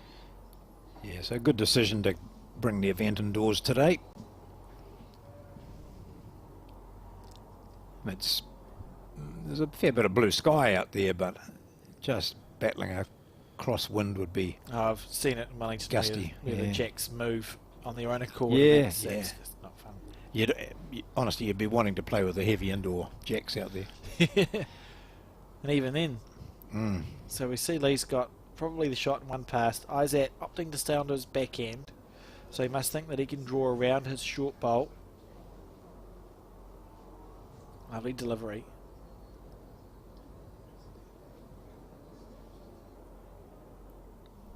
How's his weight here, John?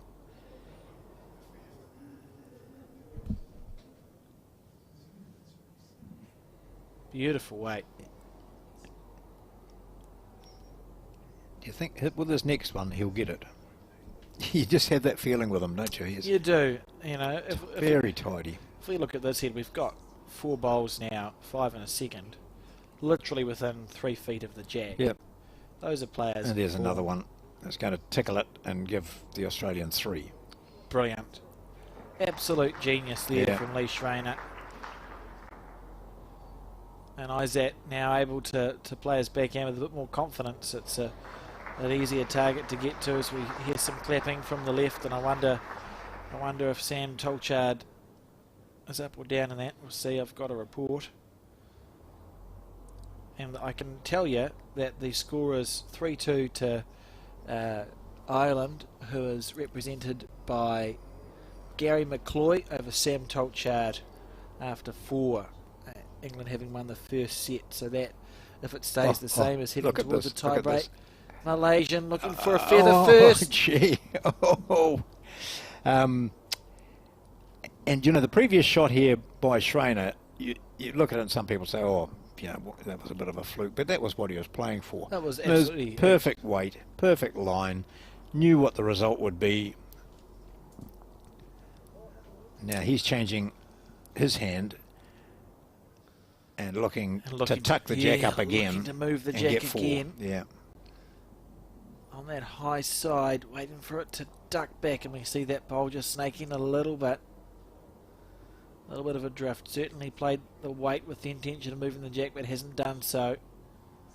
And Isaac now with an opportunity to try and score. I think he'll stay on his backhand, John. I think that makes sense. Yep. Yeah, there's nothing ready for him on the forehand. He was millimetres away from a result with his previous bowl, so just do a similar thing again and see what the gods deliver.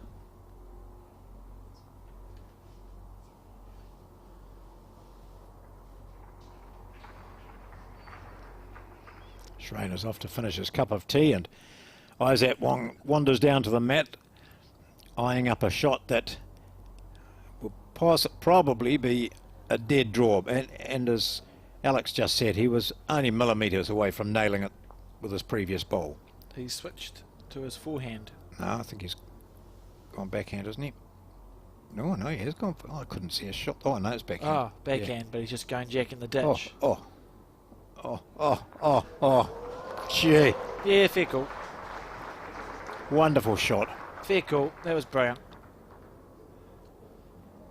That was brilliant. I wouldn't. That was, yep, well done.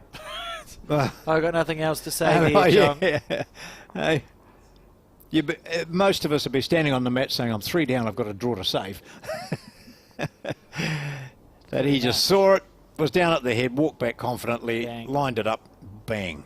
Never looked like And missing not either. a big drive either. He just played the perfect weight, got the bend that he required. And so he gets a single on the second.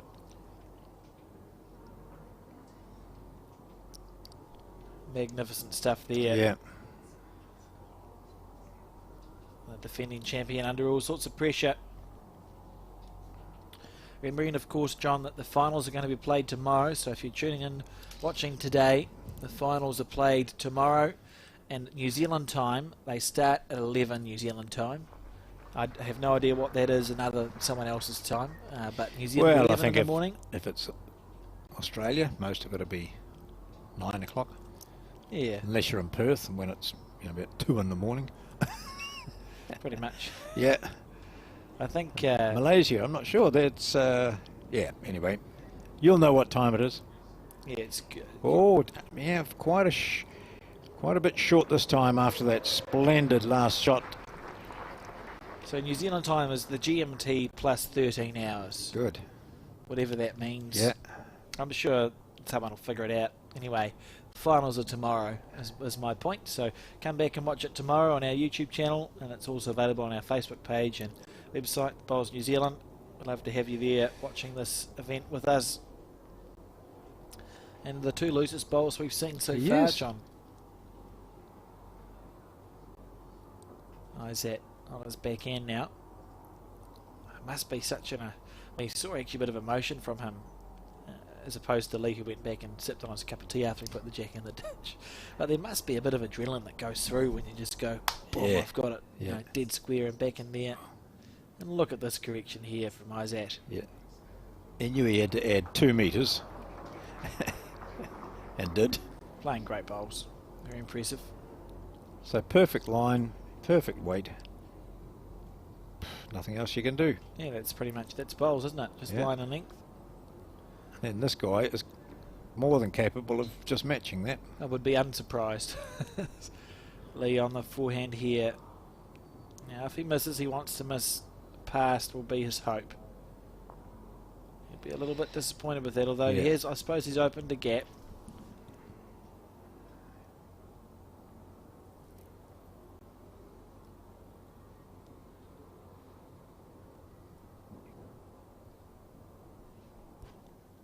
Isaac will play on the back end.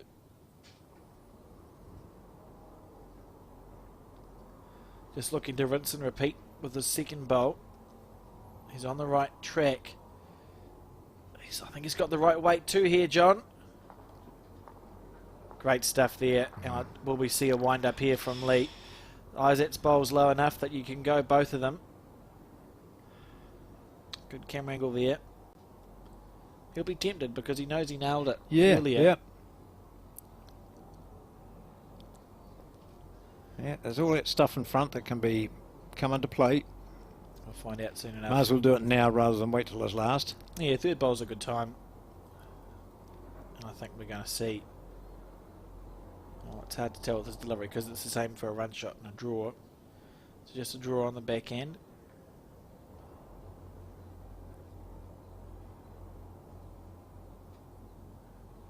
If he gets around He's those, close he's played here, it well. John. No feather. Oh, what a Close bowl. here. That is hard luck. That Yeah. really was a fabulous shot. Update on the other game. England 6, Ireland 4 after 6 ends in the second set. Sam Tolchard taking the lead over there. And a replay here of Lee's bowl. I mean, he was half a bowl from seeing the shot bowl square and sitting there for one himself. But at least he's opened it up. There's more room now to draw. So a good result, really.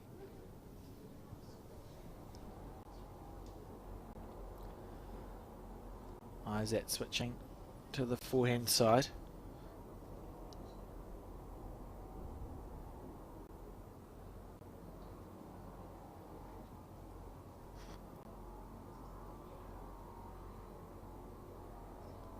Didn't let that one go as nice as he would have liked to. Maybe just a little lapse in concentration. Here's a chance here for Lee. He will expect himself to draw within that 3 or 4 feet target there. Yeah. He knows he's more than capable of doing so. Do we You think see it's just there a one? bit of frustration shown from the Malaysian. He knows that he needed to get closer than that. I think it's... good question. I think it's just one there, John.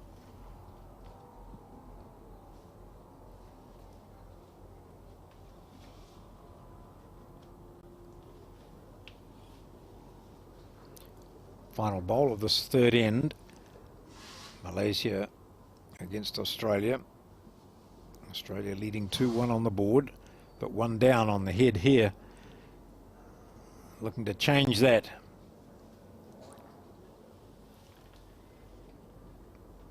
Whistle by. He'll be disappointed with that, I think. 1, yep. So they agree on 1. So the scores are level after 3 ends, 2-all. Australia, Malaysia. Malaysia winning the first set 10-3.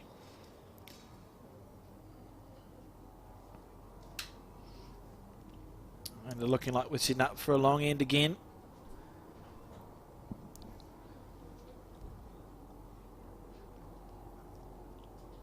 I think the Malaysian very slightly more emotive. Yeah. With you know, you can see a little bit more emotion from the Malaysian, whereas Lee has been pretty hard to read so far in this game. But he's now put his cap on. So that's always a So sign. the sun's out. Yeah.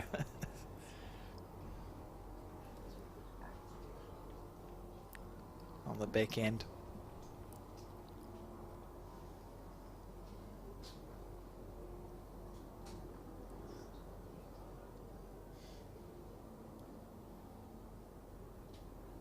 Oh, that's interesting. So his last 2 bowls have been quite short and quite heavy, John. Yeah. Maybe just a little blip That at might the have, moment. that carry on into the ditch, I wonder. We'll soon see. It looked like it was chugging for the ditch, but it Yeah. is a 40-metre green. Yeah. Oh, there it goes. Oh, no. So that's the shot. So he drew 1. Mm.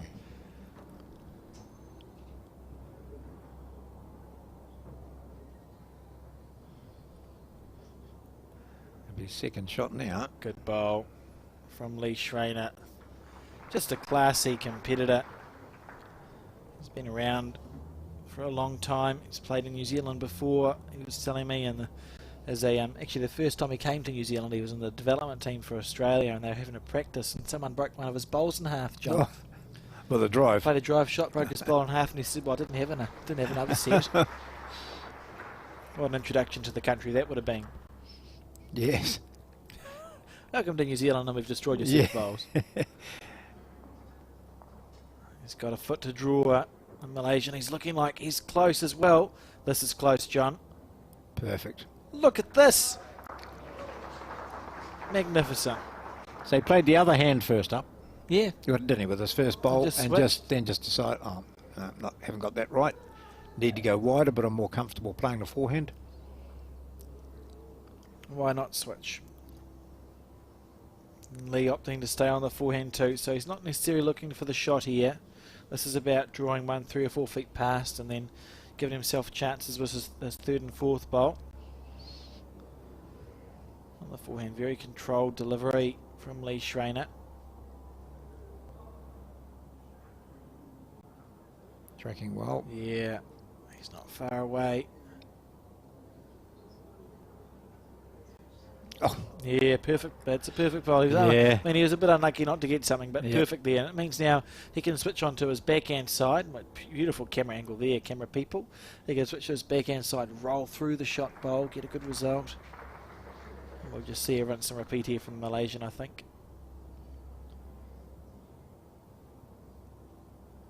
What a day of bowls it's been. been some superb play. There you go. Lovely delivery. Very big step. It's intriguing.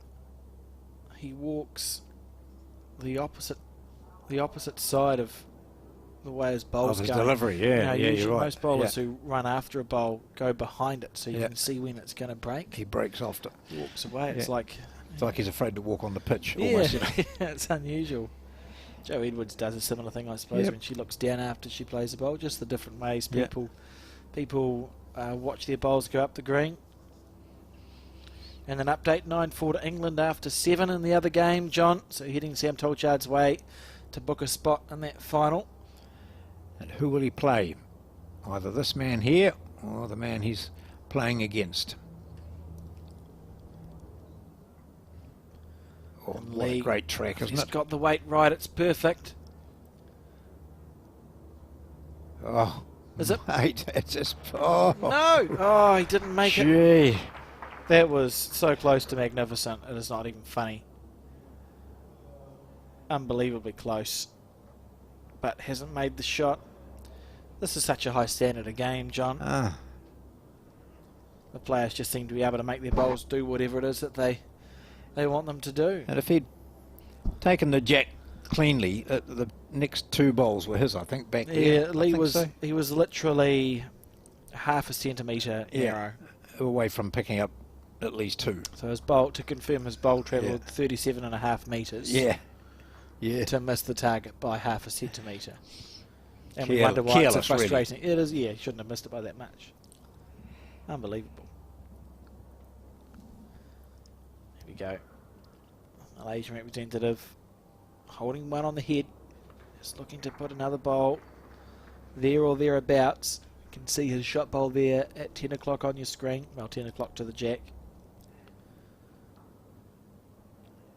He probably won't be too worried about just finishing up and over, just in case. Oh no, I'm not sure he'd be happy with that. He turns away and...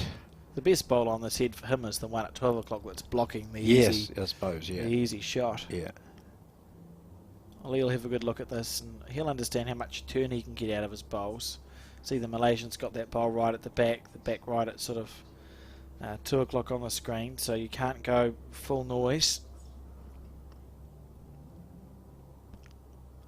Interesting. We'll know when Lee lets it go what he opts to play. But hard to see an easy option for him, John. Just wondering about that forehand coming down onto his... Oh, it's a fair way back. It didn't look quite that far back when I... He could just about Saw look it. to play that cannon, you know, if he Yeah, hits his, yeah. his blue bowl at 11 o'clock Yeah. onto the Malaysian Yeah, bowl to yeah. cannon it out. That could work. I just thought it was closer than what it is, but it's still... That's certainly doable. It's still just about hitting the bowl square, isn't Yeah. it? Either that or you try see how much turn you can get out of your bowl. Well, on he's getting quite a bit, isn't he, on that... backhand side. On his backhand. As if it can turn enough. It's a simple, you know, you've played very similar bowl to your last one, Lee, but just a little bit tighter, a little bit Yeah. more weight. Try and roll it out. So I think that'll be his the 2 shot selections. We'll find out which one he's Yeah. going to play. The cap on, and he's lining up on the forehand. He is, I think he's isn't going to play your shot, John. Just cleaning his bowl. I think we're going to cannon through Warming the it up. short one. I think this is going to be pretty good. On the forehand side, big weight here from Lee Schreiner, just getting prepared.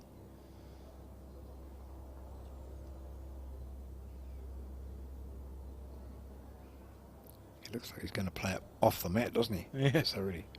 Here we go, out smooth as you like. Oh, my word. Close look here at from this. Lee Schreiner. What a shot. Oh, oh, now what's the result? The Malaysian might have the backest bowl. Is there a toucher on the ditch? Do we have Suway a- is checking. do we have-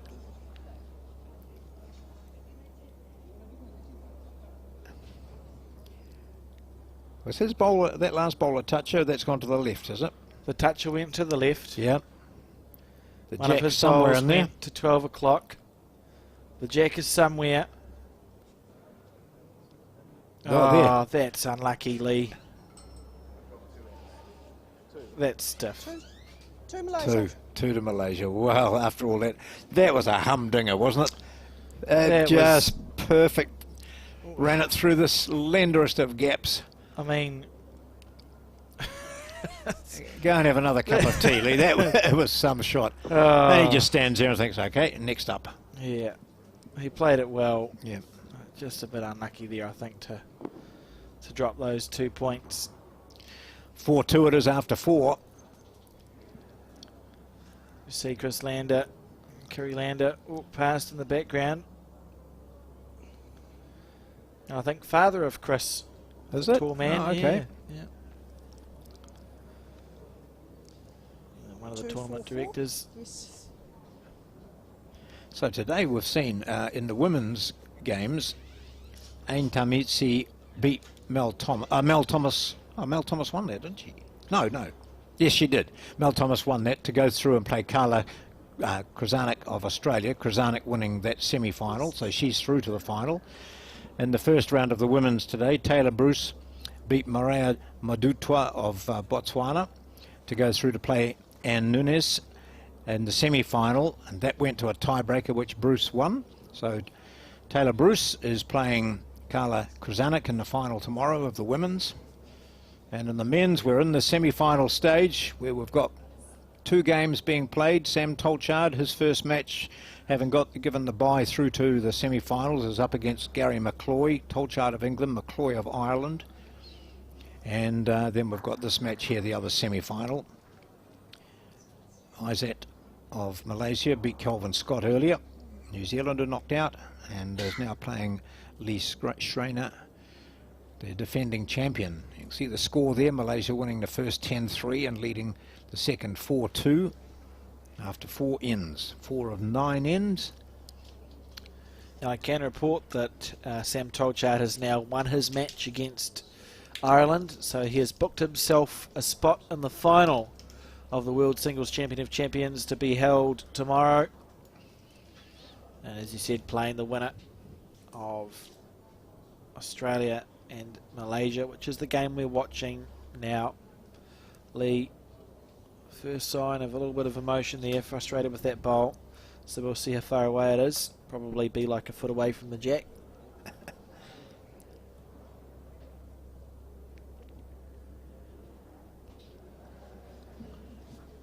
So we've got Australia, New Zealand and England so far in the finals. Australia and New Zealand in the women's final, England and either Australia or Malaysia.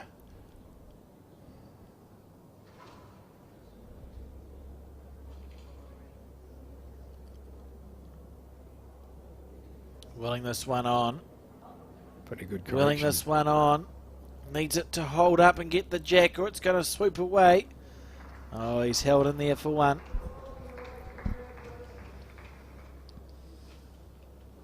6 inches past jack level. Su Wei there, recently attended the Commonwealth Games as an ITO.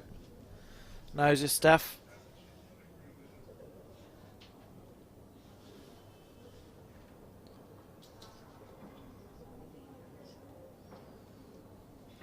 And Lee Schreiner switching to the forehand side. Willing this bowl to come back. Oh, he hit a straightener, I think. Yeah.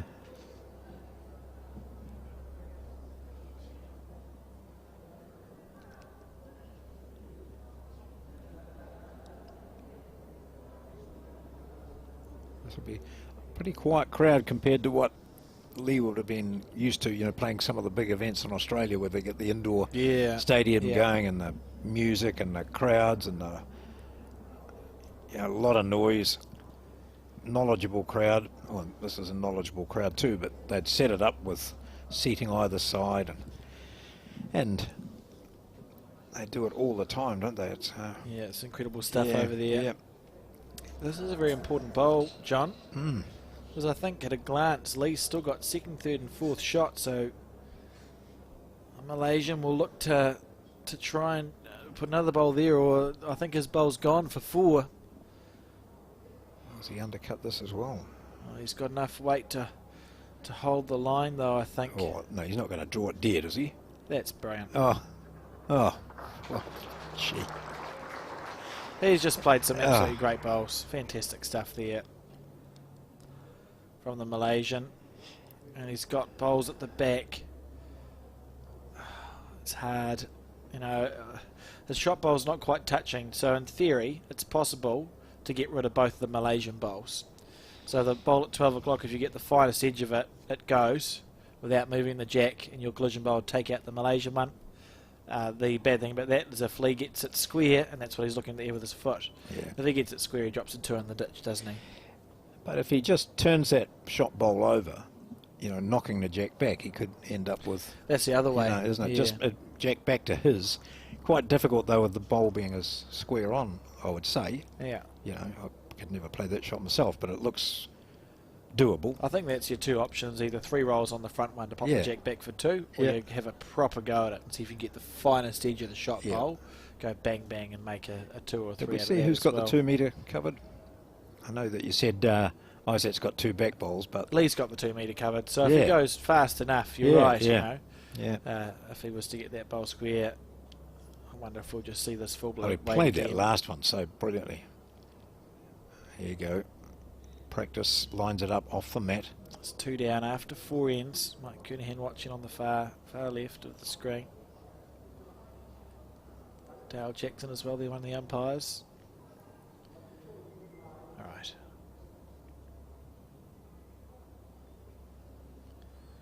Lee Schreiner looking for at least one of them. Yep. Takes one. Yeah. So drops the shot. And the Malaysian Malaysia? stays in front. So not quite getting the breaks. The Australian 5-2, having dropped the first by 10-3. We've only played 5 ends, so still 4 to go. And Lee's still in this game. Yeah, There will be absolutely. Dropping a single there was better than dropping the 2 that he was facing. So. Yeah. In the back of his mind, I suppose, well, both players know that the first set went the way of Malaysia, 10-3. Lee's still stuck on that 2 points. Yeah.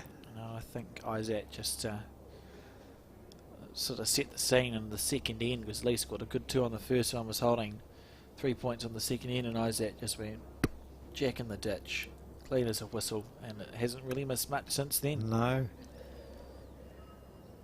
As we see another bowl on the back end. I think if we see Lee get the jack, we'll see that mat pulled up and the jack Without thrown doubt. to the 2 metre. Yes.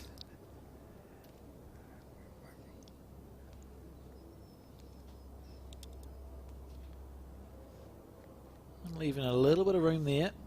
Should be just about enough room, I think, for Lee.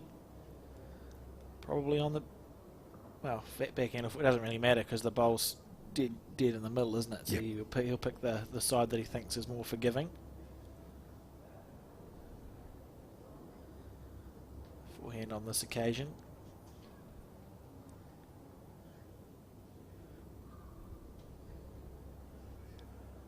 Not a bad track, Not is it? far away from Lee Schreiner. Great stuff. Well, good stuff.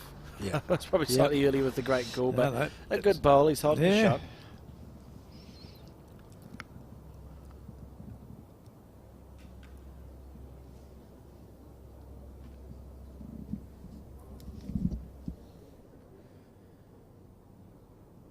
And the Malaysian switching to the, staying on the back end, sorry. Not liking that one, so we've got half a chance here. Lee Schreiner, his opponent, that's probably the 2 of the loosest bowls we've seen. Although the only other time we saw him play 2 loose bowls, he played 2 That's very right. good bowls with the 3rd and 4th. Yeah. Won the end. Lee on the forehand, very controlled delivery. Looks like he has taken it slightly wider green, which he would be seeking after that first one. Willing this bowl to turn back in, which it has done. Good bowl there from Lee Schreiner. Yeah. As we see some debris go across the green outside from where we're looking, John, Yeah. It's with the wind. and just people out there, the smokers are out there, and the ash is getting blown very rapidly away from the end of their fags. Now, a decision here for the Malaysian. Switching. No, I keep saying he's switching. He's staying on the back end because I keep thinking he was playing the forehand, John. That's because obviously it's getting late in New Zealand. Yeah, it's 3 o'clock in the afternoon. Having a nibble. Interesting shot selection. No, he's not. This has been a train wreck of a commentary minute for me. But when you say he's played it really well, you'll be right. Yes, and he has played it really well, as you can see here. Yeah. Thank you, John. Oh. Oh, Well, I've had better moments in commentary than that. the advantage of being up on the board is that second shot is a great shot, isn't it? Or a good shot. And he's got second shot there nicely. Yeah, it becomes damage minimisation, doesn't it? Yeah. Like if you're going to drop some points, you'd rather it be 1 or 2 instead of 3 or 4. Lee stalking after this bowl. He's gone finer this time. Willing it to hold or to turn. Oh, he's not going to knock that up, is he? He's okay. There would have been a heart and mouth Yeah, moment there. yeah. His weight, if you look at his weight, absolutely perfect. One down. Now, from being one down, Isat has a lovely opportunity of playing down that backhand side and just nudging the jack. Yep, and that won't Drawing be it dead. not much of an adjustment on his No. on his third bowl that I thought was both on the forehand and a run shot. Yeah. But you weren't far out because it was on the backhand and a draw. Yeah, thank you, John. So, feel comfortable with that. That makes me feel so much better about that shot call. Just taking his time. Very deliberate bowler. Yes.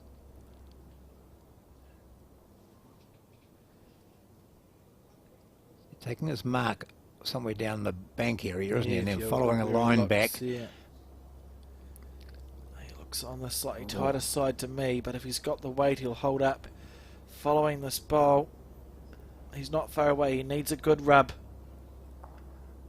Didn't get a good one.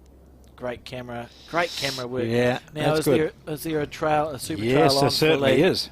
And he's looking at that right now. On the forehand side, got two bowls to the left of the camera as we see it. You move the jack back in that direction. It's a 3. That'd be all square after 6 ends. It's either that or you draw 2 and make yourself 1 down after 6. And the percentages, I mean, it's a little bit risky because if he needs to get the jack square or the outside half of the jack, you can't afford to slice it. You don't want to be on the narrow side and pop the jack to the right. So we'll see what he decides to play. He's got one of his own bowls on the right-hand side too, hasn't he? Is that how I couldn't remember how short that was? He was narrow with his last bowl and was annoyed because it was narrow. Very smooth out of his hand. It's not turning yet. It's starting to Now turn it's now. turning here from Lee Schreiner. Wow. Is he going to get Move the jack? that jack. Oh, wrong way. Whoa. Gosh, he's just not having the luck. And see where that jack ended, the bowl ended up. The jack would have gone with it, and that would have been 3. A single, though, to Isat. The rub's not going the way of the Yeah. Australian, the defending champion. A fraction away from making that a perfect bowl and taking the score to 5-4 or 5-5 each. But now it's 6-2. Yeah, he said, I mean, the Malaysians played exceptionally well, but certainly Lee's been right in the area maybe 3 or 4 times off the top of my head and just Yeah. hasn't fallen Oh, the right way, but such is the game. That's Yeah. that's how it goes. I thought he had it all the way. I thought he had it Once all it the way started too, to bend, I thought, here we go.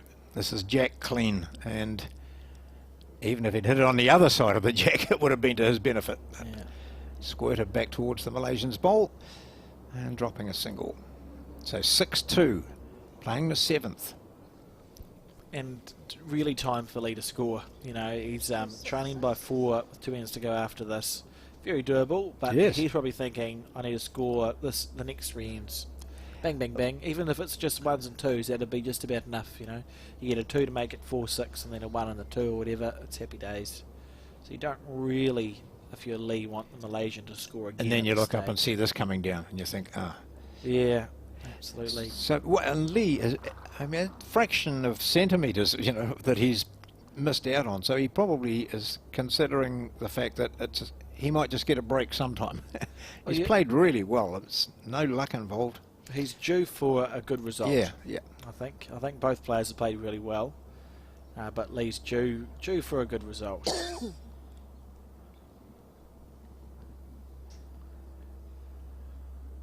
And his first bowl, he'll be a little bit disappointed with that one.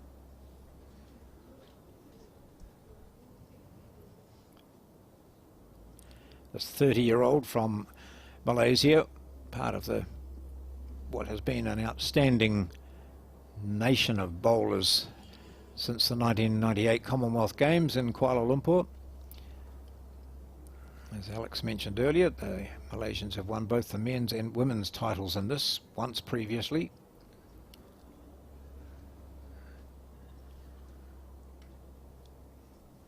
loose bowl there by his standards, so Lee with a chance to make an unanswered correction.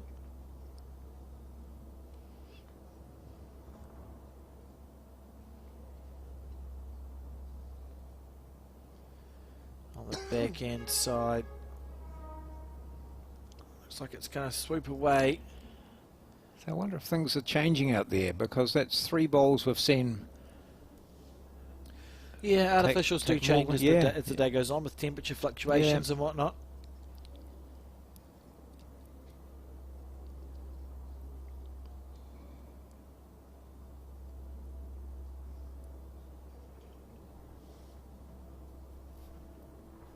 How's that on the backhand side?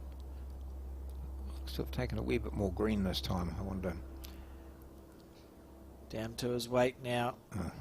That's pretty How many good, isn't times it? have we seen That's this? pretty good, isn't it? Yeah. Just classy bowls there from the Malaysian.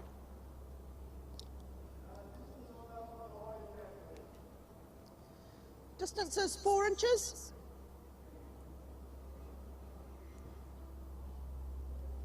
Always use the imperial measurement in bowls, John. Yeah, I think most people do. Like to learn it. Yeah. Oh, did you? Yeah. Otherwise, you just spend your life being hopelessly Well, confused. and I find saying, it's 15 centimetres. What is it in real measurements? Oh, no, 6 inches. We're going to see a weight again here, John. Yeah. Lee Schreiner on the forehand side. It's been very accurate, but a bit unlucky with these bowls. Here we go. Close again. Lee. Take one out. Good shot. Remember the respot rule. So the jet goes back on the 2 metre if it gets killed. They are wide rinks, so it's sort of slightly harder to kill. But if the Malaysian doesn't get another bowl to beat Lee's blue on the left at 9 o'clock or 10 o'clock, I think we'll just see him attempt to kill it or chip that bowl out for a couple. Yep. I was interested watching Lee's eyes there when he had a target somewhere just out in front of him for the drive. Hey, did all the warm up on them off the mat, and then just looked at that target about, I'm not sure how far out it would have been, in old measurement, maybe 10 feet. And he didn't take his eyes off it all the way through the delivery. Now, backhand looking to not give or widen the target.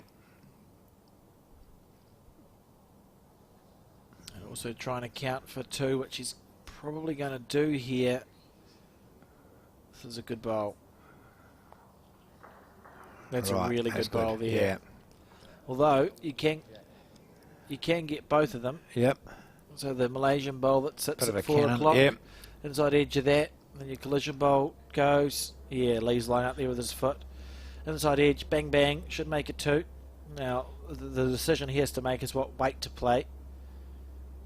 Because if he plays it with less weight, his collision bowl could hang around and bog and you can get a 3, or you can just have a proper go at it, John, and get rid of both the bowls and sit with the 2 shots. Of course, if you miss it by a little bit, there's an opportunity there. By this camera angle, you could go jack in the ditch. I think as long as you're within a foot or so, you're half a chance, and Lee will decide what hand to play when he gets down there. Yeah, I suppose when he looks at that, when we look at it now, there's 2 options really, aren't there? The ball on the left and the jack. And if he takes the ball on the right, that's fine. Yeah, for sure. Jack in the ditch, stay there, grab 1. 2 ends to go after this. Remember, this is the 7th end. Now just watch his eyes here. The target, then now down. Look, he's looking at the spot, hey? See that? Stays down looking at that spot. Close here from Lee Schreiner. He could get both bowls. He should get both bowls. They should both go. Yep, what a shot. Brilliant stuff there. Sorry, team who was listening. I might have just burst some eardrums.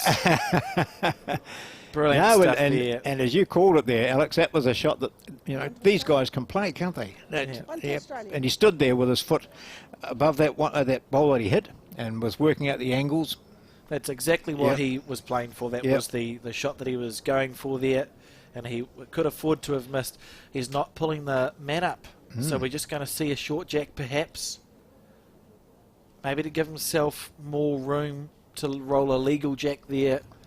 John, we saw him pull the man up last time. Just brilliant stuff from Lee Schreiner. Absolute magic there. Oh, he looks a bit concerned, is he? No, he's no, made he's it. fine. And That's that- fine. I think that is because he Yeah, you took know, the mat back. He puts the mat there. You've got more room to Yes. play with, and you still dictate the length. Yeah. Brilliant. And 3-6 is the score on this, the second to last end of the set. 9 end sets, remember. Lee on the back end here. Nails it with his first. Look at this. To go from a full-blooded drive to a rest, well, it's essentially a toucher. That's some class there, and it's I think a game fitting of a semi-final at this stage. Isaac totally unfazed, and he has been this entire game. Yeah. Just unbelievably good.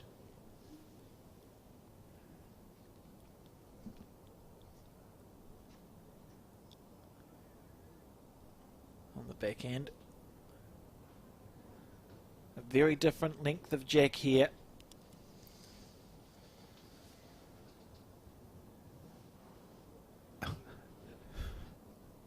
Oh, Oh, a little bit short. So here's a chance, John. Lee trailing by 3. Needs to win the set. He can't afford to draw it. A draw would not be good enough. On the backhand side. certainly can get around Isaac's. Oh, it's swinging. It's swooping. Yeah. Oh, I thought it was just going to sneak around, but still it's a second shot. Perfect weight it Yeah, was too. yeah. And Lee just showing a little bit of frustration. Yeah, he's annoyed with that. It's fair enough. It was looking pretty good most of the way.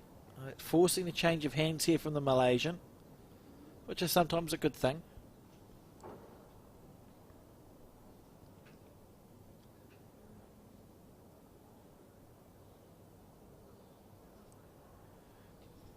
To the forehand. If he's got the weight right, he's close. Now, it doesn't wobble. That's just the... I'm sure it's just the paint job. Or maybe I'm getting confused. I think it wobbled. Okay. You're probably right. Well, it's interesting when you see it. You assume that the white part on the ball is the track, Yeah. and the way he holds it, it's not set up to go Yeah. direct. So, and he brings his arm back and sort of does a wee flick, doesn't he, as well? So, whereas there from Lee, it's the hand goes straight back. This might be all right. Under that, Yeah. Well played there from Lee Schreiner. very good. Beautiful That's- green. Good stuff there, holding 2. But, I mean, this man here has risen to every challenge. And doesn't seem, look at him, doesn't seem phased. Nah. He hasn't had a cup of tea yet, but I'm sure that'll come. It's not his forehand. Yeah, slightly unusual grip, to be Yeah, fair. watch the back of the swing though. He's got that. Yeah, little no, twist I there. think you're right, John. I think Yeah. it is actually a wobble. Yeah. I've changed my mind. There we are. Oh, look at the track here though. Perfect. If he's got the weight, he's This played is a a perfect hammer. bowl. Oh, it's not a perfect Oh, bowl. I thought he'd nudged that jack. It's a narrow bowl. Yeah. Not what he wanted, but still holding. Oh. One there. Once Lee wants more than one. The umpires had a training session this morning on holding the Did the they? lollipops up. Yeah, Oh, and they were told keep it up about your eye level because that's where the camera will get you. Cool, that's And, gone well for Sue Sue. wasn't there because he's. Yeah, it was quite good to see because sometimes you can get a bit frustrated. You can't see because, for example, the lollipops go up behind the graphic or whatever it might be, or the score tick, and so anyway, they had this session there. I thought it was really good. They're all walking up and down All with the focus, yeah, yeah. the lollipops up to eye level. Now, the decision for Lee here is there a track on the back end underneath his blue? To which I'm not sure if the answer to that is yes, because we do know this green turns a bit. Does he draw a second shot around the Malaysians on the forehand, or does he go underneath on the forehand and replace the second shot for 3? That's right. I don't know which one he's going to go for, but that's the shots. It looks better from here, doesn't it? From this angle, you know, going for the bowl back right. It looks reasonably safe. Is that second shot, do you think? Yeah, or it is, second shot? Yeah. It looks safe. It looks like you can play it with controlled weight. But it would be just as good if he just drew a second shot around the bowls. Or it could play the other hand, play the backhanding. Or what hand's he playing? Oh, he's on the forehand, so he's either around or underneath. Yeah.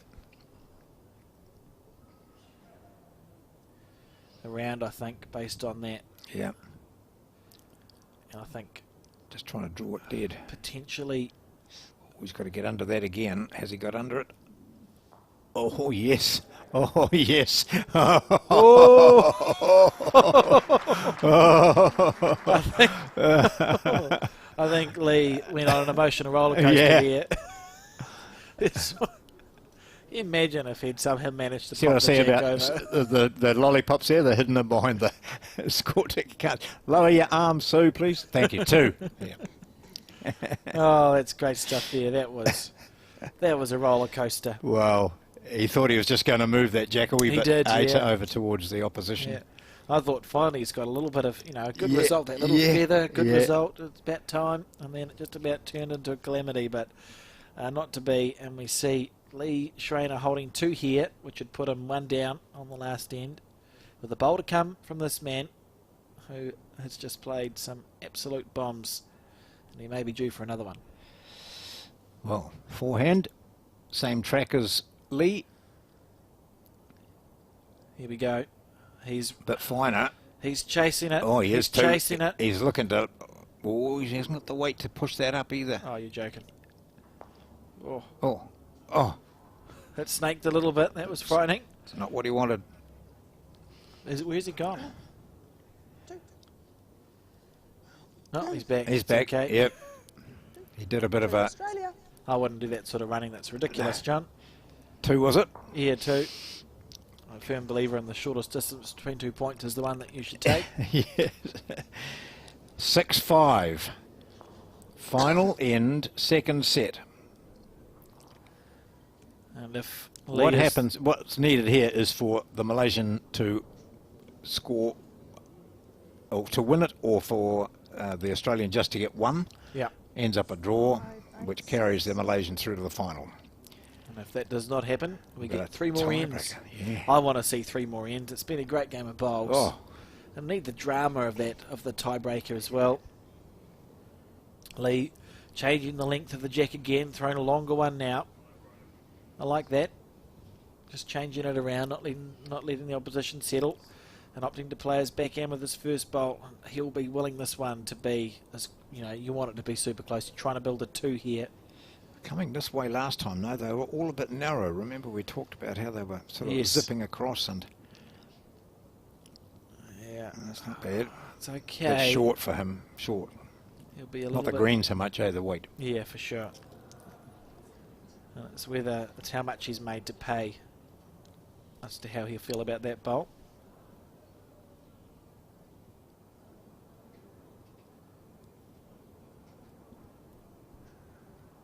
On the backhand side, the Malaysian, lovely line. How's his weight? Slightly overplayed it, but it's finished in a good spot. And Lee just looking to make his correction now.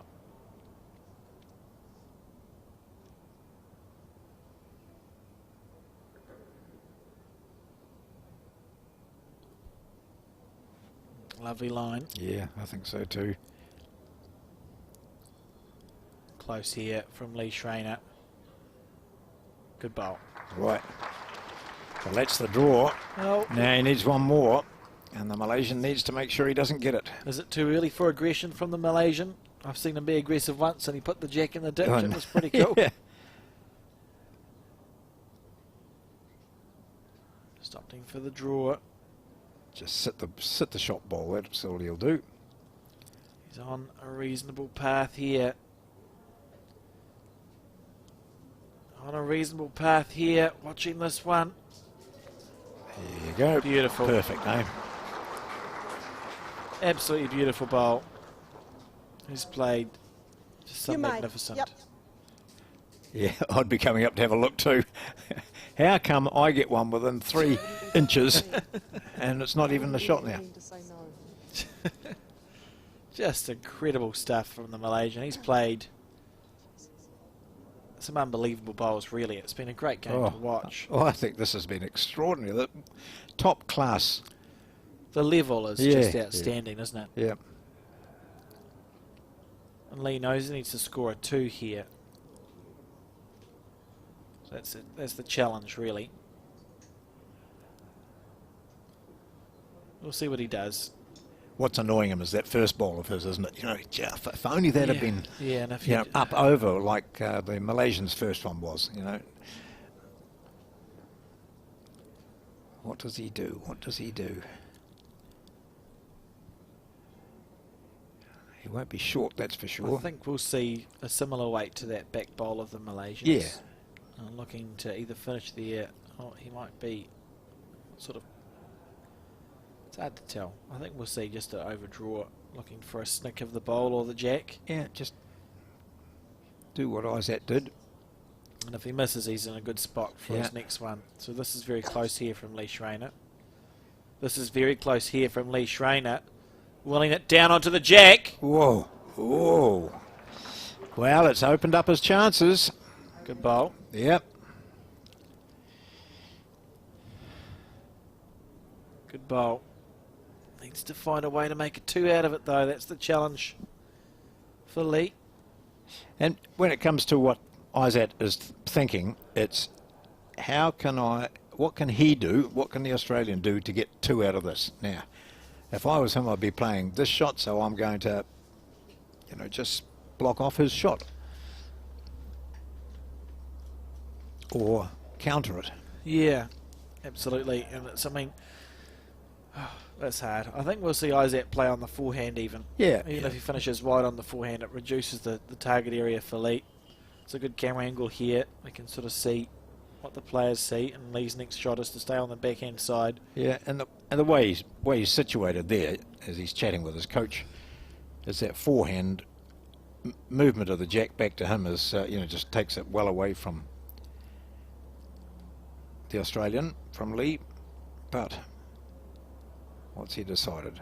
Taking a bit of time on the mat now. Thinking about it. Here we go.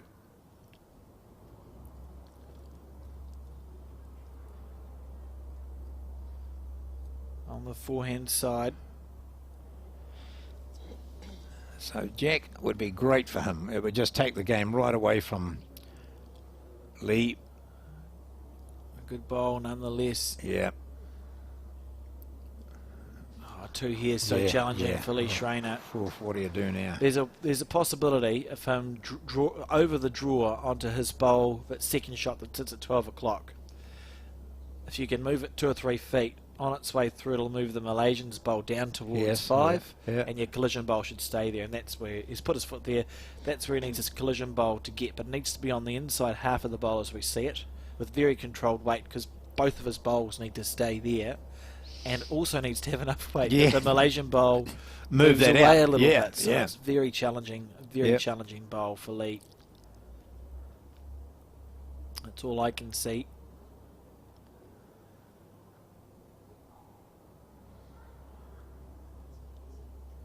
What a bowl it would be if he was able to pull that off, John. And you never know, that short bowl of his might come into play here. Oh, I wouldn't. From here, look at that. You'd say, well, if I hit that onto mine, but it's a long way back, I think. I wouldn't be surprised if he made a 2, to be honest. Yeah. That's how good this game has been. Yeah. See him on the backhand side now. Okay. Potentially the last bowl of his defence, or he may be able to buy himself 12 more on the back end. Oh, it's within the zone. It's in the zone. He's close. It's in the zone. Oh, my word. He was so unlucky. Not to be. Great try there from Lee Schreiner, but not to be. And there, his title defence One shot Malaysia. will come to an end. What a game. That was a thrilling game. It was. Absolutely. Yeah, half a ball, that's it. Well, you took us Gee. out, John. I'm still in shock. That was, well, we've seen some remarkable bowls in this match between the defending champion, Lee Schreiner of Australia, and Izzat of Malaysia. And right up until the final bowl, that was in doubt. They played some sublime bowls. A real lesson in touch weight, incredible. the perfect weight. Decision making too, the times that Lee, for example, went up and looked and discussed and considered his options, and then when he did make the decision, the way he operated was superb, wasn't it? Yeah. Some of those run shots, and even that last shot there was within a centimetre or two of being perfect. Just classy stuff Yeah. from both players, really. And on another day, who knows what would have happened, but Yeah. Otherwise we can't. great bowls from the Malaysian, and we'll see him in the final tomorrow, John. Against Sam Tolchard of England. So the finalists have been sorted here at the World Bowls Singles Champion of Champions at Naenae in Wellington. The women's will be between Carla Krasanik of Australia. She'll play against the New Zealand champion Taylor Bruce.